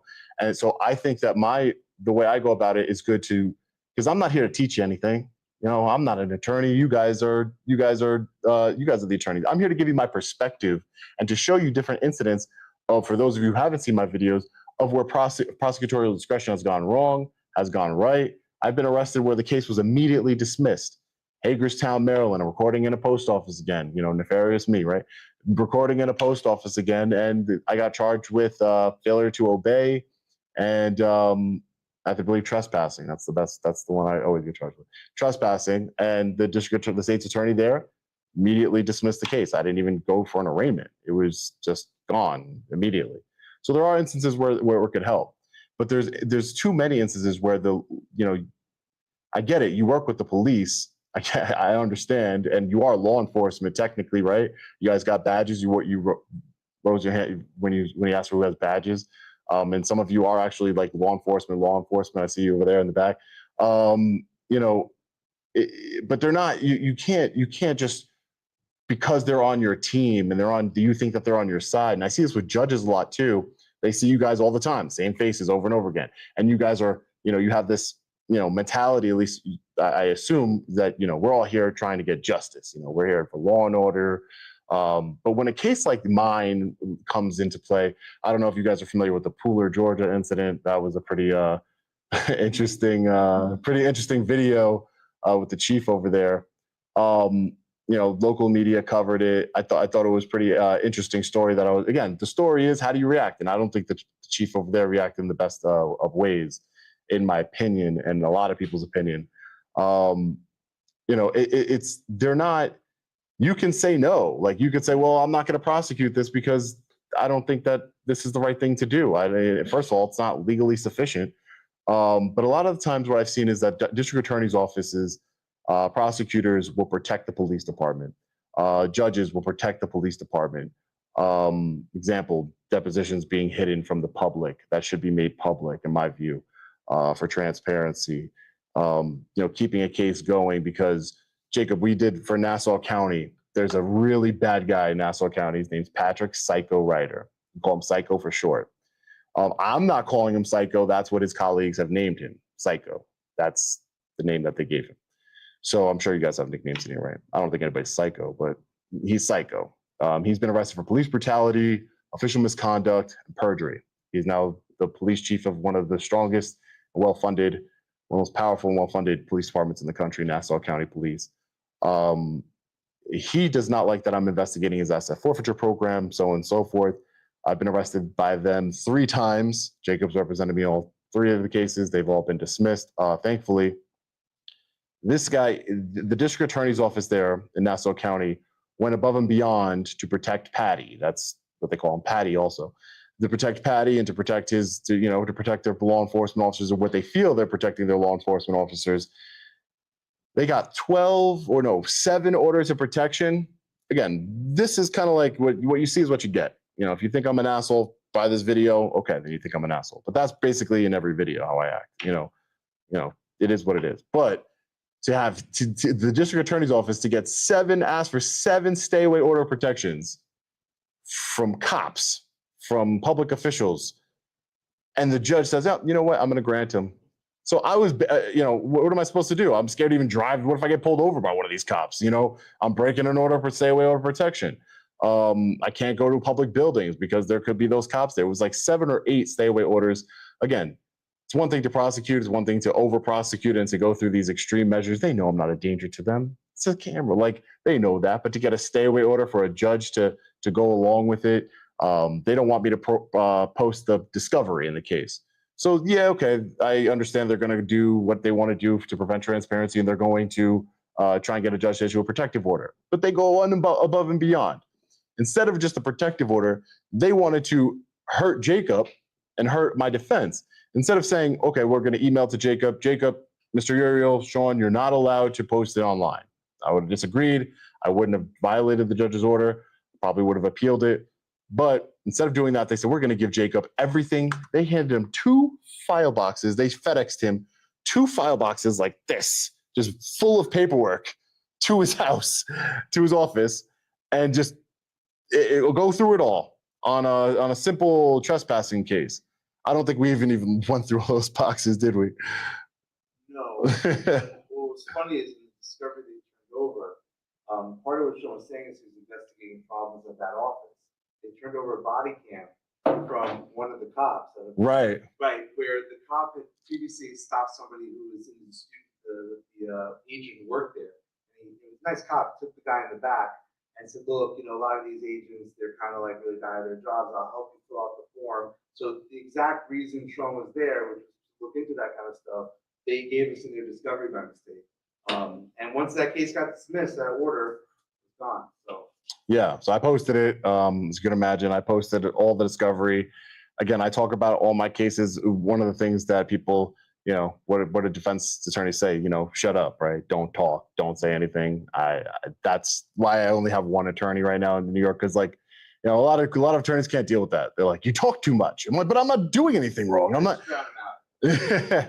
I'm not doing anything wrong. To me, I could say literally anything. I don't want to think about what I say in any of these court cases, and it's proven right. They've all been dismissed because I didn't do anything wrong. There's nothing I can say that's going to incriminate me.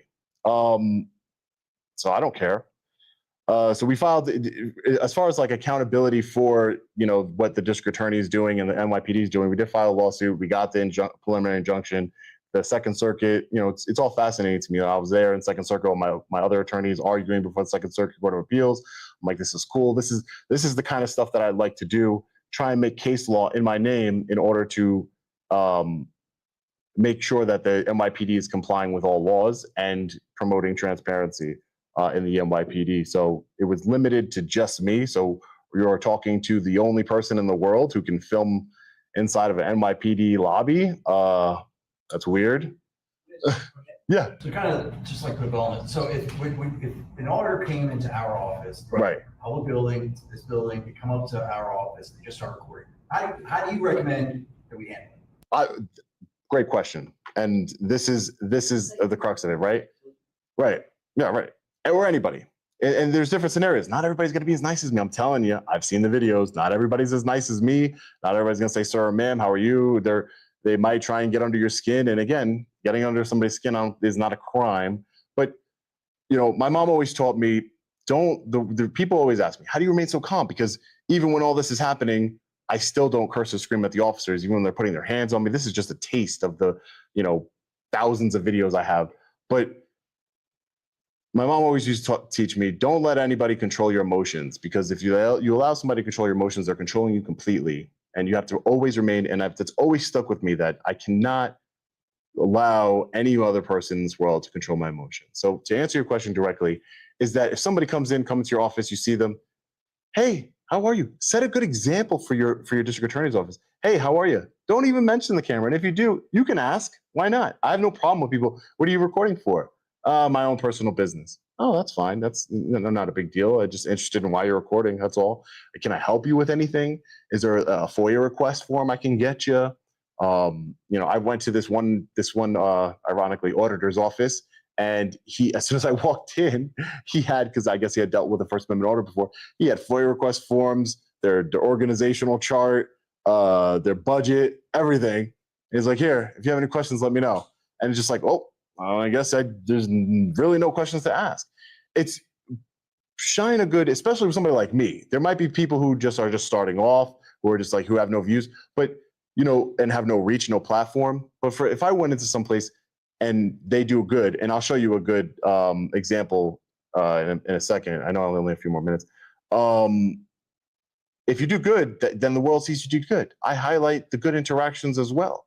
If a law enforcement officer is doing the right thing, I highlight that as well, because I'm not anti-law enforcement in any way. I wouldn't be speaking with them. I wouldn't be doing these ride-alongs. I wouldn't be, I wouldn't be here. Yeah, go ahead. Correct me if I'm wrong, please. Yeah. Your videos where you post where it's a good interaction, I assume get less hits than your ones like this, right? Yes. Well, then really the First Amendment auditors are doing this to get a response. So even when you kill with kindness, at some point, there's going to be there's going to be a continuation. They're not just like, wow, God, they were really nice. I guess I'm going to walk away. For the most part, right, from what you've seen. Right. So Well, that could happen. Yeah. So at a certain point, when you kill them with kindness, you've answered the questions, but there's just this continual thing happening, right? At what point do you say, okay, man, look, answer all your questions. You're just going to stand here and keep filming, or I mean, how do you handle those situations? Because this channel and all the people who do it, they're not doing it for the positive. They're doing it to get the reaction, because the reactions will get the views, which gets the money. So they're not going to just be like, oh, these guys are real nice, I guess I'll leave now. Right. Well, again, they do get views. So I've had interactions where they're positive, where they get almost as much. Again, I'm not going to lie to you and say that everybody loves drama. They like drama. That's just the way it is. I mean, with the old saying, if it bleeds, it leads, right? So people like, that kind of content. But you're saying, see, you're dealing with like a hypothetical that I'm trying to answer, but because I need to know in this hypothetical, are they just standing there with the camera? Yeah. Right. And what you're saying is you look at answer the questions. Right. Some people will be like, all right, some people might just continue to just be there and film, and maybe not even be a nuisance. So what? Yeah. Just let them do it. So yeah, I mean, I think the simple answer to that question is just, why do you care? Why do you care if somebody's standing there filming? What does it matter? Who cares? They'll be out there. They'll leave eventually. If they're there till 4 o'clock, when you guys leave 5 o'clock, say, hey, time that we're closing up. Nice to have you as a, ornament in our lobby. You could be fun. I'm not saying you can't be funny and try and, like, hey, you're just gonna stand there. Like, it is what it is. But as public servants, I think you should always be respectful, no matter what the scenario is, and be professional. And again, because once you lose your professionalism, you're allowing somebody to control your emotions. You are now allowing, as somebody, a grown man, forget you're a prosecutor, forget, your legal background, that you're, educated man, you're allowing somebody else to just get you out of your skin. And now that person won. And it looks less on you. That's why a lot of these videos where people are like, I have the people support, is because they're the ones that are escalating the situation, not me. He could have went back in this scenario. He could have just walked back inside. He could have just said, okay, have a nice day. Nice meeting you. That could have been the end of it. But his ego, he wanted to say, you're going to go to IA, right? And you're going to go right now because I want you to go right now. And because I wouldn't leave to IA right then and there from public property, he decides he can assault me and he gets away with it. So just to answer your question, I would say, as long as they're not doing anything that, I'm not saying, if they're doing something that's wrong, call them out on it. I call out auditors all the time for doing things that are wrong. There's, like he said, brought up, I'll name him by name, Brooklyn Audit, who steals on his live streams, who goes up to police officers, put the camera directly in faces of cops, who have put their hands on cops. I've seen. Again, I don't believe cops should put their hands on anybody, but I'm not going to put my hands on a cop either. So I just want to show you a good interaction of how this is. I think practically though, if you come to somebody and says like, all right, well, I've answered your questions, like, what do you want from me now? You've kind of created something where now they're going to want to keep doing it to get you upset, right? Whereas if you're just, all right, good to go, feel free to stand here. Sean, how long do you think, once there's no more conflict, what's there to film? Right. Or dialogue. The way I see it, I don't see it as conflict. I see it as dialogue. Right. Right. Right. No, right. And that you're going to run into that, and that's fine. And again, some people are going to do that, but you could just control your own emotions. Let me show you this last video here. Has arrived. Let's go out to speak. So this is at a I believe a local DMV. I'd gotten some tips that they treat people horribly in there. They did. They treated me horribly. They called law enforcement, and this was law enforcement's reaction. Oath that they took to uphold the United States Constitution. Private areas, what's a private area where people have the private information, social security cards, credit card numbers. Is he just in the lobby area? No. We went into the league, we went to the registration. Okay. The publicly accessible areas of those sections, sir. How you doing, Sean? Hey, how are you, sir? Fan of your page. You mind if I just get your name and badge number? Sergeant B. Secker, badge 24. Hi, Sergeant. And your name and badge number, sir? Officer McCabe, what it says. Officer, nice to meet you guys. Your usual stick? Yeah, just in the publicly accessible area, sir. Not, no one has complained about anything other than the facility manager here who felt I was harassing him. Okay. Yeah, he asked not to be recorded, but as you know, Sergeant, as a public servant and being in public, he has no right not to be recorded. Okay. But I'm not trying to cause any problems here, just trying to exercise my rights peacefully, I'm very sir. familiar with what you do. So as long as he's in there and he's not interrupting business and he's just recording, it's good to go. Okay? If you have any problems, please call us back. I'll be happy to help. Just be honest. You're good to go. I know what you do. You're good to go, man. You're not going to get any problems from us. Thank you, sir. Yeah, absolutely. All I right? appreciate it. Absolutely. I appreciate you. Thank Okay? you. Appreciate you guys. Good luck. Thank you for honoring your oath today, sir. This is the way it works. Okay. Unfortunately, So this is at a recorder's office. The reason why this individual here he's blocked off is because he's a public servant who treated me very horribly. And he went and didn't want his face to be covered. So I covered it this way. He wanted his face to be covered. So I covered it for him. But if it's open to the public and his eyes can see, he can record whatever his eyes can see. If it's like something that is like top secret, it has to be behind closed doors, locked and restricted. But if it's open to the public, which this is all open to the public, if your employees don't want to be on film, you're gonna have to get up and walk away. We can't tell him he can't record. We just can't do that. If this is open to the public, then he can record. If it's not open to the public, all right. And I'll just close with this because I know I was here till 2. Sorry, a little bit over.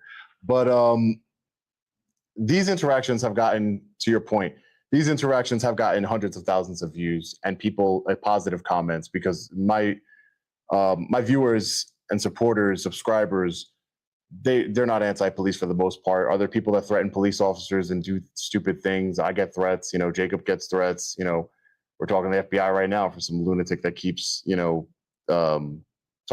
sending Jacob some crazy stuff.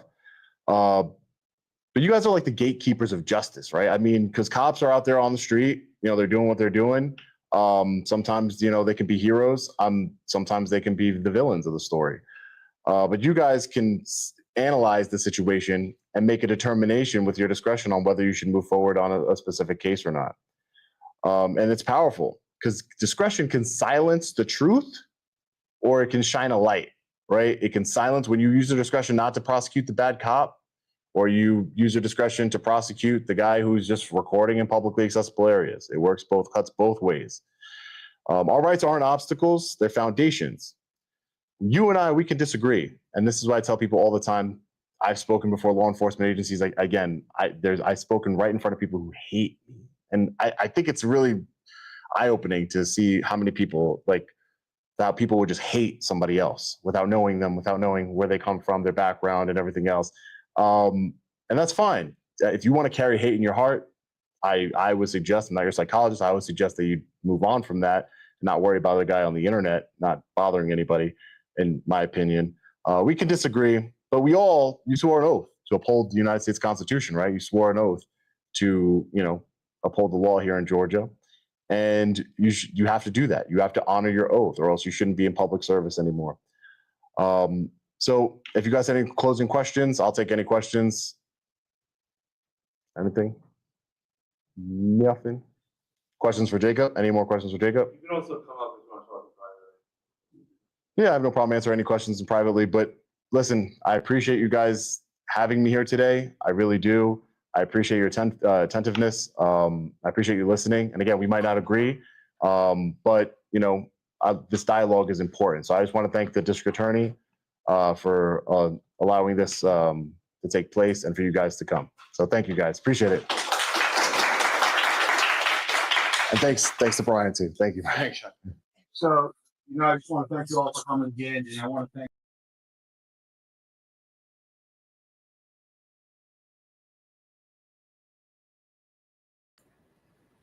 Please don't make me listen to Sean again. Holy crap. He had a lot to say. Yeah.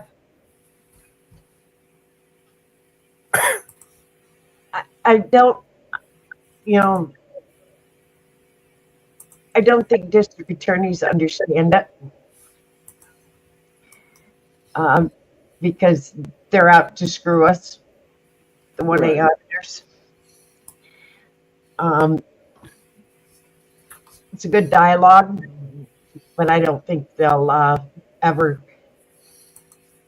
understand the auditors, because they're actually out to get us, the 1A auditors. I don't think they'll ever understand that, because they're out to sock it to the auditors. I think they'll push to get the highest they can get. I don't think they'll ever work with the auditors. Just like the cops, they'll never work with the auditors, which we all know that, and we've seen that. They won't work with the auditors. We all know that. So, hey, Upstate, how you doing?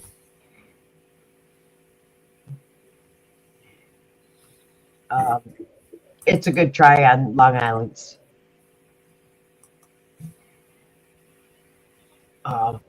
for trying it, but I don't think it's going to work. I don't see anyone doing anything better. You know, hey, ATL Transparent News. I don't think it'll ever. How you doing, ATL? Devo, what's going on, dude? I don't think it'll ever come out that they'll work with anybody and see the point, because they believe the police are always right and we're always wrong, even though we can prove that the system is corrupt.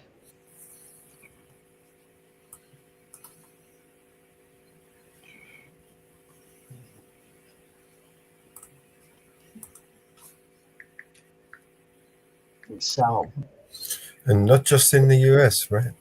Yes, it's getting corrupt all over. Look at UK.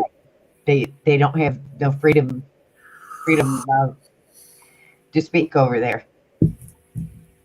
The only place you have freedom to speak is on Sundays at the Freedom Corners. Speaker's Corner, Yeah. Well, do you have freedom of speech down there? As soon as you try to say something, people heckle you. So. Yeah. Yeah. Where is your,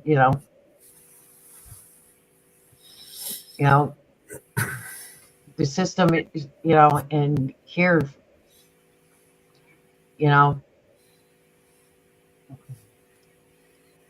you can protest to a certain extent here, but then they stop that.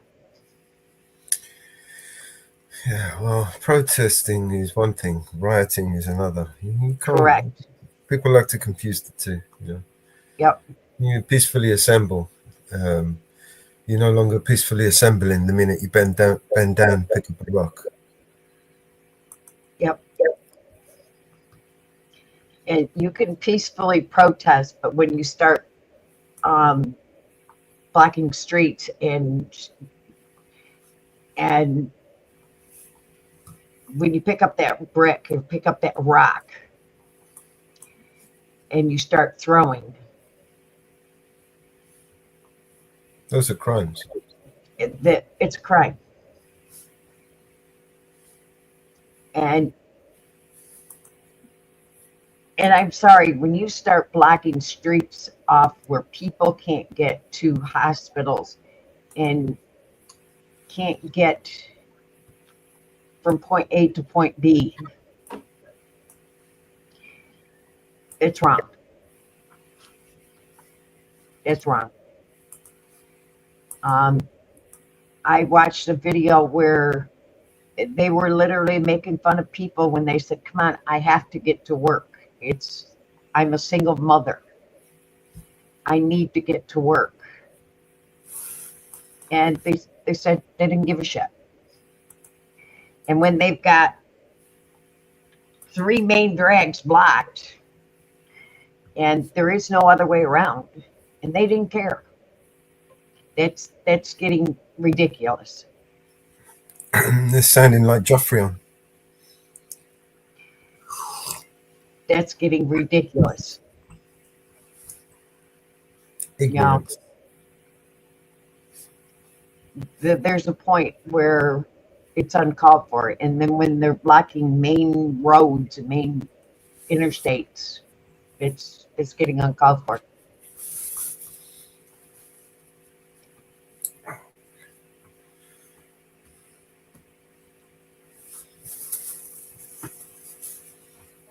And I was watching the other night when there's little kids, I mean 9 and 10-year-olds, blocking streets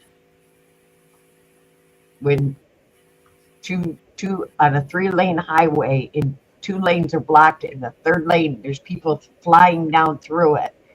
That's endangering children. That's uncalled for. You know, I'm watching, you know, cars flying down the road, and little kids are out in the middle of the street. You know, I'm looking at it like, this is unbelievable. That protest is getting violent now.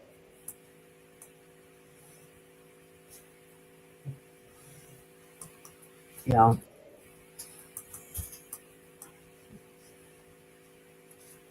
you're right, upstate audit. Not enough cops know our rights, let alone the Constitution. And our very first video, we showed they don't know Constitution. They don't know. I don't even know anything.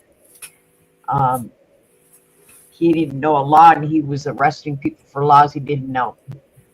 Laws that were no longer on the books for 5 years, and he tried to arrest somebody for it.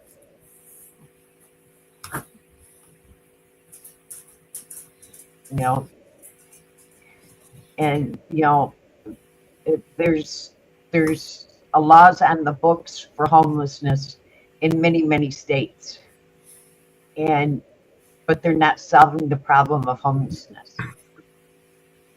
They're not solving the problem of homelessness. But they're arresting people for homelessness. They're charging fines for homelessness. $250 fine for being homeless. How are you going to charge somebody $250 fine for being homeless when they don't have money for an apartment?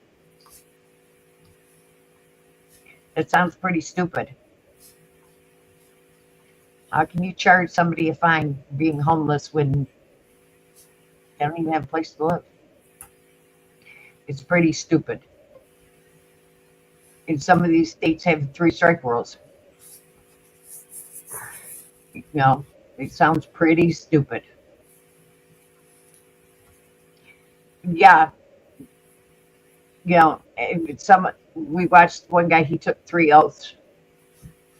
He took 3 oaths, and he doesn't even remember what the oaths he took. He took 2 oaths to 2 different police departments and 1 to the Air Force. And he doesn't even remember the oaths he took. That's pretty bad. That's pretty bad. When you take 3 oaths and you don't even remember the oaths you took. I don't think he cared. No. That's pretty bad. When you take 3 oaths and don't even know the oaths you take.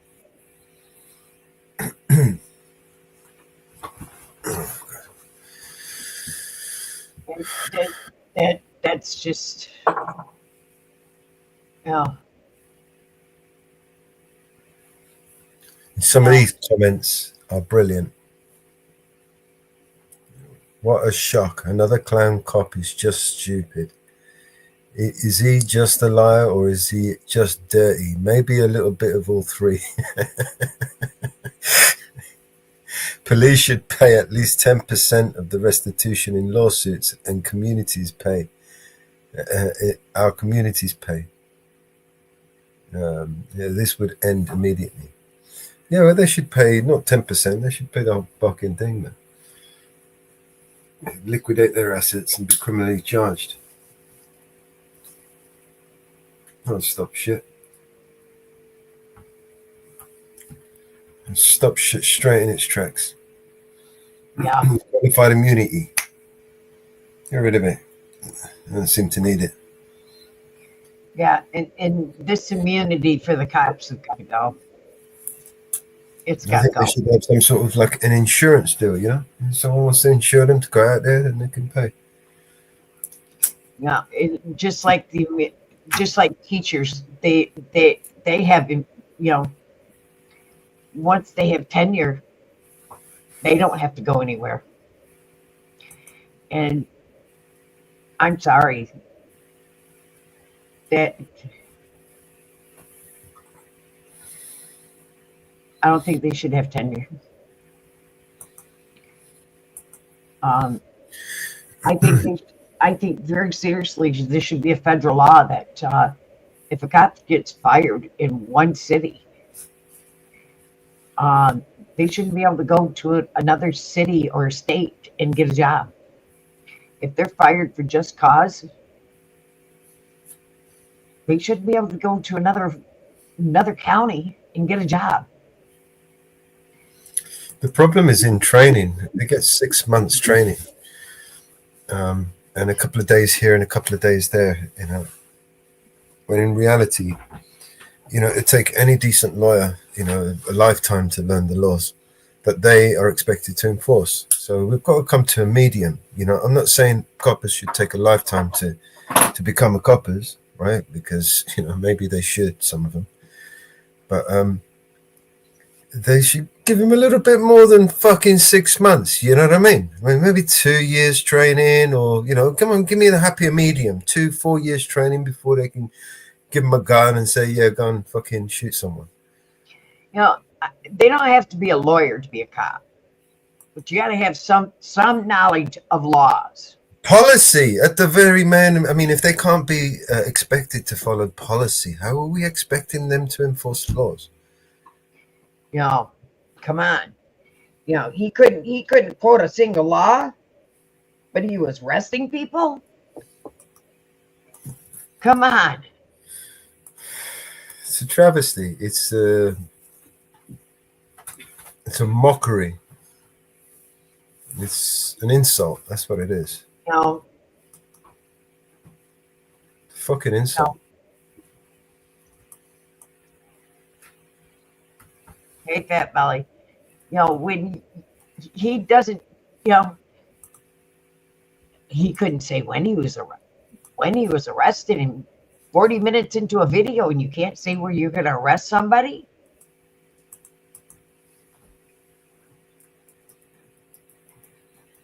I don't know. I'm not a lawyer. I don't know. I'm not a lawyer. I don't know. I'm not a lawyer. You didn't even know what a CAD was? Can you imagine relying on him in a testimony in court?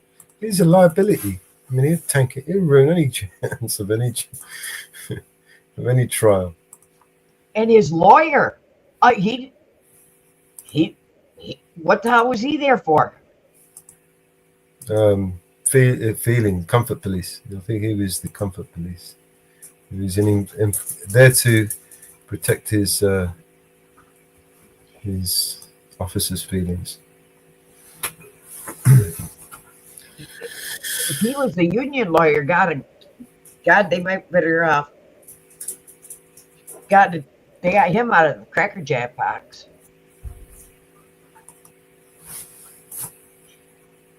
The only thing he said, I'm going to get a restraining order against you.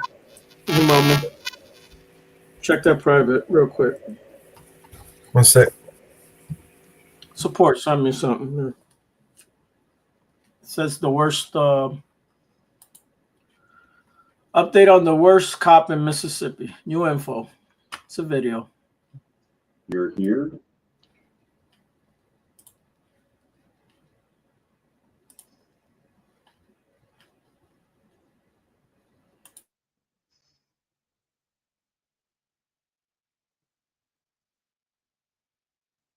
Am I playing this video or who's playing it?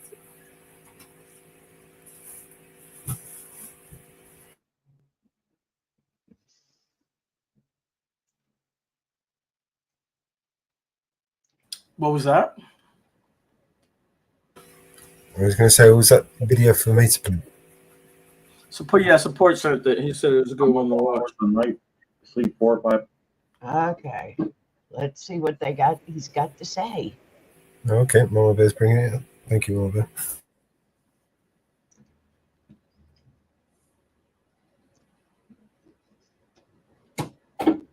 Yo, what is up, everybody? How are you? Good to see you.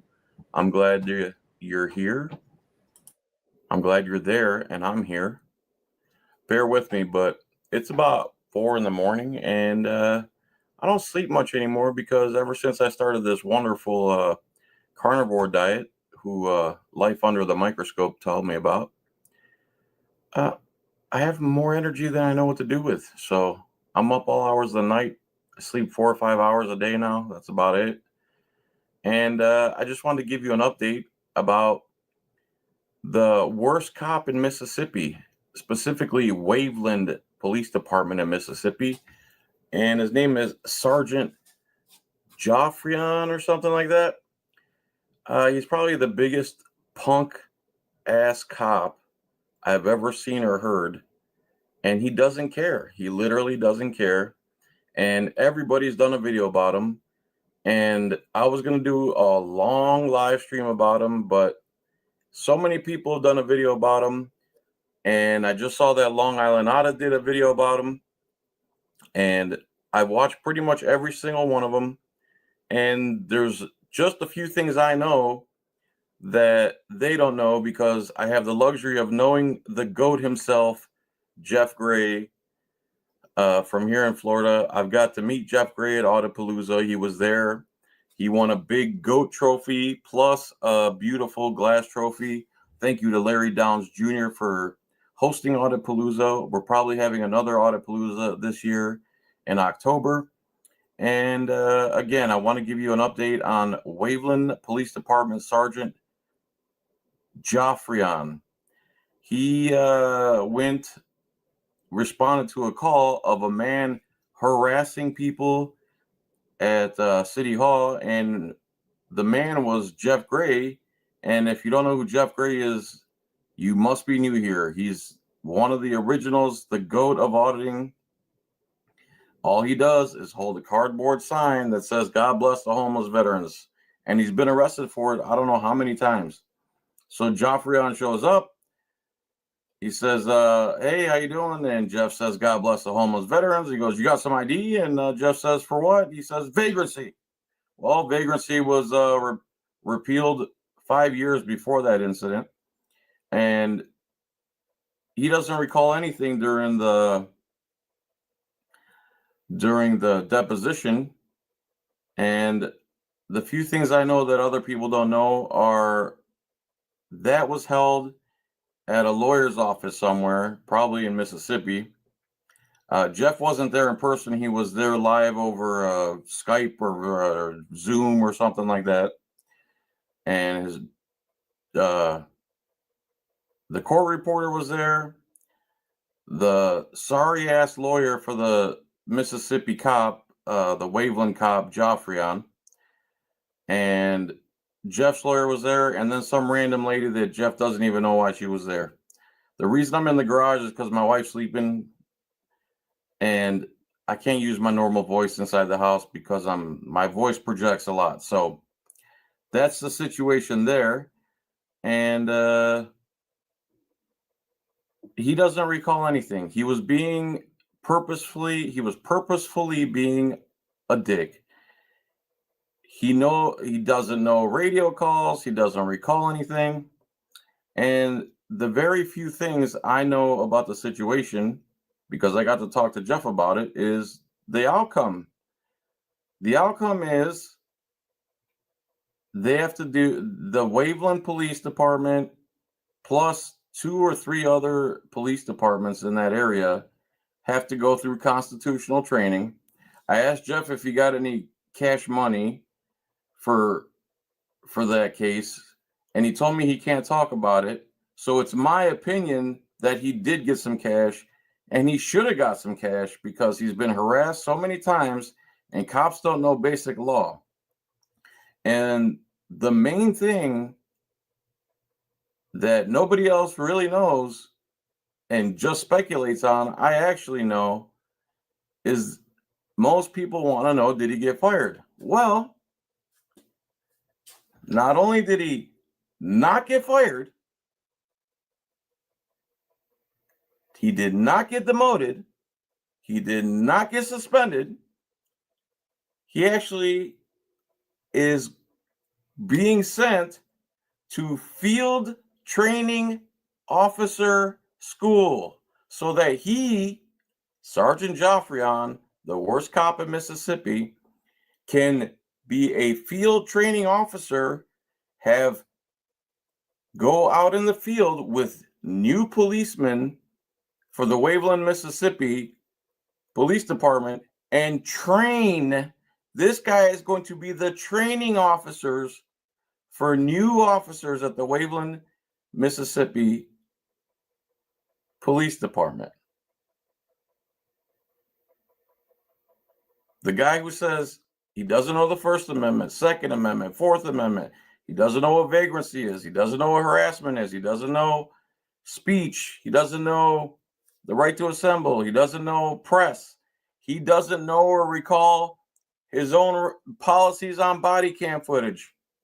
He didn't get demoted, he didn't get suspended, he didn't even get one of them paid vacation suspensions where they suspend you with pay. He didn't get suspended without pay. He didn't get suspended at all. He basically got a promotion because I'm sure when he becomes the field training officer, that's going to come with a raise. So for everything he did to Jeff, he got promoted for it. And when I asked Jeff, how is that possible? There's really no answer for that. It's just straight corruption and deceit and a disdain for you. This is police culture. And again, John's the bad guy. John's the frauditor. John's this. We're all bad people. But if it wasn't for Jeff, Sergeant Joffrion would be able to go around, violate everybody's rights, and his police department would have his back. They still have his back, even though now millions of people have seen what a scumbag this guy is, the way he acts in court, the disdain he has for you, your family. It doesn't matter who it is. He's going to treat you like scum. He thinks you're nobody. And he got promoted, basically. They're sending him to field training officer school. I believe he's also a member of a SWAT team. And he has a stupid, and let me tell you, you want sure tail blue, I'm going to call them blue flags. It's actually, the term is red flag. You want to know what a red flag is for a police officer? And one you should really be worried about is first thing you look for is, are they wearing blue line paraphernalia, accessories, blue line ring, blue line tattoos like he had, blue line across their thing, a blue line there, a blue line flag on their car, anything blue line, those always seem to be the worst cops. Another red flag, we should call them blue flag. Another blue flag is literally a blue flag tattooed on them. A blue flag Glock. There's a such thing as a blue flag Glock. I've seen them. Sleeve tattoos. You see a cop with sleeve tattoos? Those always seem to be some of the worst cops you'll ever run into. This is police culture. The guy basically got a promotion. What happened to them? The settlement was those 3 or 4 different departments over there who violated Jeff have to go through constitutional training. And usually it's 5 years, every year for 5 years, or every 2 years for 10 years, they have to undergo constitutional training. That was part of the settlement. It's undisclosed whether Jeff got any money or not, and he wouldn't tell me. He told me he couldn't talk about it. So therefore, I'm going to assume, it's my opinion, he got some money, and he deserves it. And the only other punishment was that he got promoted to field training officer. The worst cop, one of the worst cops I've ever seen, after watching tens of thousands, if not over 100,000 hours of videos of bad cops and research. This is one of the worst, probably top 5 worst cops I've ever seen in my life. And the punishment is that he got a promotion and he has to attend constitutional training that he won't be able to recall 5 minutes later. He's a liar. He's scum. He's an insecure little boy. He's a coward. That's what he is. Sergeant Joffrion is a coward, plain and simple. No ifs, ands, or buts. There's no doubt about it. I'll put the link to, in case you haven't seen it. If you haven't seen it, my goodness gracious, everyone's covered it. The only person really left to cover it is lackluster, in my opinion. Long Island Audit got over 100,000 views. Solo Yackers covered it, who is also the armed fisherman. I call him Solo Yacker because I like that name better. Liberty Trolls covered it. Jeff himself has put it on. Oh, another update. Thank God I remembered. I'm babbling and I remembered. The scumbag lawyer who was representing the worst cop in Mississippi, Sergeant Joffrion, his only worry about that whole deposition was that it was going to be published on social media, YouTube. And he threatened Jeff with a protection order. And Jeff laughed in his stupid face. So the lawyer, and these are the lawyers that defend cops. These lawyers also swore to uphold the Constitution, preserve, protect, and defend the Constitution. But they don't know it. They can't recall it when they're asked. The guy got a promotion for what he did. Jeff told me that what he wanted was to expose this guy, and he got what he wanted, and I'm glad he got what he wanted. And I'm glad this is getting so much attention. I'm glad he exposed himself for the disgusting pig that he is, because that's what you are, Sergeant Joffrion. And I hope you see this, bro. Waveland Police Department needs thousands of auditors. It needs thousands of people standing on the steps of City Hall with a sign that says, F Sergeant Joffrion's mother, wife, sister, brother, etc. That's what they need over there. A true hardcore exercise of the First Amendment, assembly, etc. Press. They need that drilled into their head. And they're going to learn who's really in charge. When it's just one auditor, one journalist, one angry citizen, one person here, one person there, they don't mind that. What they mind is millions of views over the internet, exposure, and constant phone calls to their department. That's what gets under their skin. The way this cop acted was so disgusting. So just to sum it up, I thought this was going to be a 5-minute video, but obviously I know how to run my mouth a lot. So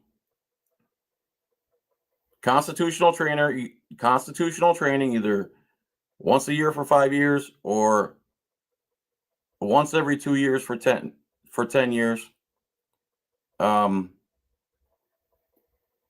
Possibly, in my opinion, some cash for Jeff. I'm sure he got some cash. Good for him. He deserves it. Absolutely, 100%. And Sergeant Joffrion got a promotion to become the field training officer of Waveland, Mississippi Police Department. And Jeff was threatened by the lawyer for Sergeant Joffrion that he was going to file for a protective order.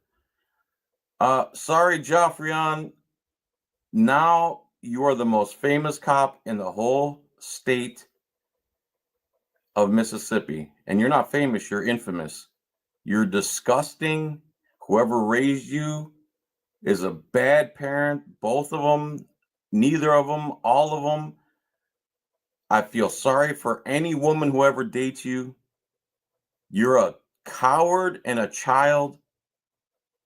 You don't belong anywhere near a gun. You don't belong anywhere near a police uniform. You shouldn't be wearing a badge. You're nothing but a coward. And you're probably, I can't even say it. When two relatives make a baby, that's probably what you are. Okay? So everybody, thanks for watching. I don't know if you know I lost my sponsor. Also, I want to ask you to become a member. It's 99 cents a month. It's $12 a year. Okay, if you want to donate to me, you know, I've never asked for money. Only one time have I ever asked for money in 13 years on YouTube, and it's when I got arrested.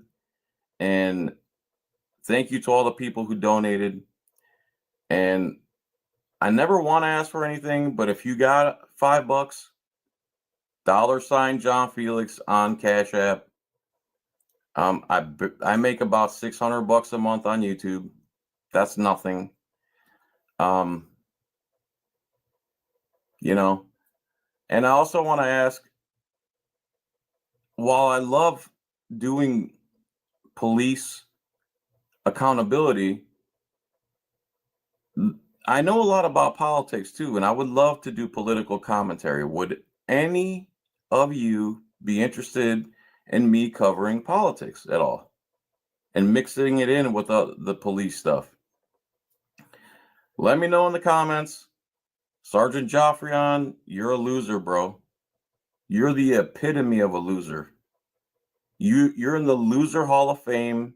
You're gonna go down in history. Your loser lawyer can file all the protective orders he wants. The internet is forever. What you did that day and the way you acted in during your deposition made you look like the coward you are. You showed your true blue line colors. You're disgusting. All right, guys. Thank you so much for watching. Much love. Consider becoming a member for 99 cents a month. Give it to me. I'm worth it. Right? Right. Have a good day. Peace, tranquility, peace, and chicken grease. See you on the next one. Bye.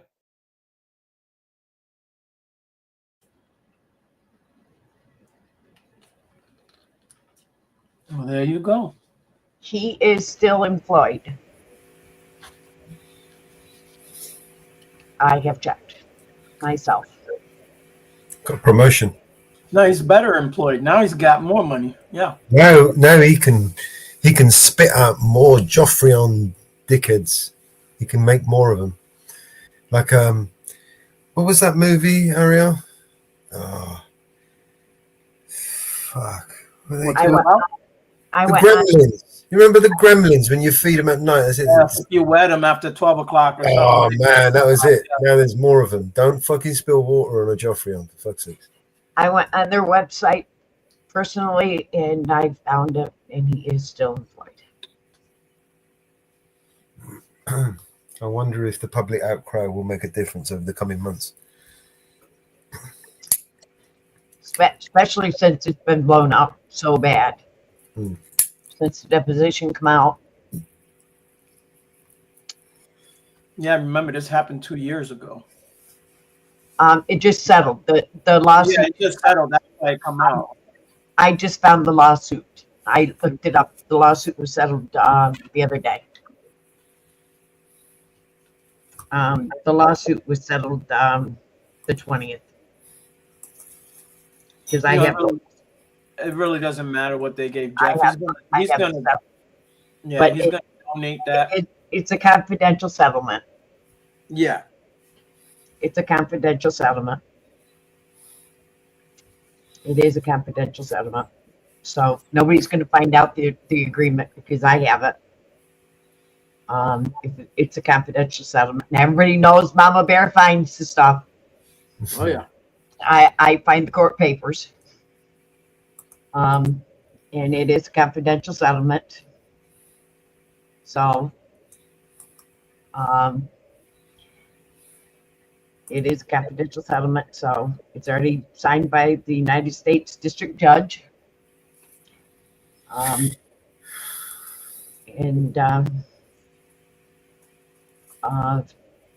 It's signed, and it was signed on the 20th. So,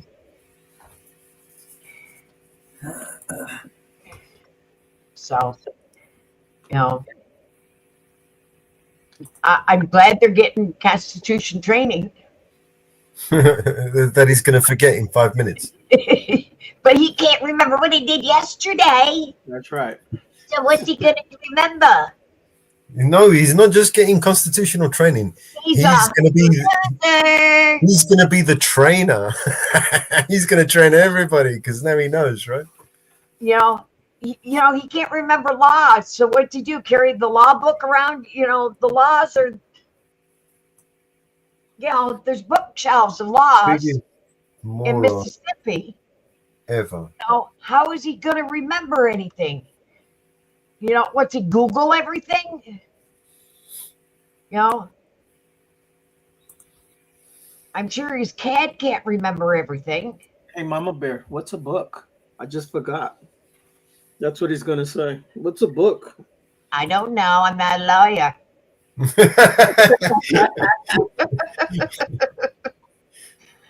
I don't know. I'm not a lawyer. Hilarious. No. I don't know. I'm not a lawyer. Biggest moron ever to walk the earth and wear a badge. Yeah, I haven't searched him. I don't know if he's married because, you know, I usually, you know. God help his wife and his dog. Oh my God, I feel sorry for the dog. I don't know if he's married. Don't know if he's got a girlfriend. But you know what? I pity him. I pity him if he does. Run, lady. Run. Little If he's bully got a boy. girlfriend, run. If he's got a wife, run. If he's got a dog, jump the fence. Jump the fence. Jump, run, go, flee for your life, flee. God. Oh, Jesus Christ. Now you walk among us. It's proof. Morons. Biggest morons on earth are given authority over the rest of us. You know, this is truly an Animal Farm experience, right? Does anybody remember the story, George Orwell's Animal Farm? Oh, it's a really good book if anyone has, or there's a few animated cartoons and stories about it, but it's a really good book. You guys know I'm not like that. I don't tell a dog to run. Don't tell a wife to run. I hate to say that he even has a cat. Jump out the window. Flee. It reminds me of that. Defeat it. Do you remember the Lord of the Rings, Ariel?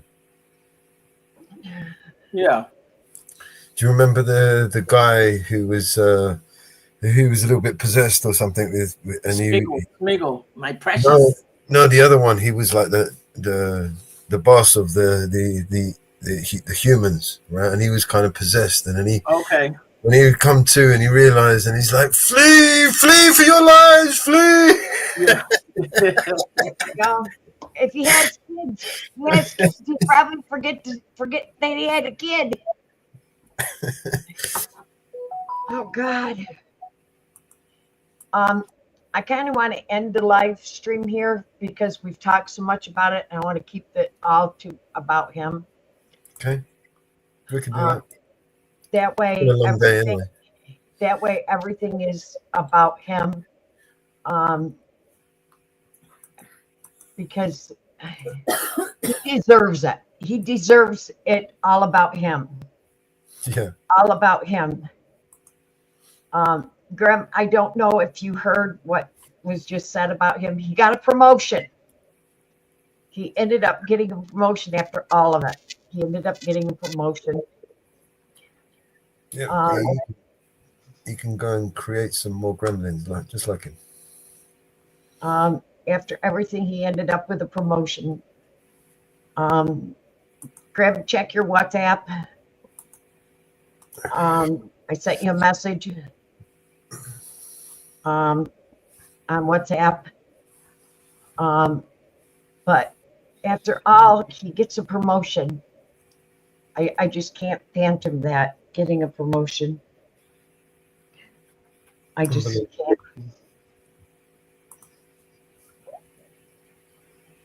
I just cannot figure out he gets a promotion out of it all.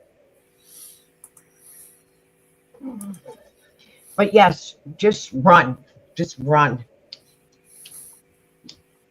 You know, he's going to train somebody and they're going to say in a deposition, I can't recall. I can't recall.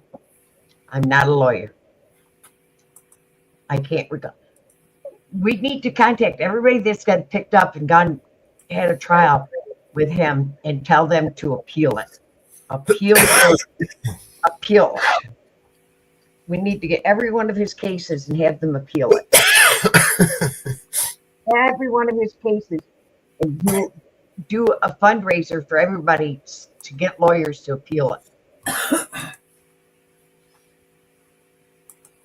We need a GoFundMe just so that we can raise money for everybody to appeal their cases. You know that? So they can appeal every one of his cases. You couldn't appeal the cases because he hasn't been charged with anything. You know? First problem is charging him. Yeah. And once you've got charges on him, then you can appeal the cases. If he's charged anybody, they can appeal it. Because they have to do a deposition. And I'll even sit there and say, I can't recall. All right, I'll see you on Jitsi. I got to go outside and pick up some tools and stuff and put them away. Okay. I think we're going to wrap this up anyway. So. Yep. I can't recall. Hey, Graham. I can't recall. I'm got a total recall. I mean, I can't recall. You know, like I have to go on. Is that a sort of like a bedroom issue? Is that like a performance issue? You're talking about yourself again, or you can't recall? I'm talking about the not recalling. You sure? You know, it just depends on the context, right? Because you can not recall, or as in not recollect. No, just stop it. You're not a comedian. You're not a comedian. It does not work. I'm just trying to clarify, you know. So don't come again, or try not to recall. Leave the jokes to the professionals. Try not to recall who it was. No, that's withdrawal.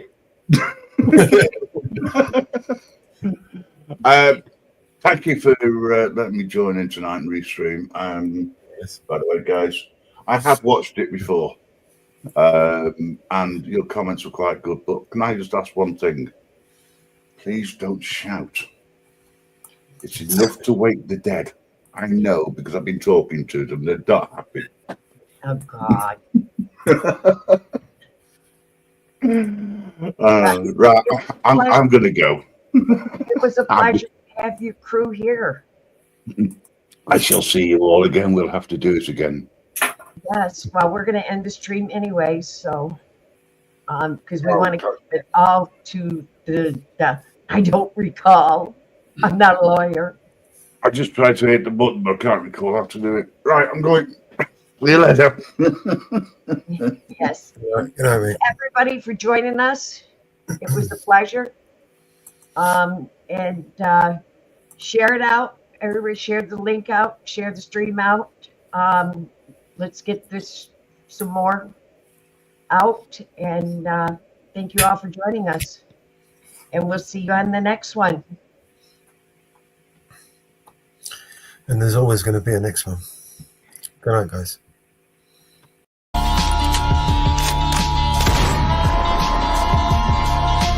This is your emergency broadcast system. All civil unrest has gone global. All capital buildings and cities are under siege by the United States government to quell the domestic terrorist threat. All residents of urban neighborhoods and cities are being ordered to stay in their homes until the threats are eliminated. If you disobey orders, you could be shot on sight by rogue agents, federal forces, and domestic terrorist militias. This is your emergency broadcast system. This is a national alert. Imminent threat is nationwide. You must stay in sight of your homes or risk being shot on sight. The conspiracy is upon you. Your conspiracy friends were right all along. Now you must learn to survive. If you hear this, you are the resistance. This is your emergency broadcast system. End of broadcast. War never changes.